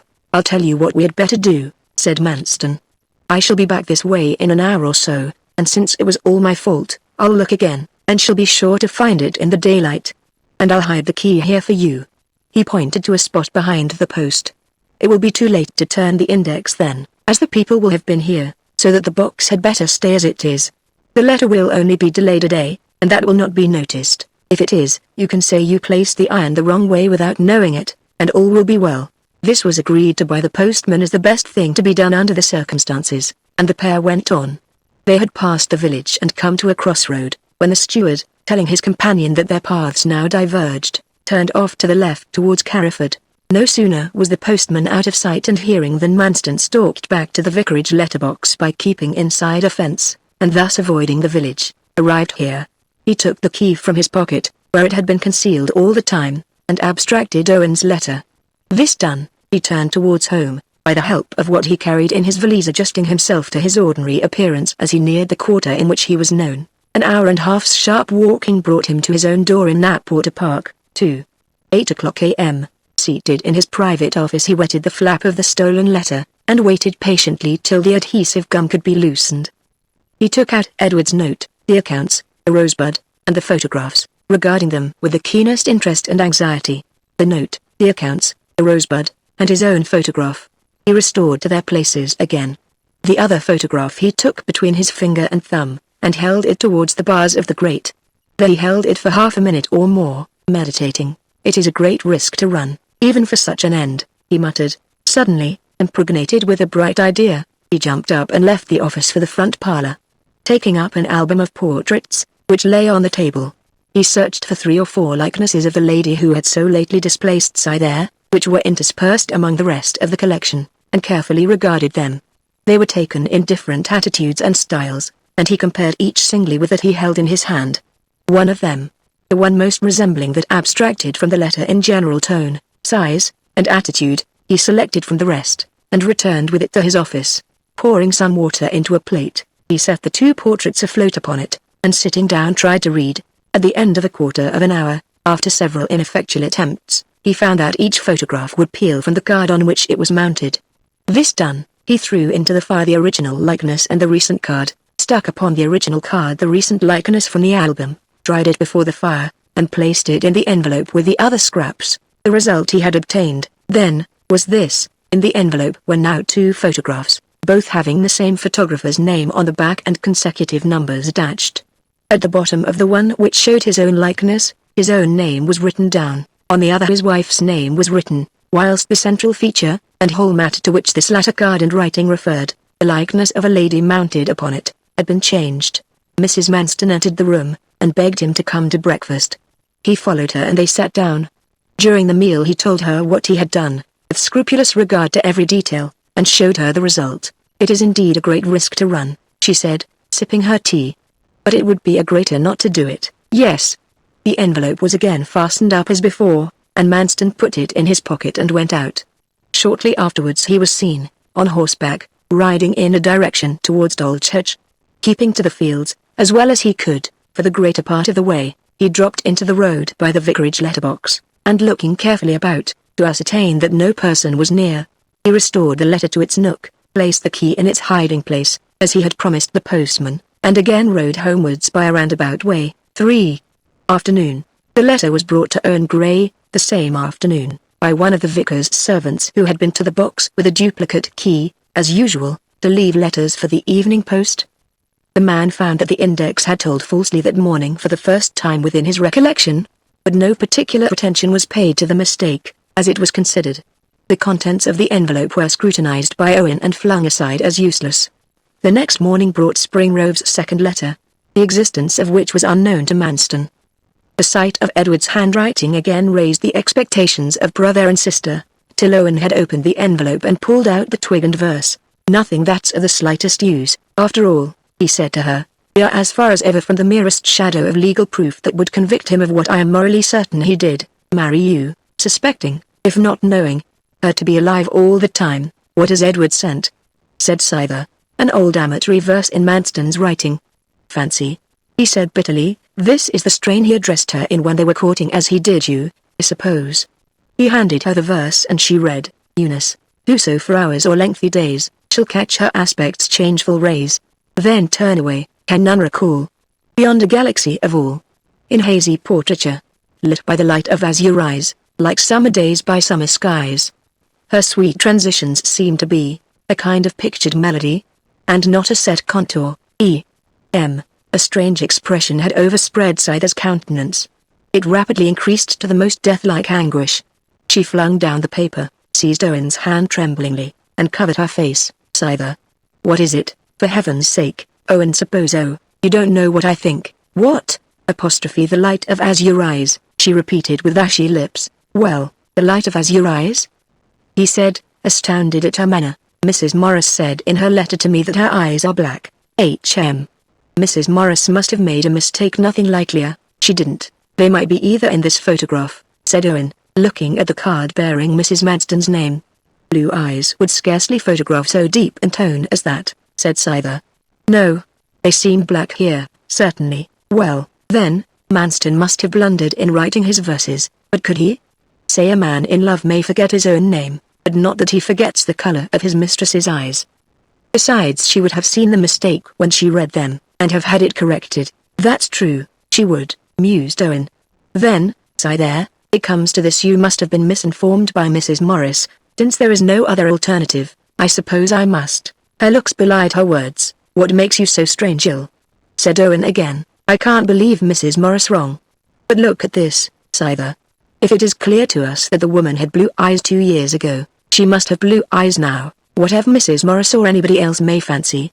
Anyone would think that Manston could change the color of a woman's eyes to hear you." "Yes," she said, and paused. "You say yes, as if he could," said Owen impatiently. "By changing the woman herself," she exclaimed. "Owen, don't you see the horrid what I dread ? That the woman he lives with is not Mrs. Manston, that she was burnt after all, and that I am his wife." She tried to support a stoicism under the weight of this new trouble, but no. The unexpected revulsion of ideas was so overwhelming that she crept to him and leant against his breast. Before reflecting any further upon the subject, Gray led her upstairs and got her to lie down. Then he went to the window and stared out of it up the lane, vainly endeavoring to come to some conclusion upon the fantastic enigma that confronted him. Scyther's new view seemed incredible, yet it had such a hold upon her that it would be necessary to clear it away by positive proof before contemplation of her fear should have preyed too deeply upon her. "Scyther," he said, "this will not do. You must stay here alone all the afternoon whilst I go to Carriford. I shall know all when I return." "No, don't go," she implored. "Soon, then, not directly." He saw her subtle reasoning that it was folly to be wise. Reflection still convinced him that good would come of persevering in his intention and dispelling his sister's idle fears. Anything was better than this absurd doubt in her mind. But he resolved to wait till Sunday, the first day on which he might reckon upon seeing Mrs. Manston without suspicion. In the meantime he wrote to Edward Springrove, requesting him to go again to Mrs. Manston's former lodgings. Chapter 18: The Events of 3 Days. 1. March the 18th. Sunday morning had come, and Owen was drudging over the 6 miles of hill and dale that lay between Tolchurch and Carriford. Edward Springrove's answer to the last letter, after expressing his amazement at the strange contradiction between the verses and Mrs. Morris's letter, had been to the effect that he had again visited the neighbour of the dead Mr. Brown, and had received as near a description of Mrs. Manston as it was possible to get at second hand, and by hearsay. She was a tall woman, wide at the shoulders, and full-chested, and she had a straight and rather large nose. The color of her eyes the informant did not know. She had only seen the lady in the street as she went in or out. This confusing remark was added. The woman had almost recognized Mrs. Manston when she had called with her husband lately, but she had kept her veil down. Her residence, before she came to Hoxton, was quite unknown to this next-door neighbor, and Edward could get no manner of clue to it from any other source. Owen reached the church door a few minutes before the bells began chiming. Nobody was yet in the church, and he walked round the aisles. From Scyther's frequent description of how and where herself and others used to sit, he knew where to look for Manston's seat, and after 2 or 3 errors of examination he took up a prayer book in which was written Eunice Manston. The book was nearly new, and the date of the writing about a month earlier. One point was at any rate established, that the woman living with Manston was presented to the world as no other than his lawful wife. The quiet villagers of Carriford required no pew opener in their place of worship. Natives and indwellers had their own seats, and strangers sat where they could. Gray took a seat in the nave, on the north side, close behind a pillar dividing it from the north aisle, which was completely allotted to Miss Aldclyffe, her farmers, and her retainers, Manston's pew being in the midst of them. Owen's position on the other side of the passage was a little in advance of Manston's seat, and so situated that by leaning forward he could look directly into the face of any person sitting there, though, if he sat upright, he was wholly hidden from such a one by the intervening pillar. Aiming to keep his presence unknown to Manston if possible, Owen sat, without once turning his head, during the entrance of the congregation. A rustling of silk round by the north passage and into Manston's seat, told him that some woman had entered there, and as it seemed from the accompaniment of heavier footsteps, Manston was with her. Immediately upon rising up, he looked intently in that direction, and saw a lady standing at the end of the seat nearest himself. Portions of Manston's figure appeared on the other side of her. In 2 glances Gray read thus many of her characteristics, and in the following order: she was a tall woman, she was broad at the shoulders, she was full-bosomed, she was easily recognizable from the photograph, but nothing could be discerned of the color of her eyes. With a preoccupied mind he withdrew into his nook, and heard the service continued, only conscious of the fact that in opposition to the suspicion which one odd circumstance had bred in his sister concerning this woman, all ostensible and ordinary proofs and probabilities tended to the opposite conclusion. There sat the genuine original of the portrait. Could he wish for more? Scyther wished for more. Eunice Manston's eyes were blue, and it was necessary that this woman's eyes should be blue also. Unskilled labor wastes in beating against the bars 10 times the energy exerted by the practiced hand in the effective direction. Owen felt this to be the case in his own and Edward's attempt to follow up the clue afforded them. Think as he might, he could not think of a crucial test in the matter absorbing him, which should possess the indispensable attribute, a capability of being applied privately, that in the event of its proving the lady to be the rightful owner of the name she used, he might recede without obloquy from an untenable position. But to see Mrs. Manston's eyes from where he sat was impossible, and he could do nothing in the shape of a direct examination at present. Miss Aldclyffe had possibly recognized him, but Manston had not, and feeling that it was indispensable to keep the purport of his visit a secret from the steward, he thought it would be as well, too, to keep his presence in the village a secret from him, at any rate, till the day was over. At the first opening of the doors, Gray left the church and wandered away into the fields to ponder on another scheme. He could not call on Farmer Springrove, as he had intended, until this matter was set at rest. 2 hours intervened between the morning and afternoon services. This time had nearly expired before Owen had struck out any method of proceeding, or could decide to run the risk of calling at the old house and asking to see Mrs. Manston point blank. But he had drawn near the place, and was standing still in the public path, from which a partial view of the front of the building could be obtained, when the bells began chiming for afternoon service. Whilst Gray paused, 2 persons came from the front door of the half-hidden dwelling, whom he presently saw to be Manston and his wife. Manston was wearing his old garden hat, and carried one of the monthly magazines under his arm. Immediately they had passed the gateway he branched off and went over the hill in a direction away from the church, evidently intending to ramble along, and read as the humour moved him. The lady meanwhile turned in the other direction, and went into the church path. Owen resolved to make something of this opportunity. He hurried along towards the church, doubled round a sharp angle, and came back upon the other path, by which Mrs. Manston must arrive. In about 3 minutes she appeared in sight without a veil. He discovered, as she drew nearer, a difficulty which had not struck him at first, that it is not an easy matter to particularize the color of a stranger's eyes in a merely casual encounter on a path out of doors. That Mrs. Manston must be brought close to him, and not only so, but to look closely at him, If his purpose were to be accomplished, he shaped a plan. It might by chance be effectual; if otherwise, it would not reveal his intention to her. When Mrs. Manston was within speaking distance, he went up to her and said, "Will you kindly tell me which turning will take me to Casterbridge?" "The second on the right," said Mrs. Manston. Owen put on a blank look. He held his hand to his ear, conveying to the lady the idea that he was deaf. She came closer and said more distinctly, "The second turning on the right." Owen flushed a little. He fancied he had beheld the revelation he was in search of. But had his eyes deceived him? Once more he used the ruse, still drawing nearer and intimating by a glance that the trouble he gave her was very distressing to him. "How very deaf!" she murmured. She exclaimed loudly. The second turning to the right. She had advanced her face to within a foot of his own, and in speaking mouthed very emphatically, fixing her eyes intently upon his. And now his first suspicion was indubitably confirmed. Her eyes were as black as midnight. All this feigning was most distasteful to Gray. The riddle having been solved, he unconsciously assumed his natural look before she had withdrawn her face.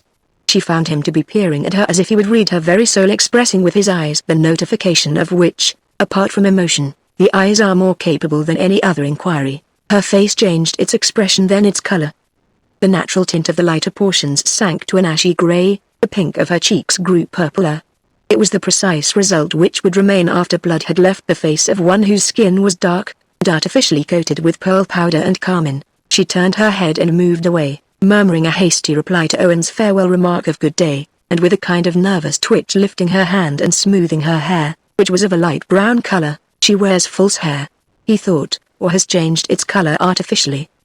Her true hair matched her eyes, and now, in spite of what Mr. Brown's neighbors had said about nearly recognizing Mrs. Manston on her recent visit, which might have meant anything or nothing, in spite of the photograph, and in spite of his previous incredulity, in consequence of the verse, of her silence and backwardness at the visit to Hoxton with Manston, and of her appearance and distress at the present moment, Gray had a conviction that the woman was an impostor. What could be Manston's reason for such an astounding trick he could by no stretch of imagination divine. He changed his direction as soon as the woman was out of sight, and plodded along the lanes homeward to Dolchurch. One new idea was suggested to him by his desire to allay Scyther's dread of being claimed, and by the difficulty of believing that the first Mrs. Manston lost her life as supposed, notwithstanding the inquest and verdict.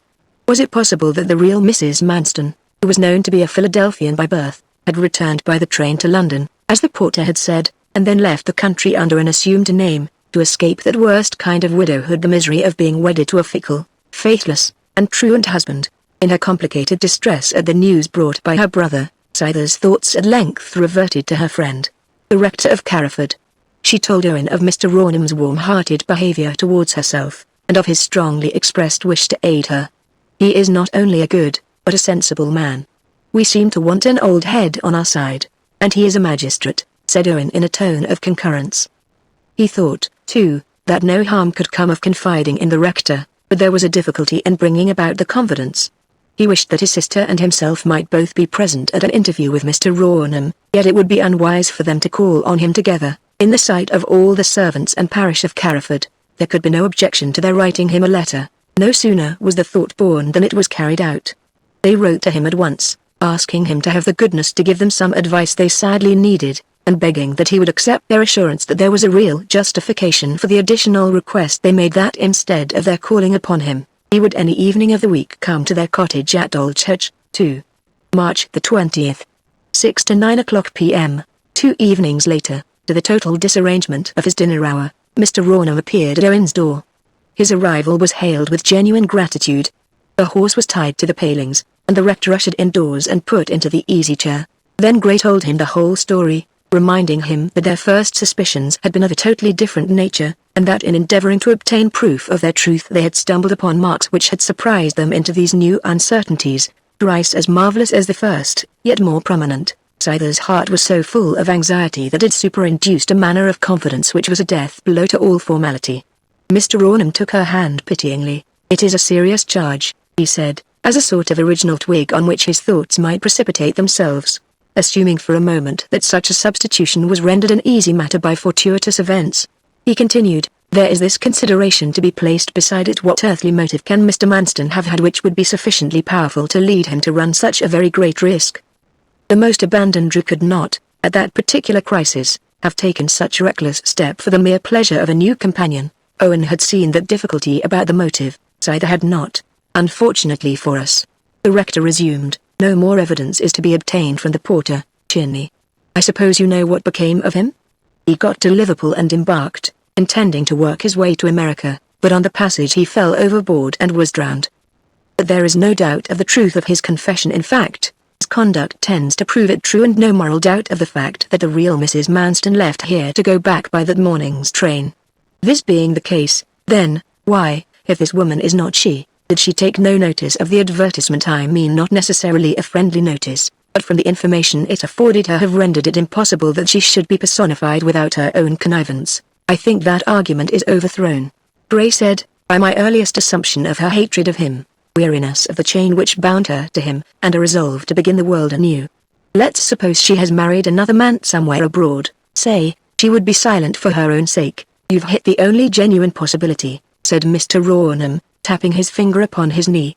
That would decidedly dispose of the second difficulty. But his motive would be as mysterious as ever. Scyther's pictured dreads would not allow her mind to follow their conversation. She's burnt, she said. Oh yes, I fear she is. I don't think we can seriously believe that now, after what has happened, said the rector, still straining her thought towards the worst. Then, perhaps, first Mrs. Manston was not his wife, she returned, and then I should be his wife just the same, shouldn't I? They were married safely enough, said Owen. There is abundance or circumstantial evidence to prove that. Upon the whole, said Mr. Rawnham, I should advise your asking in a straightforward way for legal proof from the steward that the present woman is really his original wife, a thing which, to my mind, you should have done at the outset. He turned to Scyther kindly, and asked her what made her give up her husband so unceremoniously. She could not tell the rector of her aversion to Manston, and of her unquenched love for Edward. Your terrified state, no doubt, he said, answering for her, in the manner of those accustomed to the pulpit. But into such a solemn compact as marriage, all important considerations, both legally and morally, enter. It was your duty to have seen everything clearly proved. Doubtless Mr. Manston is prepared with proofs, but as it concerns nobody but yourself that her identity should be publicly established, and by your absenteeism you act as if you were satisfied, he has not troubled to exhibit them. Nobody else has taken the trouble to prove what does not affect them in the least. That's the way of the world always. You, who should have required all things to be made clear, ran away. That was partly my doing, said Owen. The same explanation her want of love for Manston applied here too, but she shunned the revelation. But never mind, added the rector, it was all the greater credit to your womanhood, perhaps. I say, then, get your brother to write a line to Mr. Manston, saying you wish to be satisfied that all is legally clear, in case you should want to marry again, for instance, and I have no doubt that you will be. Or, if you would rather, I'll write myself. Oh no, sir, no, pleaded Scyther, beginning to blanch, and breathing quickly. Please don't say anything. Let me live here with Owen. I am so afraid it will turn out that I shall have to go to Knapwater and be his wife, and I don't want to go. Do conceal what we have told you. Let him continue his deception. It is much the best for me. Mr. Rawnham at length divined that her love for Manston, if it had ever existed, had transmuted itself into a very different feeling now. At any rate, he said, as he took his leave and mounted his mare, I will see about it. Rest content, Miss Gray, and depend upon it that I will not lead you into difficulty. Conceal it, she still pleaded. We'll see, but of course I must do my duty. No, don't do your duty. She looked up at him through the gloom, illuminating her own face and eyes with the candle she held. I will consider, then, said Mr. Rawnham, sensibly moved. He turned his horse's head, bade them a warm adieu, and left the door. The rector of Carriford trotted homewards under the cold and clear March sky, its countless stars fluttering like bright birds. He was unconscious of the scene. Recovering from the effect of Scyther's voice and glance of entreaty, he laid the subject of the interview clearly before himself. The suspicions of Scyther and Owen were honest, and had foundation that he must own. Was he a clergyman, magistrate, and conscientious man justified in yielding to Scyther's importunities to keep silence, because she dreaded the possibility of a return to Manston? Was she wise in her request? Holding her present belief, and with no definite evidence either way, she could, for one thing, never conscientiously marry anyone else. Suppose that Scyther were Manston's wife, that is, that the first wife was really burnt? The adultery of Manston would be proved, and, Mr. Rawnham thought, guilty sufficient to bring the case within the meaning of the statute. suppose the new woman was, as stated, Mr. Manston's restored wife? Either was perfectly safe as a single woman whose marriage had been void. And if it turned out that, though this woman was not Manston's wife, his wife was still living, as Owen had suggested, in America or elsewhere, either was safe. The first supposition opened up the worst contingency. Was she really safe as Manston's wife? Doubtful. But, however that might be, the gentle, defenseless girl, whom it seemed nobody's business to help or defend, should be put in a track to proceed against this man. She had but one life, and the superciliousness with which all the world now regarded her should be compensated in some measure by the man whose carelessness to set him in the best light had caused it. Mr. Rawnham felt more and more positively that his duty must be done. An inquiry must be made into the matter. Immediately on reaching home, he sat down and wrote a plain and friendly letter to Mr. Manston, and dispatched it at once to him by hand. Then he flung himself back in his chair, and went on with his meditation. Was there anything in the suspicion? There could be nothing, surely. Nothing is done by a clever man without a motive, and what conceivable motive could Manston have for such abnormal conduct? Corinthian that he might be, who had preyed on virginity like St. George's dragon, he would never have been absurd enough to venture on such a course for the possession alone of the woman. There was no reason for it. She was inferior to Scyther in every respect, physical and mental. On the other hand, it seemed rather odd, when he analyzed the action, that a woman who deliberately hid herself from her husband for more than a 12 months should be brought back by a mere advertisement. In fact, the whole business had worked almost too smoothly and effectually for unpremeditated sequence. It was too much like the indiscriminate writing of everything at the end of an old play. And there was that curious business of the keys and watch. Her way of accounting for their being left behind by forgetfulness had always seemed to him rather forced. The only unforced explanation was that suggested by the newspaper writers, that she left them behind on purpose to blind people as to her escape, a motive which would have clashed with the possibility of her being fished back by an advertisement, as the present woman had been. Again, there were the 2 charred bones. He shuffled the books and papers in his study, and walked about the room, restlessly musing on the same subject. The parlour-maid entered. "Can young Mr. Springrove from London see you tonight, sir?" "Young Mr. Springrove?" said the rector, surprised. "Yes, sir, yes, of course he can see me. Tell him to come in." Edward came so impatiently into the room, as to show that the few short moments his announcement had occupied had been irksome to him.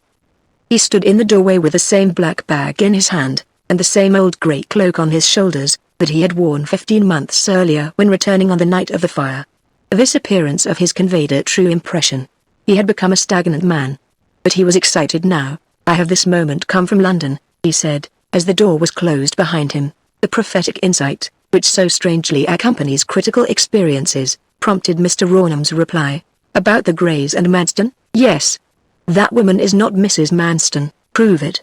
"I can prove that she is somebody else, that her name is Anne Seaway, and are their suspicions true indeed, and I can do what's more to the purpose at present, suggest Manston's motive, only suggest it, remember. But my assumption fits so perfectly with the facts that have been secretly unearthed and conveyed to me, that I can hardly conceive of another." There was in Edward's bearing that entire unconsciousness of himself which, natural to wild animals, only prevails in a sensitive man at moments of extreme intentness. The rector saw that he had no trivial story to communicate, whatever the story was. "Sit down," said Mr. Rawnham. "My mind has been on the stretch all the evening to form the slightest guess at such an object, and all to no purpose, entirely to no purpose. Have you said anything to Owen Gray?" "Nothing, nor to anybody. I could not trust to the effect a letter might have upon yourself, either. The intricacy of the case brings me to this interview." Whilst Springrove had been speaking, the two had sat down together. The conversation, hitherto distinct to every corner of the room, was carried on now in tone so low as to be scarcely audible to the interlocutors, and in phrases which hesitated to complete themselves. 3/4 of an hour passed.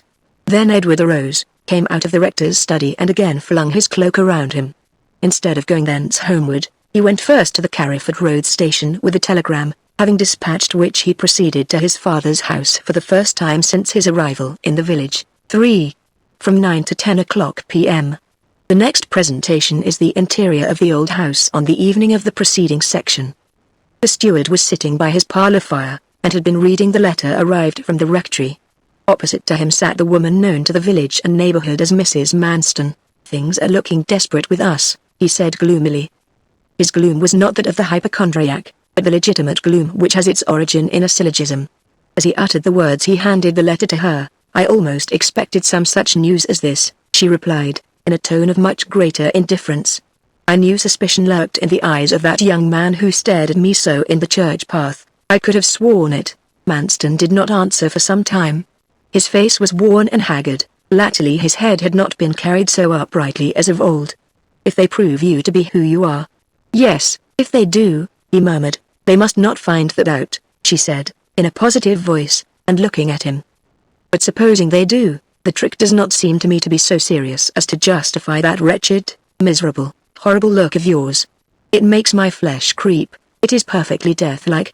He did not reply, and she continued, "If they say and prove that Eunice is indeed living and dear, you know she is sure to come back." This remark seemed to awaken and irritate him to speech. Again, as he had done 100 times during their residence together, he categorized the events connected with the fire at the Three Tranters. He dwelt on every incident of that night's history, and endeavored, with an anxiety which was extraordinary in the apparent circumstances, to prove that his wife must, by the very nature of things, have perished in the flames. She arose from her seat, crossed the hearthrug, and set herself to soothe him. Then she whispered that she was still as unbelieving as ever. "Come, supposing she escaped, just supposing she escaped, where is she?" coaxed the lady. "Why are you so curious continually?" said Manston. "Because I am a woman and want to know. Now where is she?" "In the flying Isle of San Barandon. Witty cruelty is the cruelest of any." "Ah, well, if she is in England, she will come back." "She is not in England, but she will come back." "No, she won't." "Come, madame," he said, rousing himself, "I shall not answer any more questions." She is not dead," the woman murmured again poutingly. "She is, I tell you." "I don't think so, love. She was burnt, I tell you," he exclaimed. "Now to please me, admit the bare possibility of her being alive, just the possibility." "Oh yes, to please you I will admit that," he said quickly. "Yes, I admit the possibility of her being alive, to please you." She looked at him in utter perplexity. The words could only have been said in jest, and yet they seemed to savor of a tone the furthest remove from jesting. There was his face plain to her eyes, but no information of any kind was to be read there. "It is only natural that I should be curious," she murmured pettishly, "if I resemble her as much as you say I do." "You are handsomer," he said, "though you are about her own height and size. But don't worry yourself. You must know that you are body and soul united with me, though you are but my housekeeper." She bridled a little at the remark. "Wife," she said, "most certainly wife, since you cannot dismiss me without losing your character and position, and incurring heavy penalties. I own it, it was well said, though mistakenly, very mistakenly. Don't riddle to me about mistakenly and such dark things. Now what was your motive, dearest, in running the risk of having me here?" "Your beauty," he said. "She thanks you much for the compliment, but will not take it." "Come, what was your motive?" "Your wit." "No, no, not my wit. Wit would have made a wife of me by this time instead of what I am." "Your virtue, or virtue either." "I tell you it was your beauty really, but I cannot help seeing and hearing, and if what people say is true, I am not nearly so good looking as Cy there, and several years older." The aspect of Manston's face at these words from her was so confirmatory of her hint, that his forced reply of "oh no," tended to develop her chagrin. "Mere liking or love for me," she resumed, "would not have sprung up all of a sudden, as your pretended passion did. You had been to London several times between the time of the fire and your marriage with Cy. You had never visited me or thought of my existence or cared that I was out of a situation and poor. But the week after you married her and were separated from her, off you rushed to make love to me, not first to me either, for you went to several places." "No, not several places." "Yes, you told me so yourself that you went first to the only lodging in which your wife had been known as Mrs. Manston, and when you found that the lodging housekeeper had gone away and died, and that nobody else in the street had any definite ideas as to your wife's personal appearance, and came and proposed the arrangement we carried out that I should personate her. Your taking all this trouble shows that something more serious than love had to do with the matter." "Humbug, what trouble after all did I take? When I found Scyther would not stay with me after the wedding, I was much put out at being left alone again. Was that unnatural? No. And those favoring accidents you mentioned that nobody knew my first wife seemed an arrangement of Providence for our mutual benefit, and merely perfected a half-formed impulse that I should call you my first wife to escape the scandal that would have arisen if you had come here as anything else. My love, that story won't do.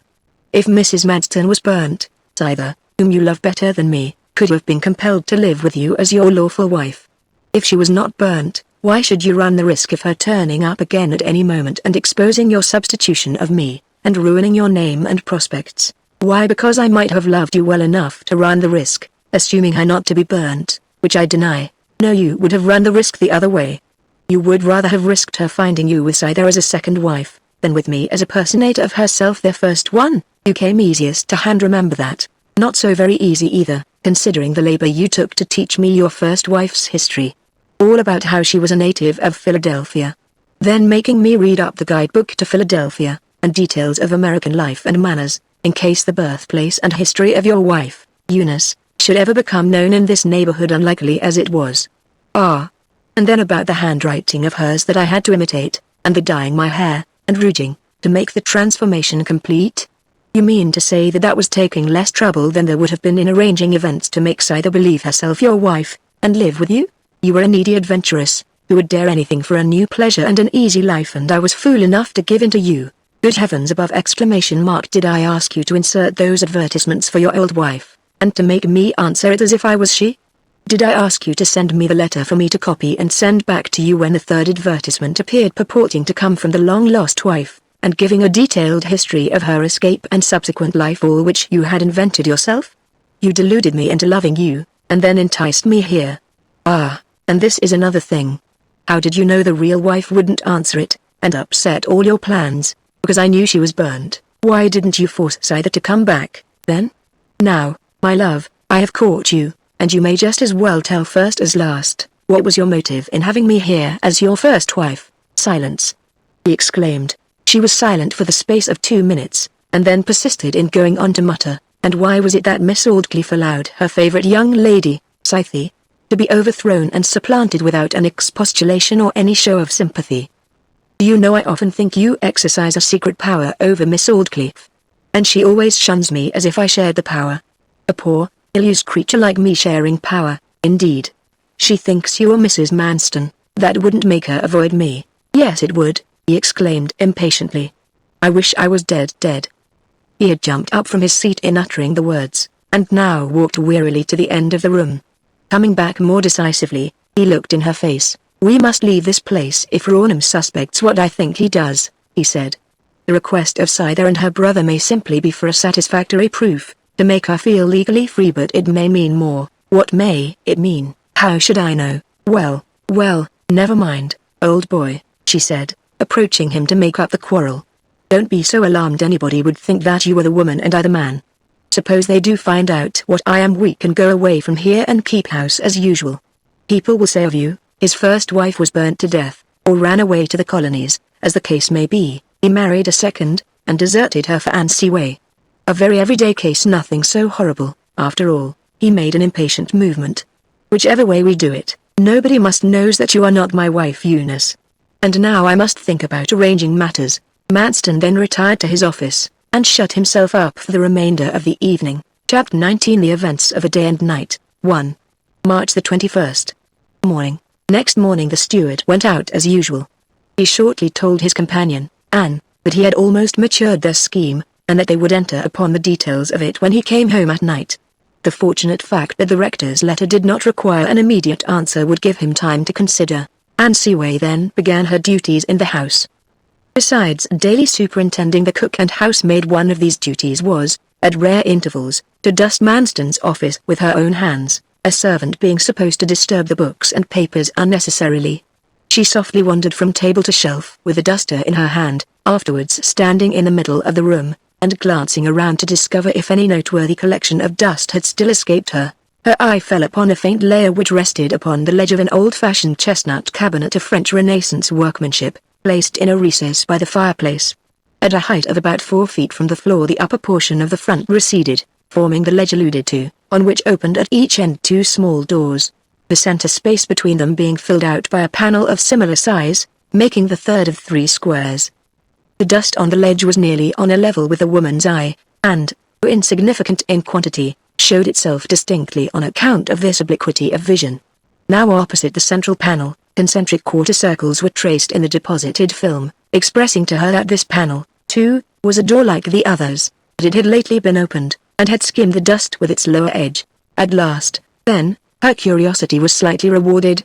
For the right of the matter was that Anne had been incited to this exploration of Manston's office rather by a wish to know the reason of his long seclusion here, after the arrival of the rector's letter, and their subsequent discourse, than by any immediate desire for cleanliness. Still, there would have been nothing remarkable to Anne in this sight but for one recollection.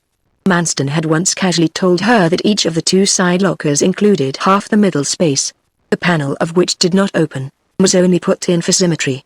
It was possible that he had opened this compartment by candlelight the preceding night, or he would have seen the marks in the dust, and effaced them, that he might not be proved guilty of telling her an untruth. She balanced herself on one foot and stood pondering. She considered that it was very vexing and unfair in him to refuse her all that knowledge of his remaining secrets, under the peculiar circumstances of her connection with him. She went close to the cabinet. As there was no keyhole, the door must be capable of being opened by the unassisted hand. The circles in the dust told her at which edge to apply her force. Here she pulled with the tips of her fingers, but the panel would not come forward. She fetched a chair and looked over the top of the cabinet, but no bolt, knob, or spring was to be seen. "Oh, never mind," she said, with indifference, "I'll ask him about it, and he will tell me." Down she came and turned away. Then looking back again she thought it was absurd such a trifle should puzzle her. She retraced her steps, and opened a drawer beneath the ledge of the cabinet, pushing in her hand and feeling about on the underside of the board. Here she found a small round sinking, and pressed her finger into it. Nothing came of the pressure.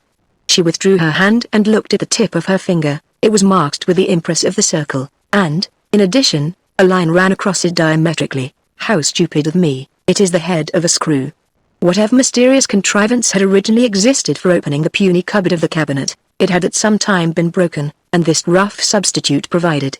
Stimulated curiosity would not allow her to recede now. She fetched a screwdriver, withdrew the screw, pulled the door open with a penknife, and found inside a cavity about 10 inches square. The cavity contained letters from different women, with unknown signatures, Christian names only, surnames being despised in Paphos. Letters from his wife Eunice. Letters from Anne herself, including that she wrote in answer to his advertisement. A small pocketbook. Sundry scraps of paper. The letters from the strange women with pet names she glanced carelessly through, and then put them aside. They were too similar to her own regretted delusion, and curiosity requires contrast to excite it. The letters from his wife were next examined. They were dated back as far as Eunice's first meeting with Manston, and the early ones before their marriage contained the usual pretty effusions of women at such a period of their existence. Some little time after he had made her his wife, and when he had come to Knapwater, the series began again, and now their contents arrested her attention more forcibly. She closed the cabinet, carried the letters into the parlor, reclined herself on the sofa, and carefully perused them in the order of their dates. John Street, October 17, 1864. My dearest husband, I received your hurried line of yesterday, and was of course content with it. But why don't you tell me your exact address instead of that post office, Budmouth? This matter is all a mystery to me, and I ought to be told every detail. I cannot fancy it is the same kind of occupation you have been used to hitherto. Your command that I am to stay here a while until you can see how things look and can arrange to send for me, I must necessarily abide by. But if, as you say, a married man would have been rejected by the person who engaged you, and that hence my existence must be kept a secret until you have secured your position, why did you think of going at all? The truth is, this keeping our marriage a secret is troublesome, vexing, and wearisome to me. I see the poorest woman in the street bearing her husband's name openly living with him in the most matter-of-fact ease, and why shouldn't I? I wish I was back again in Liverpool. Today I bought a grey waterproof cloak. I think it is a little too long for me, but it was cheap for one of such a quality. The weather is gusty and dreary. Until this morning I had hardly set foot outside the door since you left. Please do tell me when I am to come. Very affectionately yours, Eunice. John Street, October 25, 1864. My dear husband, why don't you write? Do you hate me? I have not had the heart to do anything this last week. That I, your wife, should be in this strait, and my husband well-to-do. I have been obliged to leave my first lodging for debt among other things. They charged me for a lot of brandy which I am quite sure I did not taste. Then I went to Camberwell and was found out by them. I went away privately from thence, and changed my name the second time. I am now Mrs. Rondley. But the new lodging was the wretchedest and dearest I ever set foot in, and I left it after being there only a day. I am now at number 20 in the same street that you left me in originally. All last night the sash of my window rattled so dreadfully that I could not sleep, but I had not energy enough to get out of bed to stop it. This morning I have been walking I don't know how far but far enough to make my feet ache. I have been looking at the outside of 2 or 3 of the theaters, but they seem forbidding if I regard them with the eye of an actress in search of an engagement. Though you said I was to think no more of the stage, I believe you would not care if you found me there. But I am not an actress by nature, and art will never make me one. I am too timid and retiring. I was intended for a cottager's wife. I certainly shall not try to go on the boards again whilst I am in this strange place. The idea of being brought on as far as London and then left here alone. Why didn't you leave me in Liverpool? Perhaps you thought I might have told somebody that my real name was Mrs. Manston. As if I had a living friend to whom I could impart it no such good fortune. In fact, my nearest friend is no nearer than what most people would call a stranger. But perhaps I ought to tell you that a week before I wrote my last letter to you, after wishing that my uncle and aunt in Philadelphia, the only near relatives I had, were still alive, I suddenly resolved to send a line to my cousin James, who, I believe, is still living in that neighborhood. He has never seen me since we were babies together. I did not tell him of my marriage, because I thought you might not like it, and I gave my real maiden name, and an address at the post office here. But God knows if the letter will ever reach him. Do write me an answer, and send something. Your affectionate wife, Eunice. Friday, October 28th. My dear husband, the order for £10 has just come, and I am truly glad to get it. But why will you write so bitterly? Ah well, if I had only had the money I should have been on my way to America by this time, so don't think I want to bore you of my own free will. Who can you have met with at that new place? Remember, I say this in no malignant tone, but certainly the facts go to prove that you have deserted me. You are inconstant, I know it. Oh, why are you so? Now I have lost you, I love you in spite of your neglect. I am weakly fond, that's my nature. I fear that upon the whole my life has been wasted. I know there is another woman supplanting me in your heart. Yes, I know it. Come to me, do come. Eunice. 41 Charles Square, Hoxton. November 19th. Dear Aeneas, here I am back again after my visit. Why should you have been so enraged at my finding your exact address? Any woman would have tried to do it, you know she would have. And no woman would have lived under assumed names so long as I did. I repeat that I did not call myself Mrs. Manston until I came to this lodging at the beginning of this month. What could you expect? A helpless creature I, had not fortune favored me unexpectedly. Banished as I was from your house at dawn, I did not suppose the indignity was about to lead to important results. But in crossing the park I overheard the conversation of a young man and woman who had also risen early. I believe her to be the girl who has won you away from me. Well, their conversation concerned you and Miss Aldclyffe, very peculiarly.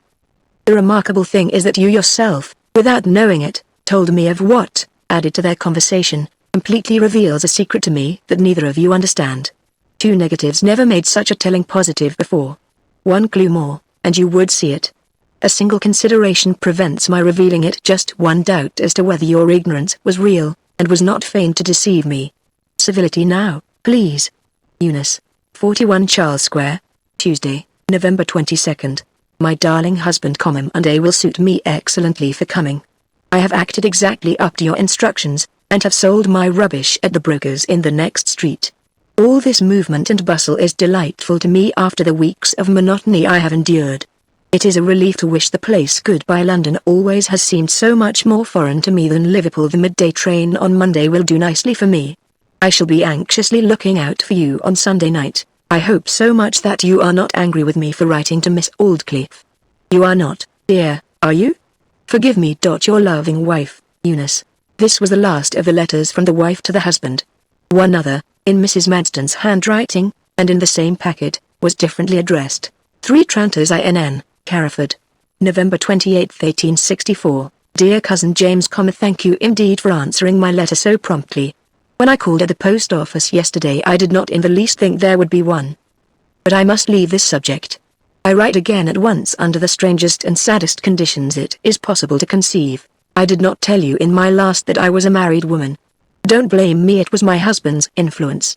I hardly know where to begin my story. I had been living apart from him for a time, then he sent for me. This was last week, and I was glad to go to him. Then this is what he did. He promised to fetch me, and did not, leaving me to do the journey alone. He promised to meet me at the station. Here he did not. I went on through the darkness to his house, and found his door locked and himself away from home. I have been obliged to come here, and I write to you in a strange room in a strange village inn. I choose the present moment to write to drive away my misery. Sorrow seems a sort of pleasure when you detail it on paper, poor pleasure though. But this is what I want to know, and I am ashamed to tell it. I would gladly do as you say, and come to you as a housekeeper, but I have not the money even for a steerage passage. James, do you want me badly enough? Do you pity me enough to send it? I could manage to subsist in London upon the proceeds of my sale for another month or 6 weeks. Will you send it to the same address at the post office? But how do I know that you... Thus the letter ended. From creases in the paper it was plain that the writer, having got so far, has become dissatisfied with her production, and had crumpled it in her hand. Was it to write another, or not to write at all? The next thing Anne Seaway perceived was that the fragmentary story she had coaxed out of Manston, to the effect that his wife had left England for America, might be truthful, according to 2 of these letters, corroborated by the evidence of the railway porter. And yet, at first, he had sworn in a passion that his wife was most certainly consumed in the fire. If she had been burnt, this letter, written in her bedroom, and probably thrust into her pocket when she relinquished it, would have been burnt with her. Nothing was surer than that. Why, then, did he say she was burnt, and never show in herself this letter? The question suddenly raised a new and much stranger one, kindling a burst of amazement in her. How did Manston become possessed of this letter? That fact of possession was certainly the most remarkable revelation of all in connection with this epistle, and perhaps had something to do with his reason for never showing it to her. She knew by several proofs, that before his marriage with Scyther, and up to the time of the porter's confession, Manston honestly believed that Scyther would be his lawful wife, and hence, of course, that his wife Eunice was dead. So that no communication could possibly have passed between his wife and himself from the first moment that he believed her dead on the night of the fire, to the day of his wedding. And yet he had that letter. How soon afterwards could they have communicated with each other? The existence of the letter as much as, or more than its contents implying that Mrs. Manston was not burnt, his belief in that calamity must have terminated at the moment he obtained possession of the letter, if no earlier. Was, then, the only solution to the riddle that Anne could discern, the true one? That he had communicated with his wife somewhere about the commencement of Anne's residence with him, or at any time since. It was the most unlikely thing on earth that a woman who had forsaken her husband should countenance his scheme to personify her, whether she were in America, in London, or in the neighborhood of Knapwater. Then came the old and harassing question, what was Manston's real motive in risking his name on the deception he was practicing as regarded Anne? It could not be, as he had always pretended, mere passion. Her thoughts had reverted to Mr. Rawnham's letter, asking for proofs of her identity with the original Mrs. Manston. She could see no loophole of escape for the man who supported her. True, in her own estimation, his worst alternative was not so very bad after all, the getting the name of libertine, a possible appearance in the divorce or some other court of law, and a question of damages. Such an exposure might hinder his worldly progress for some time. Yet to him this alternative was, apparently, terrible as death itself. She restored the letters to their hiding place, scanned anew the other letters and memoranda, from which she could gain no fresh information, fastened up the cabinet, and left everything in its former condition. Her mind was ill at ease. More than ever she wished that she had never seen Manston. Where the person suspected of mysterious moral obliquity is the possessor of great physical and intellectual attractions, the mere sense of incongruity adds an extra shudder to dread. The man's strange bearing terrified Anne as it had terrified Scyther, but with all the woman Anne's faults, she had not descended to such depths of depravity as to willingly participate in crime. She had not even known that a living wife was being displaced till her arrival at Knapwater put retreat out of the question, and had looked upon personation simply as a mode of subsistence a degree better than toiling in poverty and alone, after a bustling and somewhat pampered life as housekeeper in a gay mansion. Non illa calo calathis Minervi, Fminias assurta manus, 2. Afternoon. Mr. Rawnham and Edward Springrove had by this time set in motion a machinery which they hoped to find working out important results. The rector was restless and full of meditation all the following morning. It was plain, even to the servants about him, that Springrove's communication wore a deeper complexion than any that had been made to the old magistrate for many months or years past. The fact was that, having arrived at the stage of existence in which the difficult intellectual feat of suspending one's judgment becomes possible, he was now putting it in practice, though not without the penalty of watchful effort. It was not till the afternoon that he determined to call on his relative, Miss Aldclyffe, and cautiously probe her knowledge of the subject occupying him so thoroughly. Sigh there, he knew, was still beloved by this solitary woman. Miss Aldclyffe had made several private inquiries concerning her former companion, and there was ever a sadness in her tone when the young lady's name was mentioned, which showed that from whatever cause the elder Scyther's renunciation of her favourite and namesake proceeded, it was not from indifference to her fate. "Have you ever had any reason for supposing your steward anything but an upright man?" he said to the lady. "Never the slightest." "Have you?"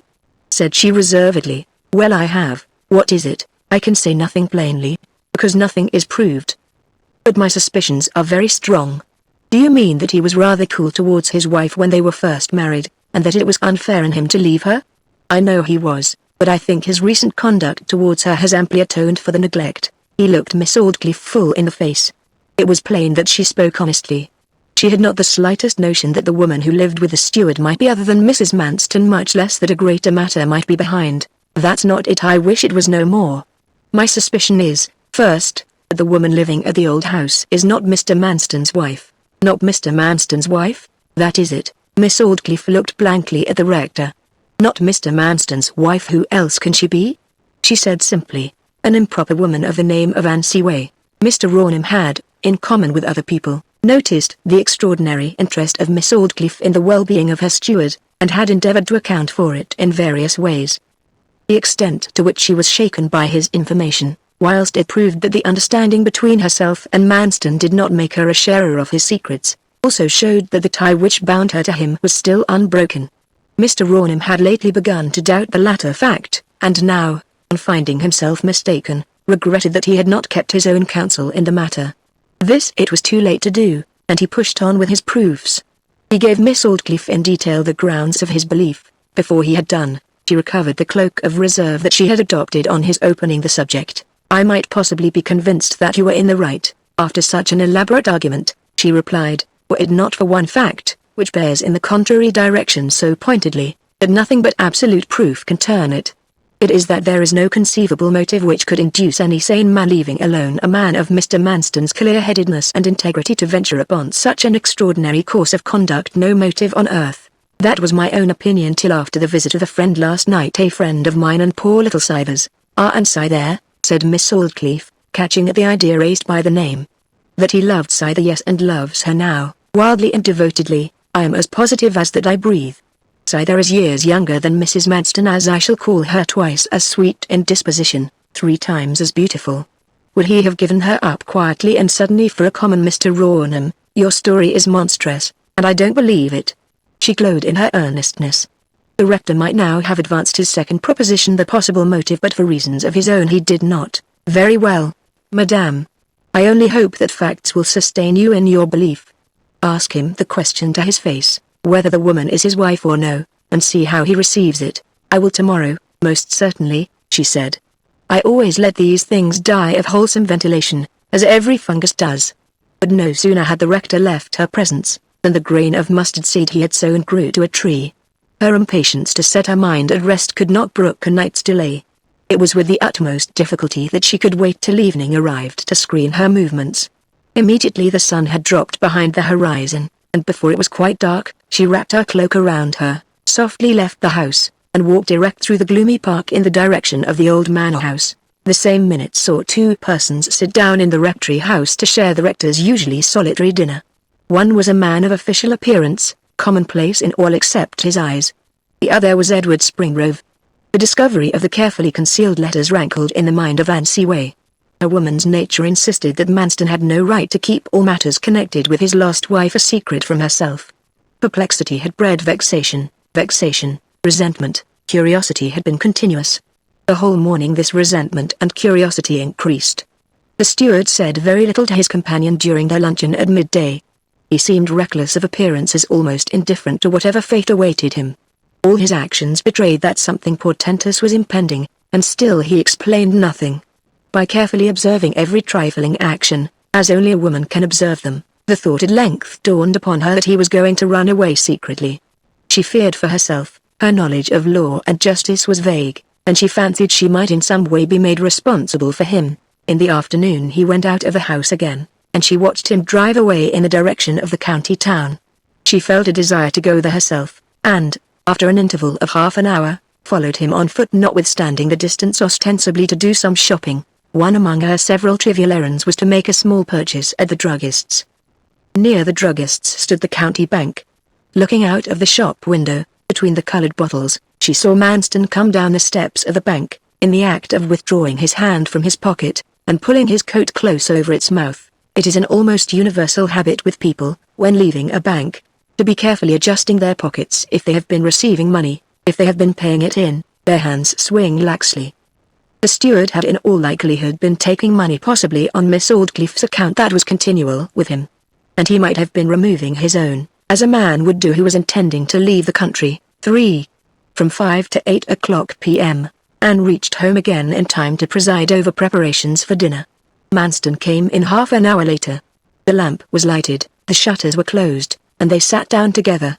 He was pale and worn, almost haggard. The meal passed off in almost unbroken silence. When preoccupation withstands the influence of a social meal with one pleasant companion, the mental scene must be surpassingly vivid. Just as she was rising, a tap came to the door. Before a maid could attend to the knock, Manston crossed the room and answered it himself. The visitor was Miss Aldclyffe. Manston instantly came back and spoke to Anne in an undertone. "I should be glad if you could retire to your room for a short time. It is a dry, starlight evening," she replied. "I will go for a little walk if your object is merely a private conversation with Miss Aldclyffe." "Very well, do. There's no accounting for tastes," he said. A few commonplaces then passed between her and Miss Aldclyffe, and Anne went upstairs to bonnet and cloak herself. She came down, opened the front door, and went out. She looked around to realize the night. It was dark, mournful, and quiet. Then she stood still.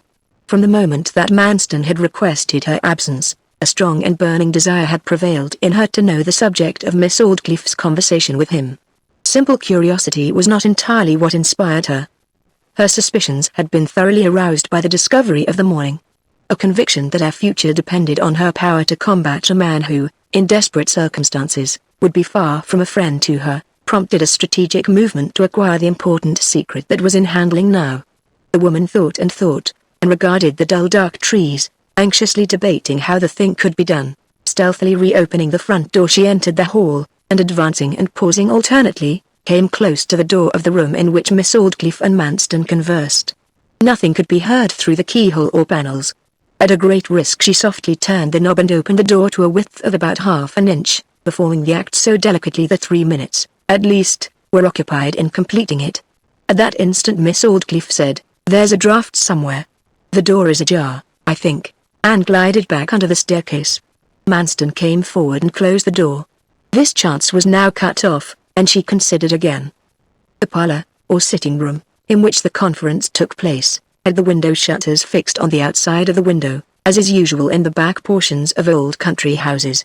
The shutters were hinged one on each side of the opening, and met in the middle, where they were fastened by a bolt passing continuously through them and the wood mullion within, the bolt being secured on the inside by a pin, which was seldom inserted till Manston and herself were about to retire for the night, sometimes not at all. If she returned to the door of the room she might be discovered at any moment. Could she listen at the window, which overlooked a part of the garden never visited after nightfall, she would be safe from disturbance. The idea was worth a trial. She glided round to the window, took the head of the bolt between her finger and thumb, and softly screwed it round until it was entirely withdrawn from its position. The shutters remained as before, whilst, where the bolt had come out, was now a shining hole 3/4 of an inch in diameter, through which one might see into the middle of the room.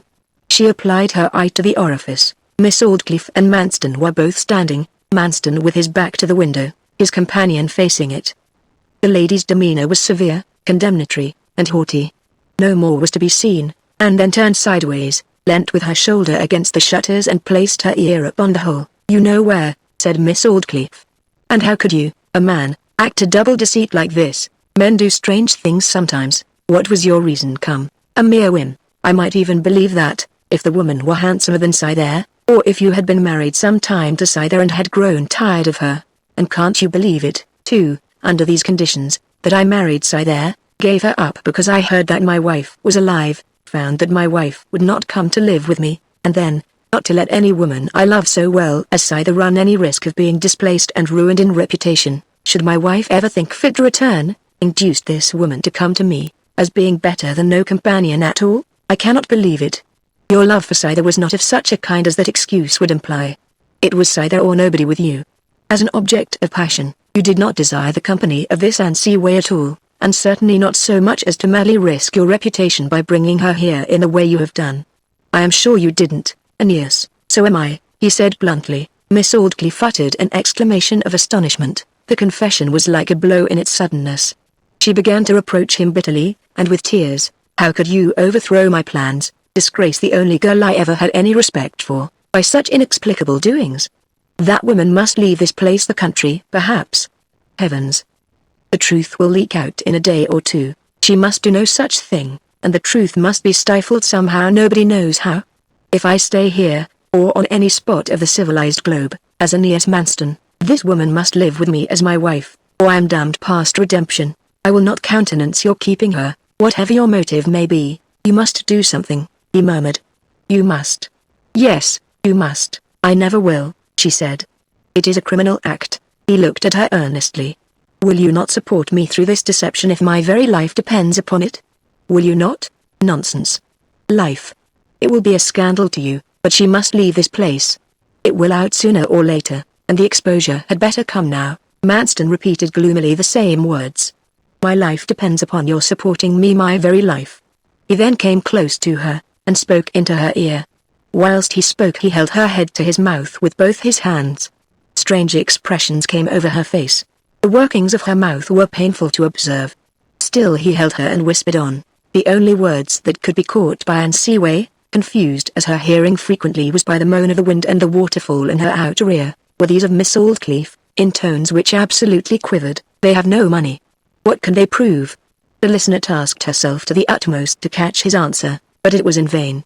Of the remainder of the colloquy one fact alone was plain to Anne, and that only inductively, that Miss Aldclyffe, from what he had revealed to her, was going to scheme body and soul on Manston's behalf. Miss Aldclyffe seemed now to have no further reason for remaining, yet she lingered a while as if loath to leave him. When, finally, the crestfallen and agitated lady made preparations for departure, Anne quickly inserted the bolt, ran round to the entrance archway, and down the steps into the park. Here she stood close to the trunk of a huge lime tree, which absorbed her dark outline into its own. In a few minutes she saw Manston, with Miss Aldclyffe leaning on his arm, cross the glade before her and proceed in the direction of the house. She watched them ascend the rise and advance, as two black spots, towards the mansion. The appearance of an oblong space of light in the dark mass of walls denoted that the door was opened. Miss Aldclyffe's outline became visible upon it, the door shut her in, and all was darkness again. The form of Manston returning alone arose from the gloom, and passed by Anne in her hiding place, waiting outside a quarter of an hour longer, that no suspicion of any kind might be excited. Anne returned to the old manor house, for, from 8 to 11 o'clock p.m., Manston was very friendly that evening. It was evident to her, now that she was behind the scenes, that he was making desperate efforts to disguise the real state of his mind. Her terror of him did not decrease. They sat down to supper, Manston still talking cheerfully. But what is keener than the eye of a mistrustful woman? A man's cunning is to it as was the armor of Sisera to the thin-tent nail. She found, in spite of his adroitness, that he was attempting something more than a disguise of his feeling. He was trying to distract her attention, that he might be unobserved in some special movement of his hands. What a moment it was for her then! The whole surface of her body became attentive. She allowed him no chance whatever. We know the duplicated condition at such times when the existence divides itself into two, and the ostensibly innocent chatterer stands in front, like another person, to hide the timorous spy. Manston played the same game, but more palpably. The meal was nearly over when he seemed possessed of a new idea of how his object might be accomplished.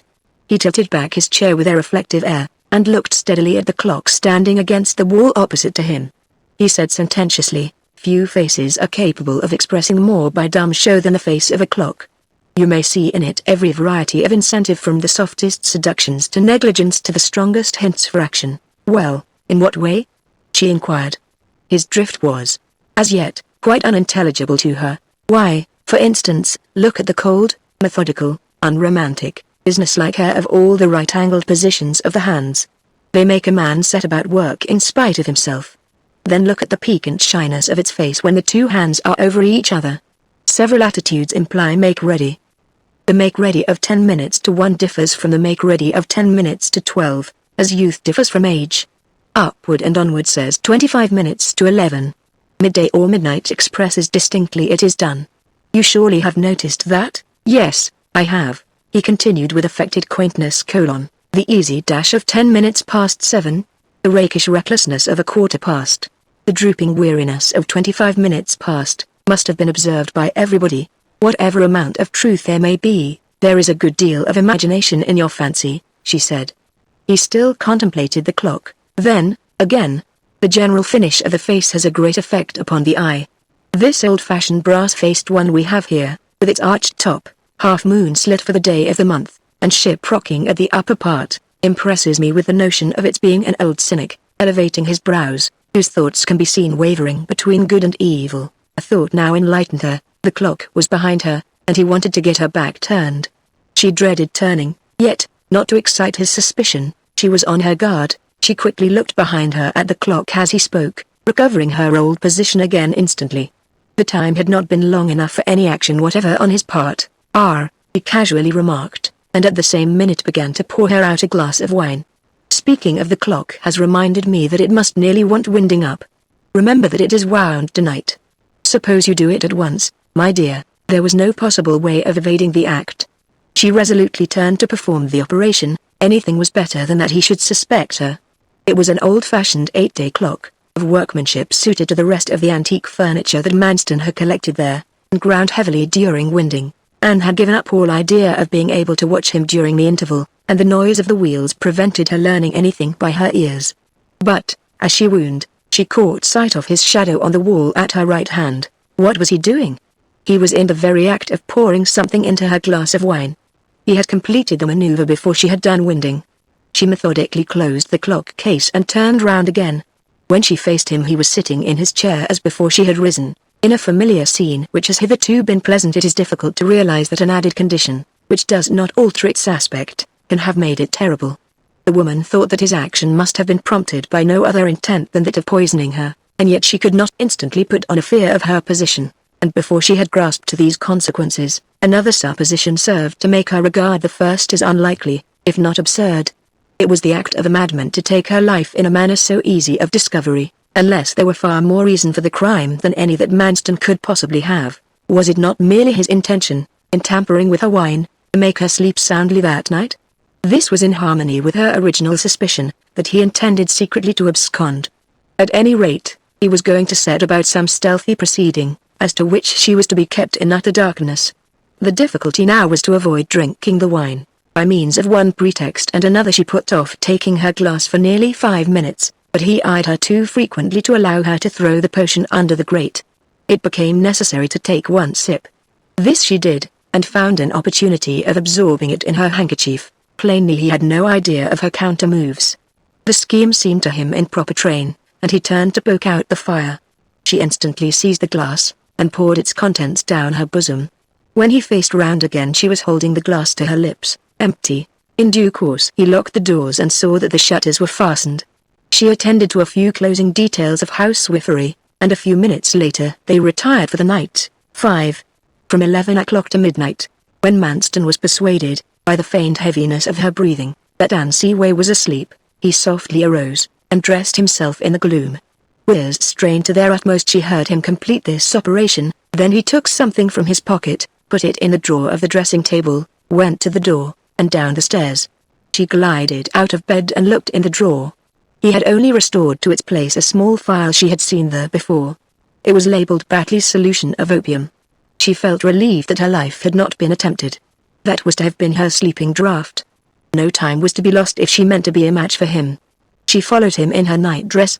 When she reached the foot of the staircase he was in the office and had closed the door, under which a faint gleam showed that he had obtained a light.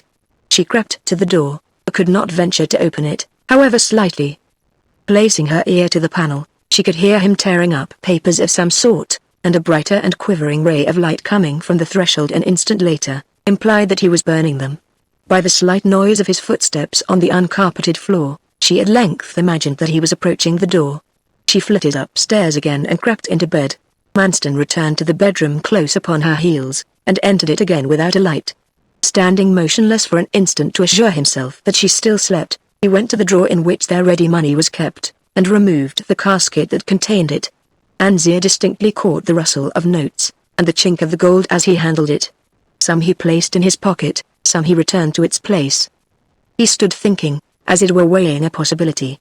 While lingering thus, he noticed the reflected image of his own face in the glass pale and spectre-like in its indistinctness.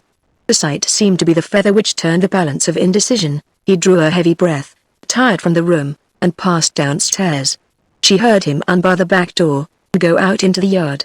Feeling safe in a conclusion that he did not intend to return to the bedroom again, she arose, and hastily dressed herself. On going to the door of the apartment she found that he had locked it behind him. A precaution it can be no more, she muttered. Yet she was all the more perplexed and excited on this account. Had he been going to leave home immediately, he would scarcely have taken the trouble to lock her in, holding the belief that she was in a drugged sleep. The lock shot into a mortise, so that there was no possibility of her pushing back the bolt. How should she follow him? Easily. An inner closet opened from the bedroom. It was large, and had some time heretofore been used as a dressing or bathroom, but had been found inconvenient from having no other outlet to the landing. The window of this little room looked out upon the roof of the porch, which was flat and covered with lead. Anne took a pillow from the bed, gently opened the casement of the inner room and stepped forth on the flat. There, leaning over the edge of the small parapet that ornamented the porch, she dropped the pillow upon the gravel path, and let herself down over the parapet by her hands till her toes swung about 2 feet from the ground. From this position she adroitly alighted upon the pillow, and stood in the path. Since she had come indoors from her walk in the early part of the evening the moon had risen. But the thick clouds overspreading the whole landscape rendered the dim light pervasive and grey. It appeared as an attribute of the air. Anne crept round to the back of the house, listening intently. The steward had had at least 10 minutes start of her. She had waited here whilst one might count 50, when she heard a movement in the outhouse, a fragment once attached to the main building. This outhouse was partitioned into an outer and an inner room, which had been a kitchen and a scullery before the connecting erections were pulled down, but they were now used respectively as a brewhouse and workshop, the only means of access to the latter being through the brewhouse. The outer door of this first apartment was usually fastened by a padlock on the exterior. It was now closed, but not fastened. Manston was evidently in the outhouse. She slightly moved the door. The interior of the brewhouse was wrapped in gloom, but a streak of light fell towards her in a line across the floor from the inner or workshop door, which was not quite closed. This light was unexpected, none having been visible through hole or crevice. Glancing in, the woman found that he had placed cloths and mats at the various apertures, and hung a sack at the window to prevent the egress of a single ray. She could also perceive from where she stood that the bar of light fell across the brewing copper just outside the inner door, and that upon it lay the key of her bedroom. The illuminated interior of the workshop was also partly visible from her position through the 2 half-open doors. Manston was engaged in emptying a large cupboard of the tools, gallipots, and old iron it contained. When it was quite cleared he took a chisel, and with it began to withdraw the hooks and shoulder nails holding the cupboard to the wall. All these being loosened, he extended his arms, lifted the cupboard bodily from the brackets under it, and deposited it on the floor beside him. That portion of the wall which had been screened by the cupboard was now laid bare. This, it appeared, had been plastered more recently than the bulk of the outhouse. Manston loosened the plaster with some kind of tool, flinging the pieces into a basket as they fell. Having now stripped clear about 2 feet area of wall, he inserted a crowbar between the joints of the bricks beneath, softly wriggling it until several were loosened. There was now disclosed the mouth of an old oven, which was apparently contrived in the thickness of the wall, and having fallen into disuse, been closed up with bricks in this manner. It was formed after the simple old-fashioned plan of oven building a mere oblate cavity without a flue. Manston now stretched his arm into the oven, dragged forth a heavy weight of great bulk, and let it slide to the ground. The woman who watched him could see the object plainly. It was a common corn sack, nearly full, and was tied at the mouth in the usual way. The steward had once or twice started up, as if he had heard sounds, and his motions now became more cat-like still. On a sudden he put out the light. Anne had made no noise, yet a foreign noise of some kind had certainly been made in the intervening portion of the house. She heard it. One of the rats, she thought. He seemed soon to recover from his alarm, but changed his tactics completely. He did not light his candle, going on with his work in the dark. She had only sounds to go by now, and, judging as well as she could from these, He was piling up the bricks which closed the oven's mouth as they had been before he disturbed them. The query that had not left her brain all the interval of her inspection, how should she get back into her bedroom again, now received a solution. Whilst he was replacing the cupboard, she would glide across the brew house, take the key from the top of the copper, run upstairs, unlock the door, and bring back the key again. If he returned to bed, which was unlikely, he would think the lock had failed to catch in the staple. This thought and intention, occupying such length of words, flashed upon her in an instant, and hardly disturbed her strong curiosity to stay and learn the meaning of his actions in the workshop. Slipping sideways through the first door and closing it behind her, she advanced into the darkness towards the second, making every individual footfall with the greatest care, lest the fragments of rubbish on the floor should crackle beneath her tread. She soon stood close by the copper, and not more than a foot from the door of the room occupied by Manston himself, in which position she could distinctly hear him breathe between each exertion, although it was far too dark to discern anything of him. To secure the key of her chamber was her first anxiety, and accordingly she cautiously reached out with her hand to where it lay. Instead of touching it, her fingers came in contact with the boot of a human being. She drooped faint in a cold sweat. It was the foot either of a man or woman, standing on the brewing copper where the key had lain. A warm foot, covered with a polished boot. The startling discovery so terrified her that she could hardly repress a sound. She withdrew her hand with a motion like the flight of an arrow. Her touch was so light that the leather seemed to have been thick enough to keep the owner of the foot in entire ignorance of it, and the noise of Manston's scraping might have been quite sufficient to drown the slight rustle of her dress. The person was obviously not the steward. He was still busy. It was somebody who, since the light had been extinguished, had taken advantage of the gloom, to come from some dark recess in the brew house and stand upon the brickwork of the copper. The fear which had at first paralyzed her lessened with the birth of a sense that fear now was utter failure. She was in a desperate position and must abide by the consequences. The motionless person on the copper was, equally with Manston, quite unconscious of her proximity, and she ventured to advance her hand again, feeling behind the feet, till she found the key. On its return to her side, her fingertips skimmed the lower edge of a trouser's leg. It was a man, then, who stood there. To go to the door just at this time was impolitic, and she shrank back into an inner corner to wait. The comparative security from discovery that her new position ensured resuscitated reason a little, and empowered her to form some logical inferences. 1. The man who stood on the copper had taken advantage of the darkness to get there, as she had to enter. 2. The man must have been hidden in the outhouse before she had reached the door. 3. He must be watching Manston with much calculation and system, and for purposes of his own. She could now tell by the noises that Manston had completed his re-erection of the cupboard. She heard him replacing the articles it had contained bottle by bottle, tool by tool, after which he came into the brew house, went to the window, and pulled down the cloths covering it, but the window being rather small, this unveiling scarcely relieved the darkness of the interior. He returned to the workshop, hoisted something to his back by a jerk, and felt about the room for some other article. Having found it, he emerged from the inner door, crossed the brew house, and went into the yard.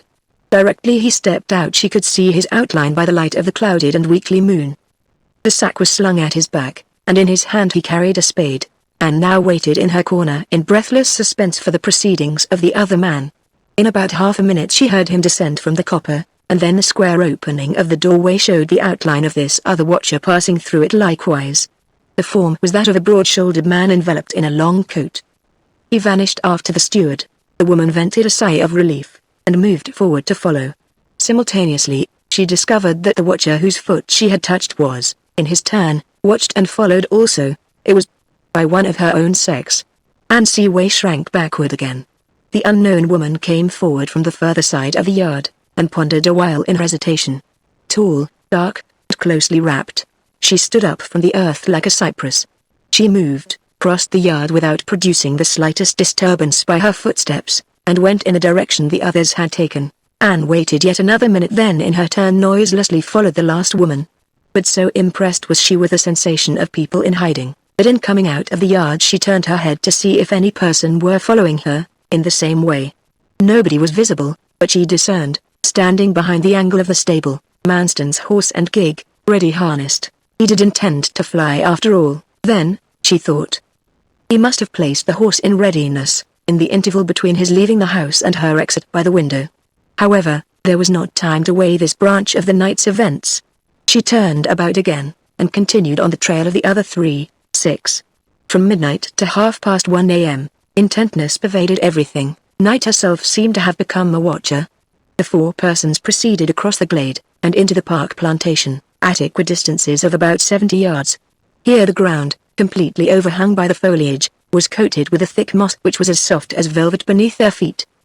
The first watcher, that is, the man walking immediately behind Manston, now fell back, when Manston's housekeeper, knowing the ground pretty well, dived circuitously among the trees and got directly behind the steward, who, encumbered with his load, had proceeded but slowly. The other woman seemed now to be about opposite to Anne, or a little in advance, but on Manston's other hand, he reached a pit, midway between the waterfall and the engine house. There he stopped, wiped his face, and listened. Into this pit had drifted uncounted generations of withered leaves, half filling it. Oak, beech, and chestnut, rotten and brown alike, mingled themselves in one fibrous mass. Manston descended into the midst of them, placed his sack on the ground, raking the leaves aside into a large heap, began digging. Anne softly drew nearer, crept into a bush, and turning her head to survey the rest, missed the man who had dropped behind, and whom we have called the first watcher. Concluding that he, too, had hidden himself, she turned her attention to the second watcher, the other woman, who had meanwhile advanced near to where Anne lay in hiding, and now seated herself behind a tree, still closer to the steward than was Anne Seaway. Here and thus Anne remained concealed. The crunch of the steward's spade, as it cut into the soft vegetable mold, was plainly perceptible to her ears when the periodic cessations between the creaks of the engine concurred with a lull in the breeze, which otherwise brought the subdued roar of the cascade from the further side of the bank that screened it. A large hole some 4 or 5 feet deep had been excavated by Manston in about 20 minutes. Into this he immediately placed the sack, and then began filling in the earth, and treading it down. Lastly he carefully raked the whole mass of dead and dry leaves into the middle of the pit, burying the ground with them as they had buried it before. For a hiding place the spot was unequalled. The thick accumulation of leaves, which had not been disturbed for centuries, might not be disturbed again for centuries to come, whilst their lower layers still decayed and added to the mold beneath. By the time this work was ended the sky had grown clearer, and Anne could now see distinctly the face of the other woman, stretching from behind the tree, seemingly forgetful of her position in her intense contemplation of the actions of the steward. Her countenance was white and motionless. It was impossible that Manston should not soon notice her. At the completion of his labor he turned, and did so. "Oh, you here?" he exclaimed. "Don't think I am a spy upon you," she said, in an imploring whisper. Anne recognized the voice as Miss Aldclyffe's. The trembling lady added hastily another remark, which was drowned in the recurring creak of the engine close at hand. The first watcher, if he had come no nearer than his original position, was too far off to hear any part of this dialogue, on account of the roar of the falling water, which could reach him unimpeded by the bank. The remark of Miss Aldclyffe to Manston had plainly been concerning the first watcher, for Manston, with his spade in his hand, instantly rushed to where the man was concealed, and, before the latter could disengage himself from the boughs, the steward struck him on the head with the blade of the instrument. The man fell to the ground. "Fly," said Miss Aldclyffe to Manston. Manston vanished amidst the trees. Miss Aldclyffe went off in a contrary direction. Anne Seaway was about to run away likewise, when she turned and looked at the fallen man. He lay on his face, motionless. Many of these women who own to no moral code show considerable magnanimity when they see people in trouble. To act right simply because it is one's duty is proper, but a good action which is the result of no law of reflection shines more than any. She went up to him and gently turned him over, upon which he began to show signs of life. By her assistance he was soon able to stand upright. He looked about him with a bewildered air, endeavoring to collect his ideas. "Who are you?" he said to the woman, mechanically. It was bad policy now to attempt disguise. "I am the supposed Mrs. Manston," she said. "Who are you?" "I am the officer employed by Mr. Rawnham to sift this mystery which may be criminal." He stretched his limbs, pressed his head, and seemed gradually to awake to a sense of having been incautious in his utterance. "Never you mind who I am," he continued. "Well, it doesn't matter now. Either it will no longer be a secret." He stooped for his hat and ran in the direction the steward had taken, coming back again after the lapse of a minute. "It's only an aggravated assault, after all," he said hastily, "until we have found out for certain what's buried here. It may be only a bag of building rubbish, but it may be more. Come and help me dig." He seized the spade with the awkwardness of a town man, and went into the pit, continuing a muttered discourse. "It's no use my running after him single-handed," he said. "He's ever so far off by this time. The best step is to see what is here." It was far easier for the detective to reopen the hole than it had been for Manston to form it. The leaves were raked away, the loam thrown out, and the sack dragged forth. "Hold this," he said to Anne, whose curiosity still kept her standing near. He turned on the light of a dark lantern he had brought, and gave it into her hand. The string which bound the mouth of the sack was now cut. The officer laid the bag on its side, seized it by the bottom, and jerked forth the contents. A large package was disclosed, carefully wrapped up in impervious tarpaulin, also well tied. He was on the point of pulling open the folds at one end, when a light-colored thread of something, hanging on the outside, arrested his eye. He put his hand upon it. It felt stringy, and adhered to his fingers. "Hold the light close," he said. She held it close. He raised his hand to the glass, and they both peered at an almost intangible filament he held between his finger and thumb. It was a long hair, the hair of a woman. God! I couldn't believe it. No, I couldn't believe it. The detective whispered, horror-struck. "And I have lost the man for the present through my unbelief. Let's get into a sheltered place. Now wait a minute whilst I prove it." He thrust his hand into his waistcoat pocket, and withdrew thence a minute package of brown paper. Spreading it out he disclosed, coiled in the middle, another long hair. It was the hair the clerk's wife had found on Manston's pillow 9 days bore the Carriford fire. He held the two hairs to the light. They were both of a pale brown hue. He laid them parallel and stretched out his arms. They were of the same length to a nicety. The detective turned to Anne. "It is the body of his first wife," he said quietly. "He murdered her, as Mr. Springrove and the rector suspected, but how and when, God only knows." "And I," exclaimed Anne Seaway, "a probable and natural sequence of events and motives explanatory of the whole crime, events and motives shadowed forth by the letter, Manston's possession of it, his renunciation of Scythere, an installment of herself flashing upon her mind with the rapidity of lightning." "I see," said the detective, standing unusually close to her, and a handcuff was on her wrist. "You must come with me, madame. Knowing as much about a secret murder as God knows is a very suspicious thing. It doesn't make you a goddess, far from it." He directed the bull's eye into her face. "Who lead on," she said scornfully, "and don't lose your principal actor for the sake of torturing a poor subordinate like me." He loosened her hand, gave her his arm, and dragged her out of the grove, making her run beside him till they had reached the rectory. A light was burning here, and an auxiliary of the detectives awaiting him. A horse ready harnessed to a spring cart was standing outside. "You have come. I wish I had known that," the detective said to his assistant, hurriedly and angrily. "Well, we've blundered. He's gone. You should have been here, as I said. I was sold by the woman, Miss Aldclyffe. She watched me." He hastily gave directions in an undertone to this man. The concluding words were, "Go in to the rector. He's up. Detain Miss Aldclyffe. In the meantime, am driving to Casterbridge with this one, and for help. We shall be sure to have him when it gets light." He assisted Anne into the vehicle, and drove off with her. As they went, the clear, dry road showed before them, between the grassy quarters at each side, like a white riband, and made their progress easy. They came to a spot where the highway was overhung by dense firs for some distance on both sides. It was totally dark here. There was a smash, and a rude shock.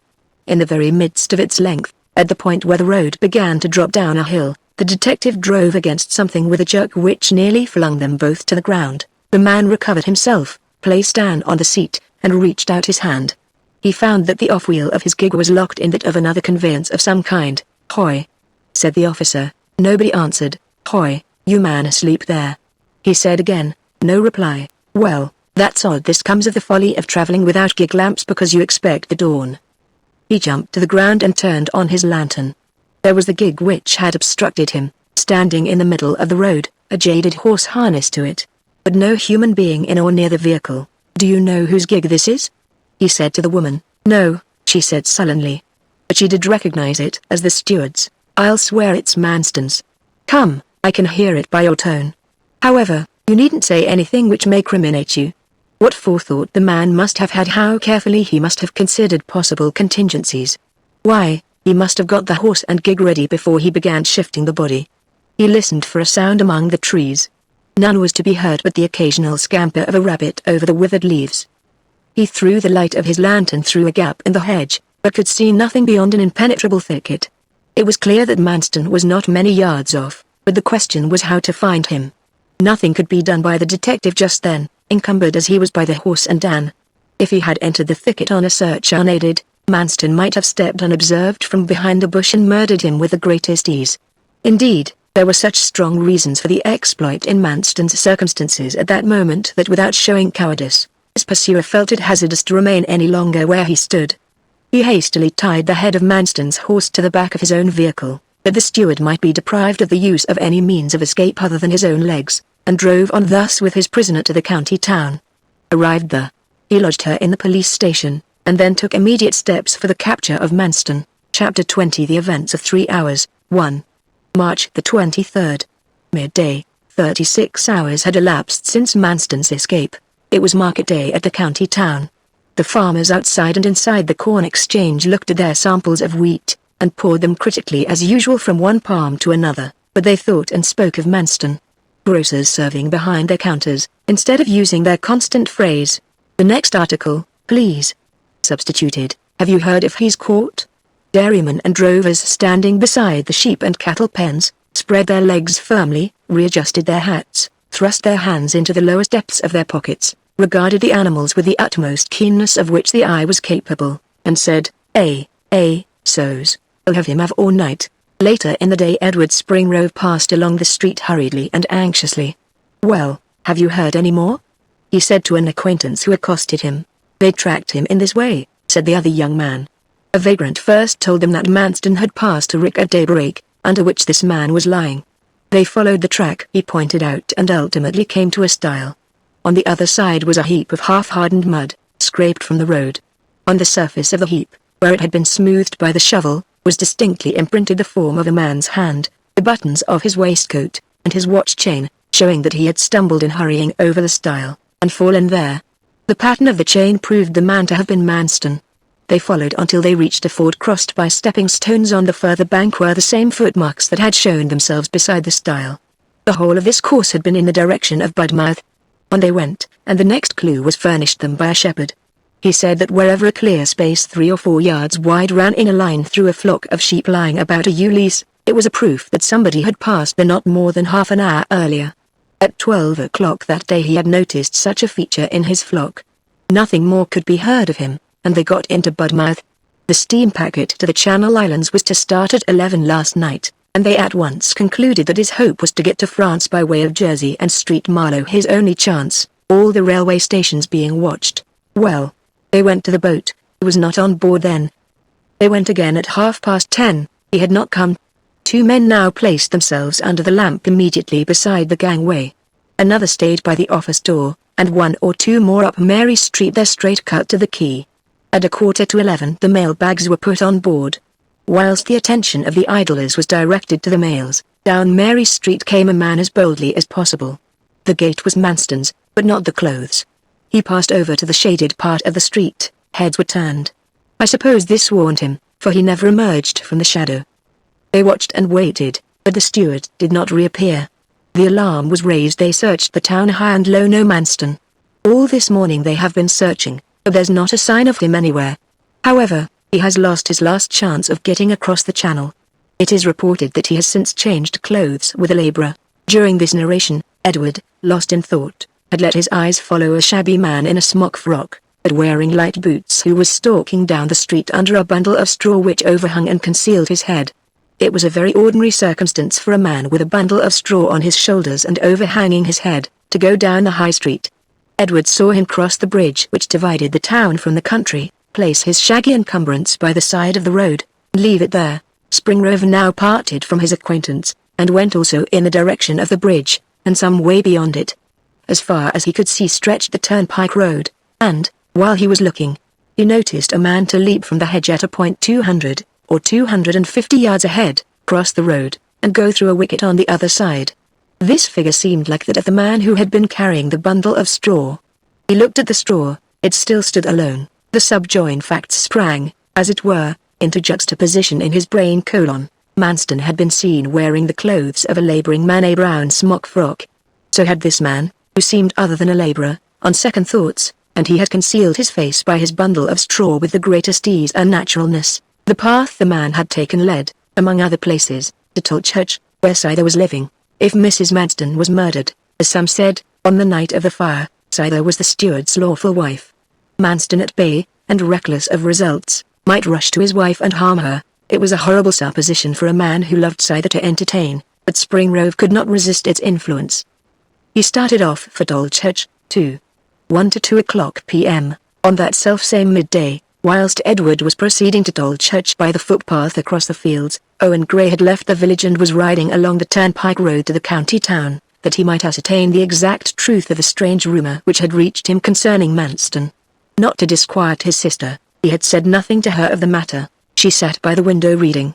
From her position she could see up the lane for a distance of at least 100 yards. Passers-by were so rare in this retired nook, that the eyes of those who dwelt by the wayside were invariably lifted to everyone on the road, great and small, as to a novelty. A man in a brown smock frock turned the corner and came towards the house. It being market day at Casterbridge, the village was nearly deserted, and more than this, the old farmhouse in which Owen and his sister were staying, stood, as has been stated, apart from the body of cottages. The man did not look respectable. Scyther arose and bolted the door. Unfortunately he was near enough to see her cross the room. He advanced to the door, knocked, and, receiving no answer, came to the window. He next pressed his face against the glass, peering in. Scyther's experience at that moment was probably as trying a one as ever fell to the lot of a gentlewoman to endure. She recognized in the peering face that of the man she had married. But not a movement was made by her, not a sound escaped her.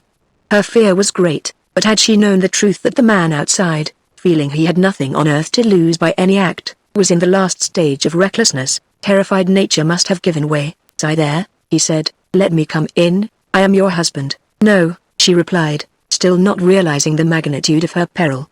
"If you want to speak to us, wait till my brother comes." "Oh, he's not at home?" "Scyther, I can't live without you. All my sin has been because I love you so. Will you fly with me? I have money enough for us both, only come with me." "Not now, not now. I am your husband, I tell you, and I must come in." "You cannot," she said faintly. His words began to terrify her. "I will, I say," he exclaimed. "Will you let me in, I ask once more?" "No, I will not," said Scyther. "Then I will let myself in," he answered resolutely. "I will, if I die for it." The windows were glazed in lattice panes of leadwork, hung in casements. He broke one of the panes with a stone, thrust his hand through the hole, unfastened the latch which held the casement close, and began opening the window. Instantly the shutters flew together with a slam, and were barred with desperate quickness by Scyther on the inside. "Damn you!" he exclaimed. He ran round to the back of the house. His impatience was greater now. He thrust his fist through the pantry window at one blow, and opened it in the same way as the former one had been opened, before the terror-stricken girl was aware that he had gone round. In an instant he stood in the pantry, advanced to the front room where she was, flung back the shutters, and held out his arms to embrace her. In extremely trying moments of bodily or mental pain, Scyther either flushed hot or faded pale, according to the state of her constitution at the moment. Now she burned like fire from head to foot, and this preserved her consciousness. Never before had the poor child's natural agility served her in such good stead as now. A heavy oblong table stood in the middle of the room. Round this table she flew, keeping it between herself and Manston, her large eyes wide open with terror, their dilated pupils constantly fixed upon Manston's, to read by his expression whether his next intention was to dart to the right or the left. Even he, at that heated moment, could not endure the expression of unutterable agony which shone from that extraordinary gaze of hers. It had surely been given her by God as a means of defense. Manston continued his pursuit with a lowered eye. The panting and maddened desperado, blind to everything but the capture of his wife, went with a rush under the table. She went over it like a bird. He went heavily over it. She flew under it, and was out at the other side. One on her youth and pliant limbs relies, one on his sinews and his giant size, but his superior strength was sure to tie her down in the long run. She felt her weakness increasing with the quickness of her breath. She uttered a wild scream, which in its heart-rending intensity seemed to echo for miles. At the same juncture her hair became unfastened, and rolled down about her shoulders. The least accident at such critical periods is sufficient to confuse the overwrought intelligence. She lost sight of his intended direction for one instant, and he immediately outmaneuvered her, at last. "My Scyther!" he cried, overturning the table, springing over it, seizing one of the long brown dresses, pulling her towards him, and clasping her round. She writhed downwards between his arms and breast, and fell fainting on the floor. For the first time his action was leisurely. He lifted her upon the sofa, exclaiming, "Rest there for a while, my frightened little bird," and then there was an end of his triumph. He felt himself clutched by the collar, and whizzed backwards with the force of a battering ram against the fireplace. Springrove, wild, red, and breathless, had sprung in at the open window, and stood once more between man and wife. Manston was on his legs again in an instant. A fiery glance on the one side, a glance of pitiless justice on the other, passed between them. It was again the meeting in the vineyard of Naboth the Jezreelite. "Hast thou found me, O mine enemy?" And he answered, "I have found thee, because thou hast sold thyself to work evil in the sight of the Lord." A desperate wrestle now began between the two men. Manston was the taller, but there was in Edward much hard tough muscle which the delicate flesh of the steward lacked. They flew together like the jaws of a gin. In a minute they were both on the floor, rolling over and over, locked in each other's grasp as tightly as if they had been one organic being at war with itself. Edward trying to secure Manston's arms with a small thong he had drawn from his pocket, Manston trying to reach his knife. Two characteristic noises pervaded the apartment through this momentous space of time. One was the sharp panting of the two combatants, so similar in each as to be undistinguishable. The other was the stroke of their heels and toes, as they smote the floor at every contortion of body or limbs. Scyther had not lost consciousness for more than half a minute. She had then leapt up without recognizing that Edward was her deliverer, unfastened the door, and rushed out, screaming wildly, "Come! Help! Oh, help!" Three men stood not 20 yards off, looking perplexed. They dashed forward at her words. "Have you seen a shabby man with a smock frock on lately?" they inquired. She pointed to the door, and ran on the same as before. Manston, who had just loosened himself from Edward's grasp, seemed at this moment to renounce his intention of pushing the conflict to a desperate end. "I give it all up for life, dear life," he cried, with a hoarse laugh. "A reckless man has a dozen lives. See how I'll baffle you all yet." He rushed out of the house, but no further. The boast was his last. In 1/2 minute more he was helpless in the hands of his pursuers. Edward staggered to his feet, and paused to recover breath. His thoughts had never forsaken Scyther, and his first act now was to hasten up the lane after her. She had not gone far. He found her leaning upon a bank by the roadside, where she had flung herself down in sheer exhaustion. He ran up and lifted her in his arms, and thus aided she was enabled to stand upright, clinging to him. What would Springrove have given to imprint a kiss upon her lips then? They walked slowly towards the house. The distressing sensation of whose wife she was could not entirely quench the resuscitated pleasure he felt at her grateful recognition of him, and her confiding seizure of his arm for support. He conveyed her carefully into the house. A quarter of an hour later, whilst she was sitting in a partially recovered, half-dozing state in an armchair, Edward beside her waiting anxiously till Gray should arrive, they saw a spring cart pass the door. Old and dry mud splashes from long-forgotten rains disfigured its wheels and sides. The varnish and paint had been scratched and dimmed, ornament had long been forgotten in a restless contemplation of use. Three men sat on the seat, the middle one being Manston. His hands were bound in front of him, his eyes were set directly forward, his countenance pallid, hard, and fixed. Springrove had told Scyther of Manston's crime in a few short words. He now said solemnly, "He is to die, and I cannot mourn for him," she replied with a shudder, leaning back and covering her face with her hands. In the silence that followed the two short remarks, Springrove watched the cart round the corner, and heard the rattle of its wheels gradually dying away as it rolled in the direction of the county town. Chapter 21 The Events of 18 Hours, 1. March the 29th. Noon. Exactly 7 days after Edward Springrove had seen the man with a bundle of straw walking down the streets of Casterbridge, old Farmer Springrove was standing on the edge of the same pavement, talking to his friend, Farmer Baker. There was a pause in their discourse. Mr. Springrove was looking down the street at some object which had attracted his attention. "'Tis what we shall all come to," he murmured. The other looked in the same direction. "True, neighbor Springrove, true." Two men, advancing one behind the other in the middle of the road, were what the farmers referred to. They were carpenters, and bore on their shoulders an empty coffin, covered by a thin black cloth. "I always feel a satisfaction at being breasted by such a sight as that," said Springrove, still regarding the men's sad burden. "I call it a sort of medicine, and it is medicine. I have not heard of anybody being ill up this way lately. It seems as if the person died suddenly." "Maybe so. Baker, we say sudden death, don't we? But there's no difference in their nature between sudden death and death of any other sort. There's no such thing as a random snapping off of what was laid down to last longer. We only suddenly light upon an end thoughtfully formed as any other which has been existing at that very same point from the beginning, though unseen by us to be so soon. It is just a discovery to your own mind, and not an alteration in the Lord's. That's it. Unexpected is not as to the thing, but as to our sight. Now you'll hardly believe me, neighbor, but this little scene in front of us makes me feel less anxious about pushing on with the threshing and winnowing next week, that I was speaking about. Why should we not stand still, says I to myself, and fling a quiet eye upon the whys and the wherefores, before the end o' it all, and we go down into the mouldering place, and are forgotten. 'Tis a feeling that will come. A ton bear looking into. There's a backward current in the world, and we must do our utmost to advance in order just to bide where we be. But, Acre, they are turning in here with the coffin, look. The two carpenters had borne their load into a narrow way close at hand. The farmers, in common with others, turned and watched them along the way. 'Tis a man's coffin, and a tall man's, too, continued Farmer Springrove. His was a fine frame, whoever he was, a very plain box for the poor soul, just the rough elm, you see. The corner of the cloth had blown aside. Yes, for a very poor man. Well, death's all the less insult to him. I have often thought how much smaller the richer class are made to look than the poor at last pinches like this.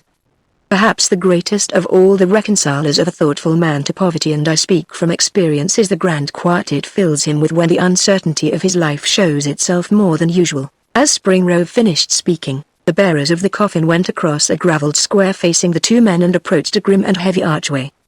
They paused beneath it, rang a bell, and waited. Over the archway was written in Egyptian capitals, County Jail. The small rectangular wicket, which was constructed in one of the two iron-studded doors, was opened from the inside.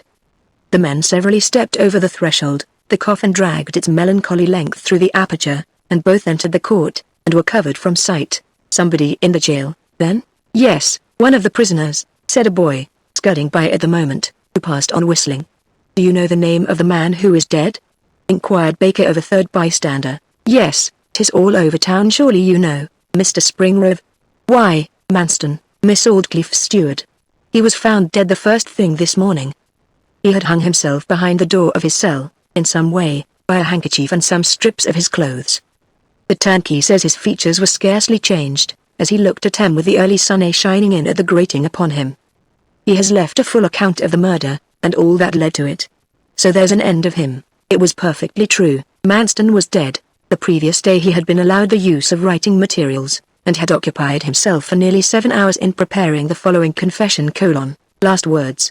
Having found man's life to be a wretchedly conceived scheme, I renounce it, and, to cause no further trouble, I write down the facts connected with my past proceedings. After thanking God, on first entering my house, on the night of the fire at Carriford, for my release from bondage to a woman I detested, I went, a second time, to the scene of the disaster, and, finding that nothing could be done by remaining there, shortly afterwards I returned home again in the company of Mr. Ornham. He parted from me at the steps of my porch, and went back towards the rectory. Whilst I still stood at the door, musing on my strange deliverance, I saw a figure advance from beneath the shadow of the park trees. It was the figure of a woman. When she came near, the twilight was sufficient to show me her attire. It was a cloak reaching to the bottom of her dress, and a thick veil covering her face.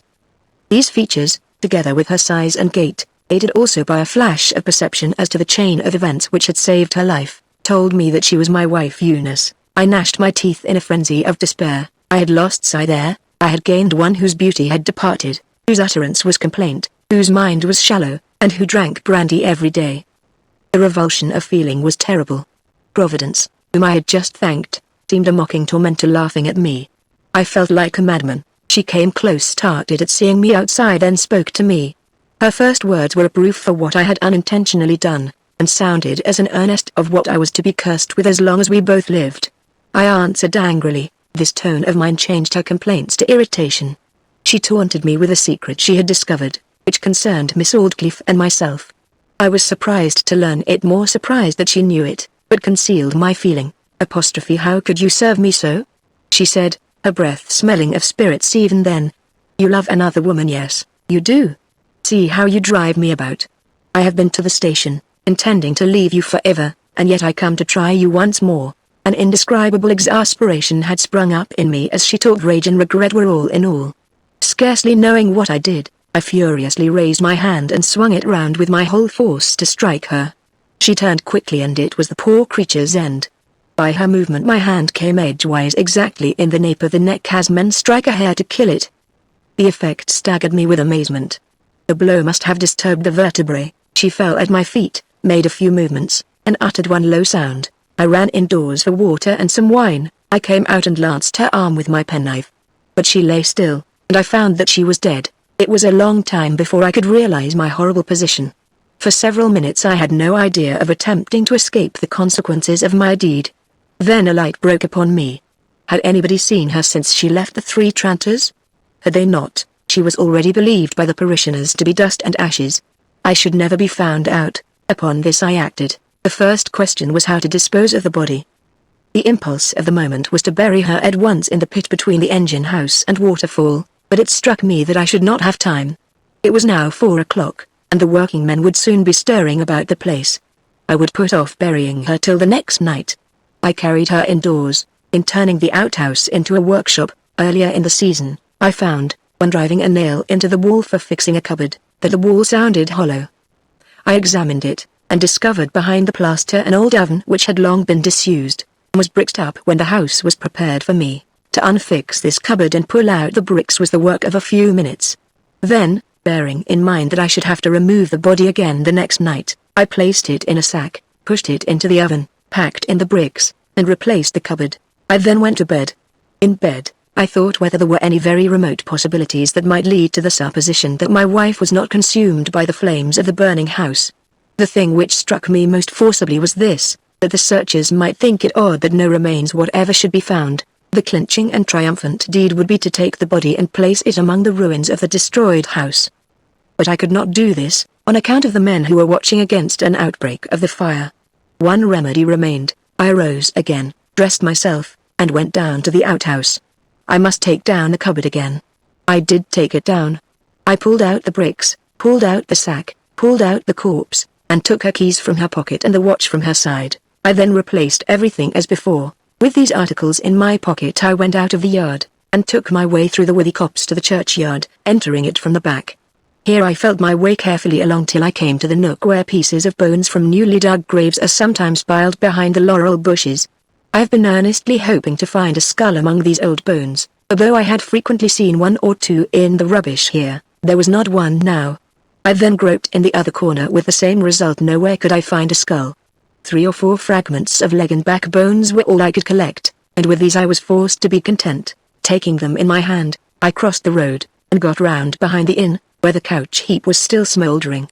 Keeping behind the hedge, I could see the heads of the 3 or 4 men who watched the spot. Standing in this place I took the bones, and threw them one by one over the hedge and over the men's heads into the smoking embers. When the bones had all been thrown, I threw the keys. Last of all I threw the watch. I then returned home as I had gone, and went to bed once more, just as the dawn began to break. I exulted, sigh, there is mine again. At breakfast time I thought, suppose the cupboard should by some unlikely chance get moved today. I went to the mason's yard hard by, while the men were at breakfast, and brought away a shovelful of mortar. I took it into the outhouse, again shifted the cupboard, and plastered over the mouth of the oven behind.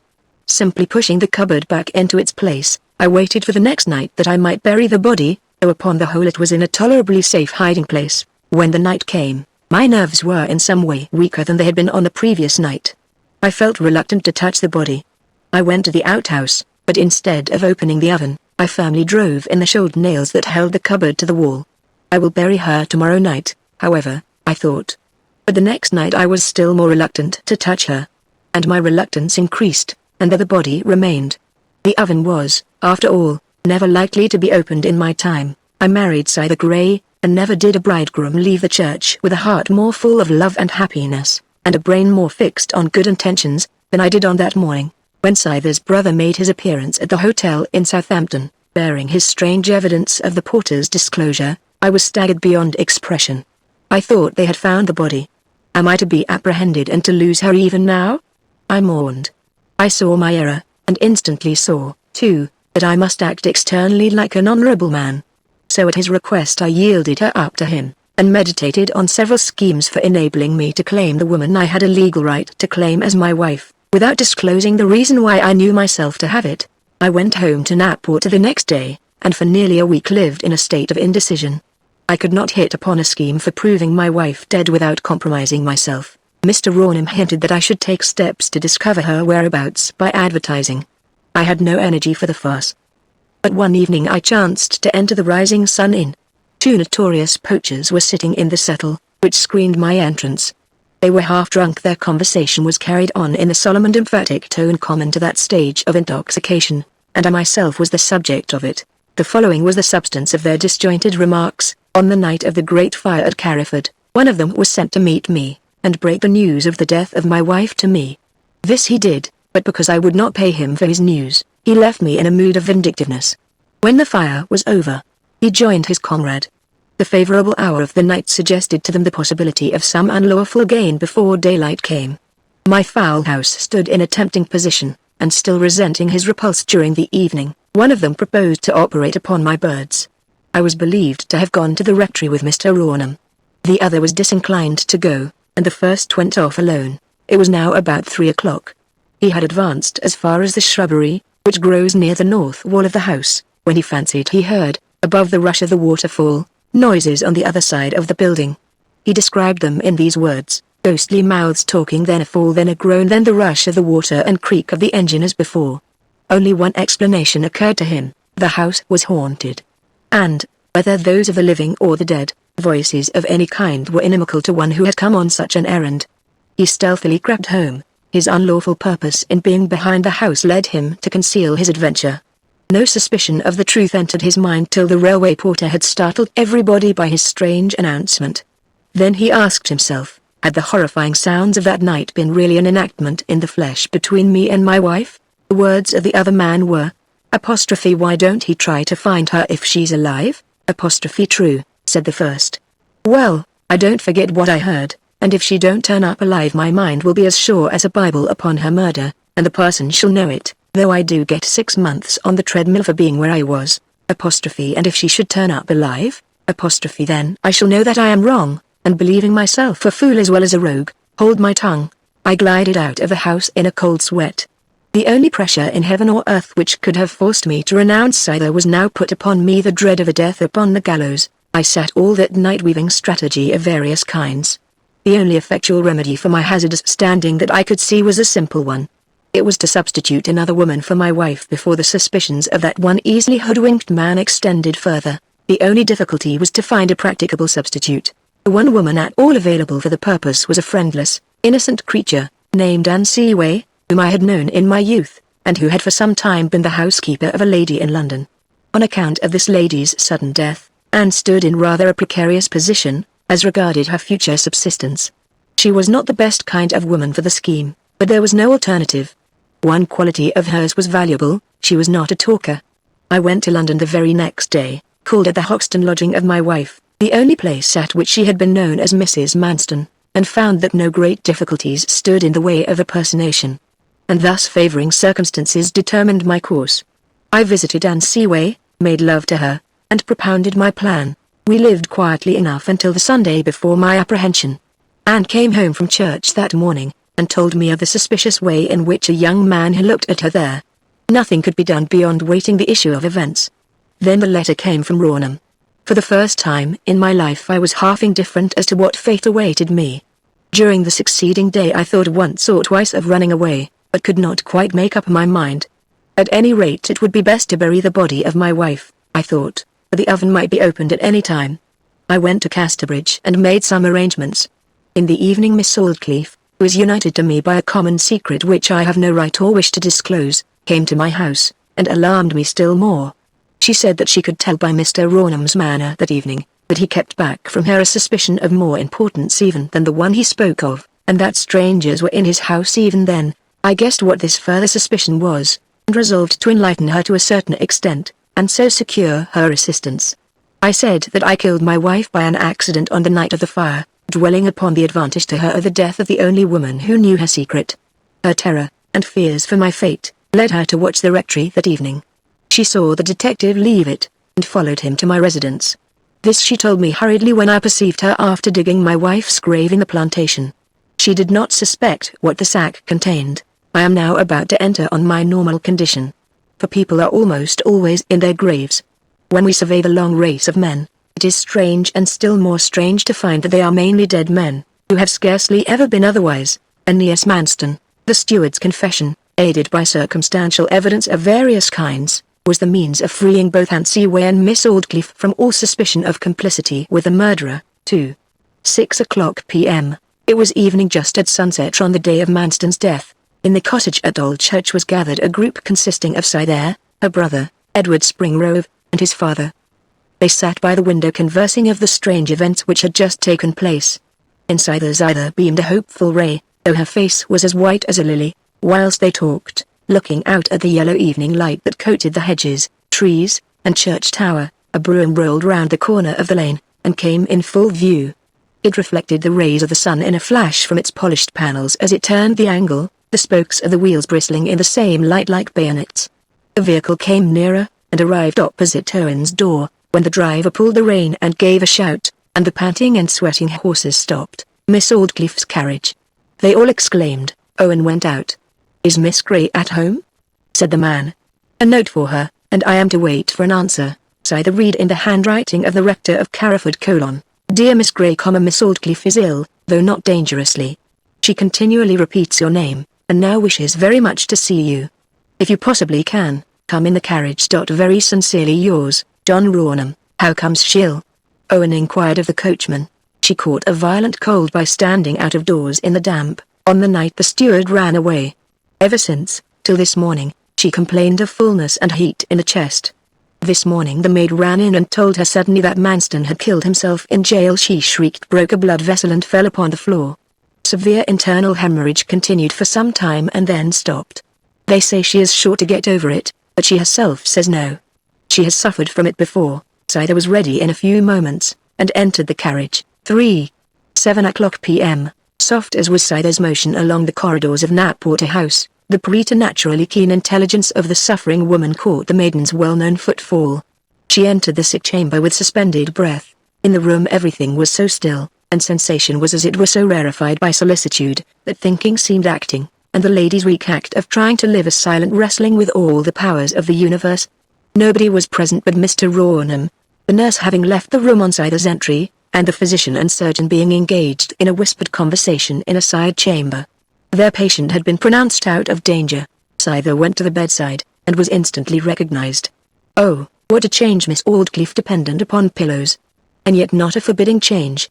With weakness had come softness of aspect. A haughtiness was extracted from the frail thin countenance, and a sweet mild placidity had taken its place. Miss Aldclyffe signified to Mr. Rawnham that she would like to be alone with Scythere. "Scythere?" she faintly whispered the instant the door was closed. Scythere clasped the lady's weak hand, and sank beside her. Miss Aldclyffe whispered again. "They say I am certain to live. But I know that I am certainly going to die. They know, I think, and hope, I know best, but we'll leave that." "Scythere, oh Scythere, can you forgive me?" Her companion pressed her hand. "But you don't know yet, you don't know yet," the invalid murmured.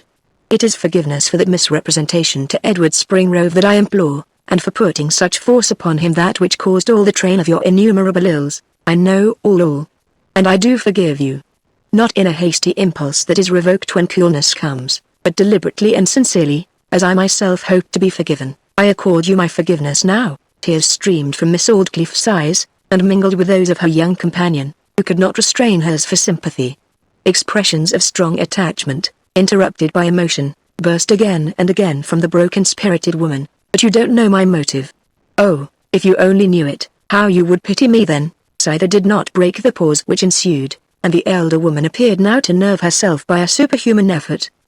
She spoke on in a voice weak as a summer breeze, and full of intermission, and yet there pervaded it a steadiness of intention that seemed to demand firm tones to bear it out worthily. "Scythere," she said, "listen to me before I die. A long time ago, more than 30 years ago, a young girl of 17 was cruelly betrayed by her cousin, a wild officer of 26.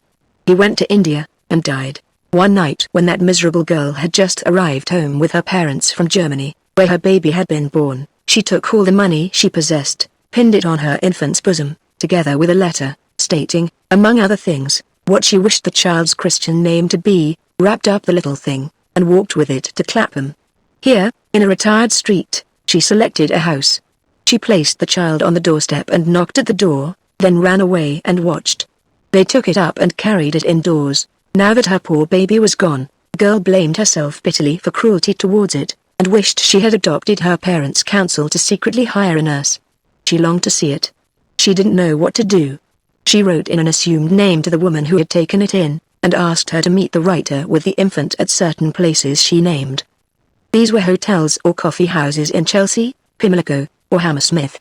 The woman, being well paid, always came, and asked no questions. At one meeting at an inn in Hammersmith she made her appearance without the child, and told the girl it was so ill that it would not live through the night. The news, and fatigue, brought on a fainting fit. Miss Aldclyffe's sobs choked her utterance, and she became painfully agitated. There, pale and amazed at what she heard, wept for her, bent over her, and begged her not to go on speaking. "Yes, I must," she cried, between her sobs. I must go on. And I must tell you it more plainly.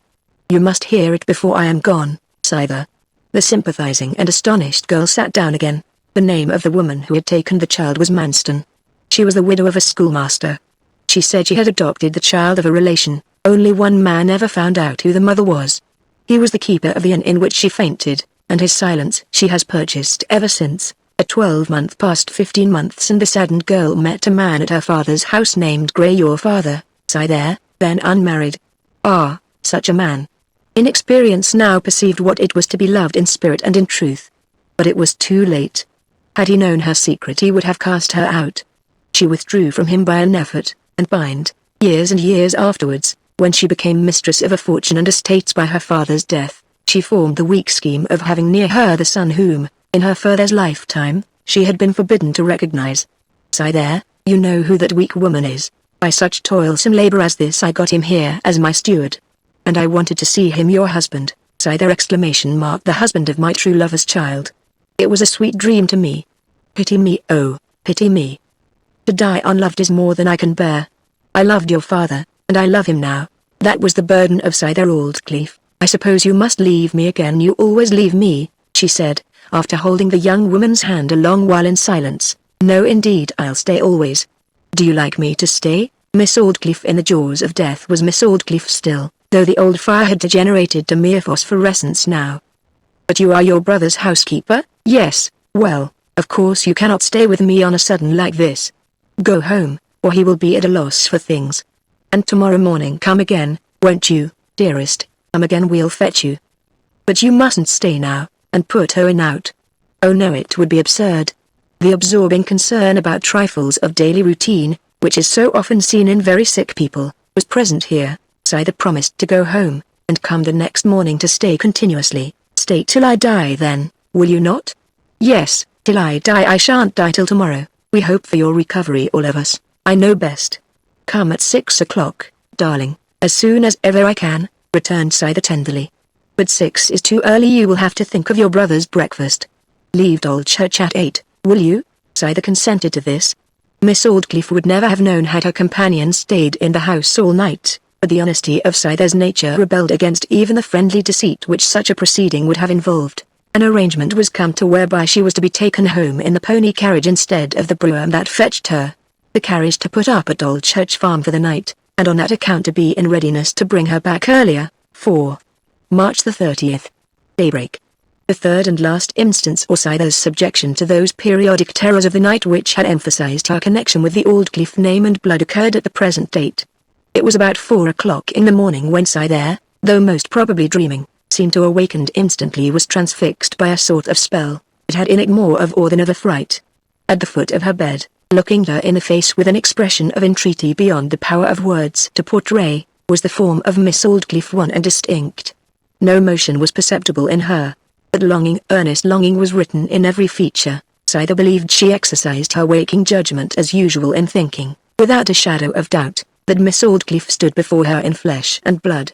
Reason was not sufficiently alert to lead Scyther to ask herself how such a thing could have occurred. I would have remained with you. Why would you not allow me to stay? Scyther exclaimed. The spell was broken. She became broadly awake, and the figure vanished. It was in the great time of dawn. She trembled in a sweat of disquiet, and not being able to endure the thought of her brother being asleep, she went and tapped at his door. Owen. He was not a heavy sleeper, and it was verging upon his time to rise. What do you want, sir there? I ought not to have left Knapwater last night. I wish I had not. I really think I will start at once. She wants me, I know. What time is it? A few minutes past 4. You had better not. Keep to the time agreed upon.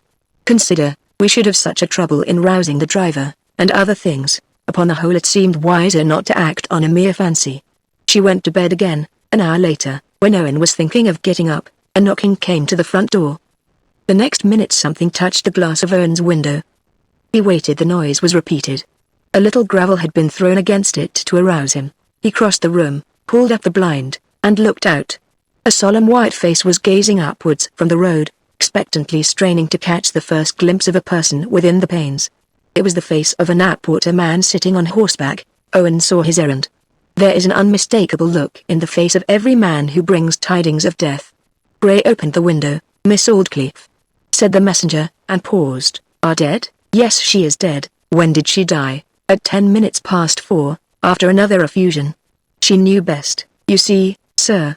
I started directly, by the rector's orders. Sequel. 15 months have passed, and we are brought on to Midsummer Night, 1867. The picture presented is the interior of the old belfry of Carriford Church. At 10 o'clock in the evening, 6 Carriford men and 1 stranger are gathered there, beneath the light of a flaring candle stuck on a piece of wood against the wall. The 6 Carriford men are the well-known ringers of the fine-toned old bells in the key of F, which have been music to the ears of Carriford parish and the outlying districts for the last 400 years. The stranger is an assistant, who has appeared from nobody knows where. The 6 natives in their shirt sleeves, and without hats, pull and catch frantically at the dancing bell ropes, the locks of their hair waving in the breeze created by their quick motions. The stranger, who has the treble bell, does likewise, but in his right mind and coat. Their ever-changing shadows mingle on the wall in an endless variety of kaleidoscopic forms, and the eyes of all the 7 are religiously fixed on a diagram like a large addition sum, which is chalked on the floor, vividly contrasting with the yellow light of the candle upon the 4 unplastered walls of the tower, and upon the faces and clothes of the men, is the scene discernible through the screen beneath the tower archway. At the extremity of the long mysterious avenue of the nave and chancel can be seen shafts of moonlight streaming in at the east window of the church, blue, phosphoric, and ghostly. A thorough renovation of the bell-ringing machinery and accessories had taken place in anticipation of an interesting event. New ropes had been provided, every bell had been carefully shifted from its carriage, and the pivots lubricated. Bright red sallies of woolen texture soft to the hands and easily caught glowed on the ropes in place of the old ragged knots, all of which newness in small details only rendered more evident the irrepressible aspect of age in the mass surrounding them. The triple bob major was ended, and the ringers wiped their faces and rolled down their shirt sleeves, previously to tucking away the ropes and leaving the place for the night. "Piff hhh. A good 40 minutes, said a man with a streaming face, and blowing out his breath one of the pair who had taken the tenor bell. "Our friend here pulled proper well that did, seeing he's but a stranger," said Clerk Cricket, who had just resigned the second rope, and addressing the man in the black coat. "I did," said the rest. "I enjoyed it much," said the man modestly. "What we should ha' done without you words can't tell. The man that belonged by rights to the bell is ilo 2 gallons o' old cider, and now so's," remarked the 5th ringer, as pertaining to the last allusion, "we'll finish this drop o' metheglin and cider, and every man home along straight as a line." "Will my heart," Clerk Cricket replied. "And the Lord send if I ha'n't done my duty by Master Teddy Springrove that I have so, and the rest o' us," they said, as the cup was handed round. In Ringen, but I was spaken in a spiritual sense o' this morn's business, so mine up by the chancel rails there. 'Twas very convenient to lug her here and marry her instead o' doin' it at that twopenny halfpenny town o' Budmouth. Very convenient, very. There was a little fee for Master Cricket. Ah well. Money's money, very much so, very, I always have said it. But 'twas a pretty sight for the nation. He coloured up like any maid, but it did, well enough for mid colour up. 'Tis no small matter for a man to play with fire, whatever it may be to a woman, said the clerk absently. "Thou right thinkin' o' thy wife, clerk," said Gadweedy. "She'll play wit again when thou'st got mildewed. Well, let her, God bless her, for I'm but a poor third man. Aye. The Lord have mercy upon the fourth. Teddy's got his own at last. What little white ears that maid have, to be sure. Choose your wife as you choose your pig, a small ear and small tail, that was always my joke when I was a merry fella, a years agone now. But Teddy's got her. Poor chap, he was gettin' as thin as a hermit wi' grief, so was she. Maybe she'll pick up now. Trutis natus law, which no man shall gainsay. Well, do I bear in mind what I said to Passon Rawnham, about thy mother's family 07, Gad, the very first week of his coming here, when I was just in my prime. And how many daughters has that poor weedy got, clerk? He says. 6, sir, says I, and every one of 'em has a brother. Poor woman, says he, a dozen children ! Give her this half-sovereign from me, clerk. I laughed a good 5 minutes afterwards, when he found out my merry nature did. But there, 'tis over wi' me now. Entering the church is the ruin of a man's wit, for wit's nothing without a faint shadow o' sin. If so be Teddy and the lady had been kept apart for life, they'd both died, said Gad emphatically, but now instead o' death 'll be increase o' life, answered the clerk. It all went proper well, said the fifth bell ringer. They didn't flee off to Babylonish places, not they. He struck up an attitude. Here's Master Springrove standin' so, here's the married woman standin' likewise, here they'd walk across to Knapwater House, and that they'd bide in the chimney corner, hard and fast. Yes, 'twas a pretty weddin', and well attended, added the clerk. Here was my lady herself red as scarlet, here was Master Springrove, lookin' as if he half wished he'd never come. Poor souls! ! The men always do. The women do stand it best. The maid was in her glory. Though she was so shy, the glory shone plain through that shy skin. It did so's, said Gad, and there was Tim Tankins and his 5 journeyman carpenters, standin' on tiptoe and peepin' in at the chancel winders. There was Dairyman Dodman waitin' in his new spring cart to see 'em come out, whip in hand that was. Then up comes 2 master tailors. Then there was Christopher Runt with his pickaxe and shovel. There was womenfolk and there was menfolk trapsin' up and down churchyard till they wore a path wi' trapsin' so lettin' the squalin' children slip down through their arms and nearly skinnin' o' 'em. And these were all over and above the gentry and Sunday clothes folk inside. Well, I seed Mr. Gray at last dressed up quite the dand. Well, Mr. Gray, says I from the top o' churchyard wall, how's yourself? Mr. Gray never spoke, he'd prided away his hearin'. Sees the man, I didn't want to spak. Teddy hears it, and turns round. All right, Gad, says he, and laughed like a boy. There's more in Teddy. Well, said Clark Cricket, turning to the man in black, now you've been among us so long, and know us so well, won't ye tell us what you've come here for, and what your trade is? I am no trade, said the thin man, smiling, and I came to see the wickedness of the land. I said thou wast one o' the devil's brood with thy black clothes, replied a sturdy ringer, who had not spoken before. No, truth is, said the thin man, retracting at this horrible translation, I came for a walk because it is a fine evening. Now let's be off, neighbors, the clerk interrupted. The candle was inverted in the socket, and the whole party stepped out into the churchyard. The moon was shining within a day or two of full, and just overlooked the 3 or 4 vast yews that stood on the southeast side of the church, and rose in unvaried and flat darkness against the illuminated atmosphere behind them. Good night, the clerk said to his comrades, when the door was locked. My nearest way is through the park. I suppose mine is too? Said the stranger. I am going to the railway station. Of course, come on. The 2 men went over a stile to the west, the remainder of the party going into the road on the opposite side. And so the romance has ended well, the clerk's companion remarked, as they brushed along through the grass. But what is the truth of the story about the property? Now look here, neighbor, said Clark Cricket, if so be you'll tell me what your line o' life is, and your purpose in coming here today, I'll tell you the truth about the wedding particulars. Very well, I will when you have done, said the other man. 'Tis a bargain, and this is the right o' the story. When Miss Aldclyffe's will was opened, it was found to have been drawn up on the very day that Manston, her love child, married Miss Scyther Grey. And this is what that deep woman did. Deep? She was as deep as the North Star.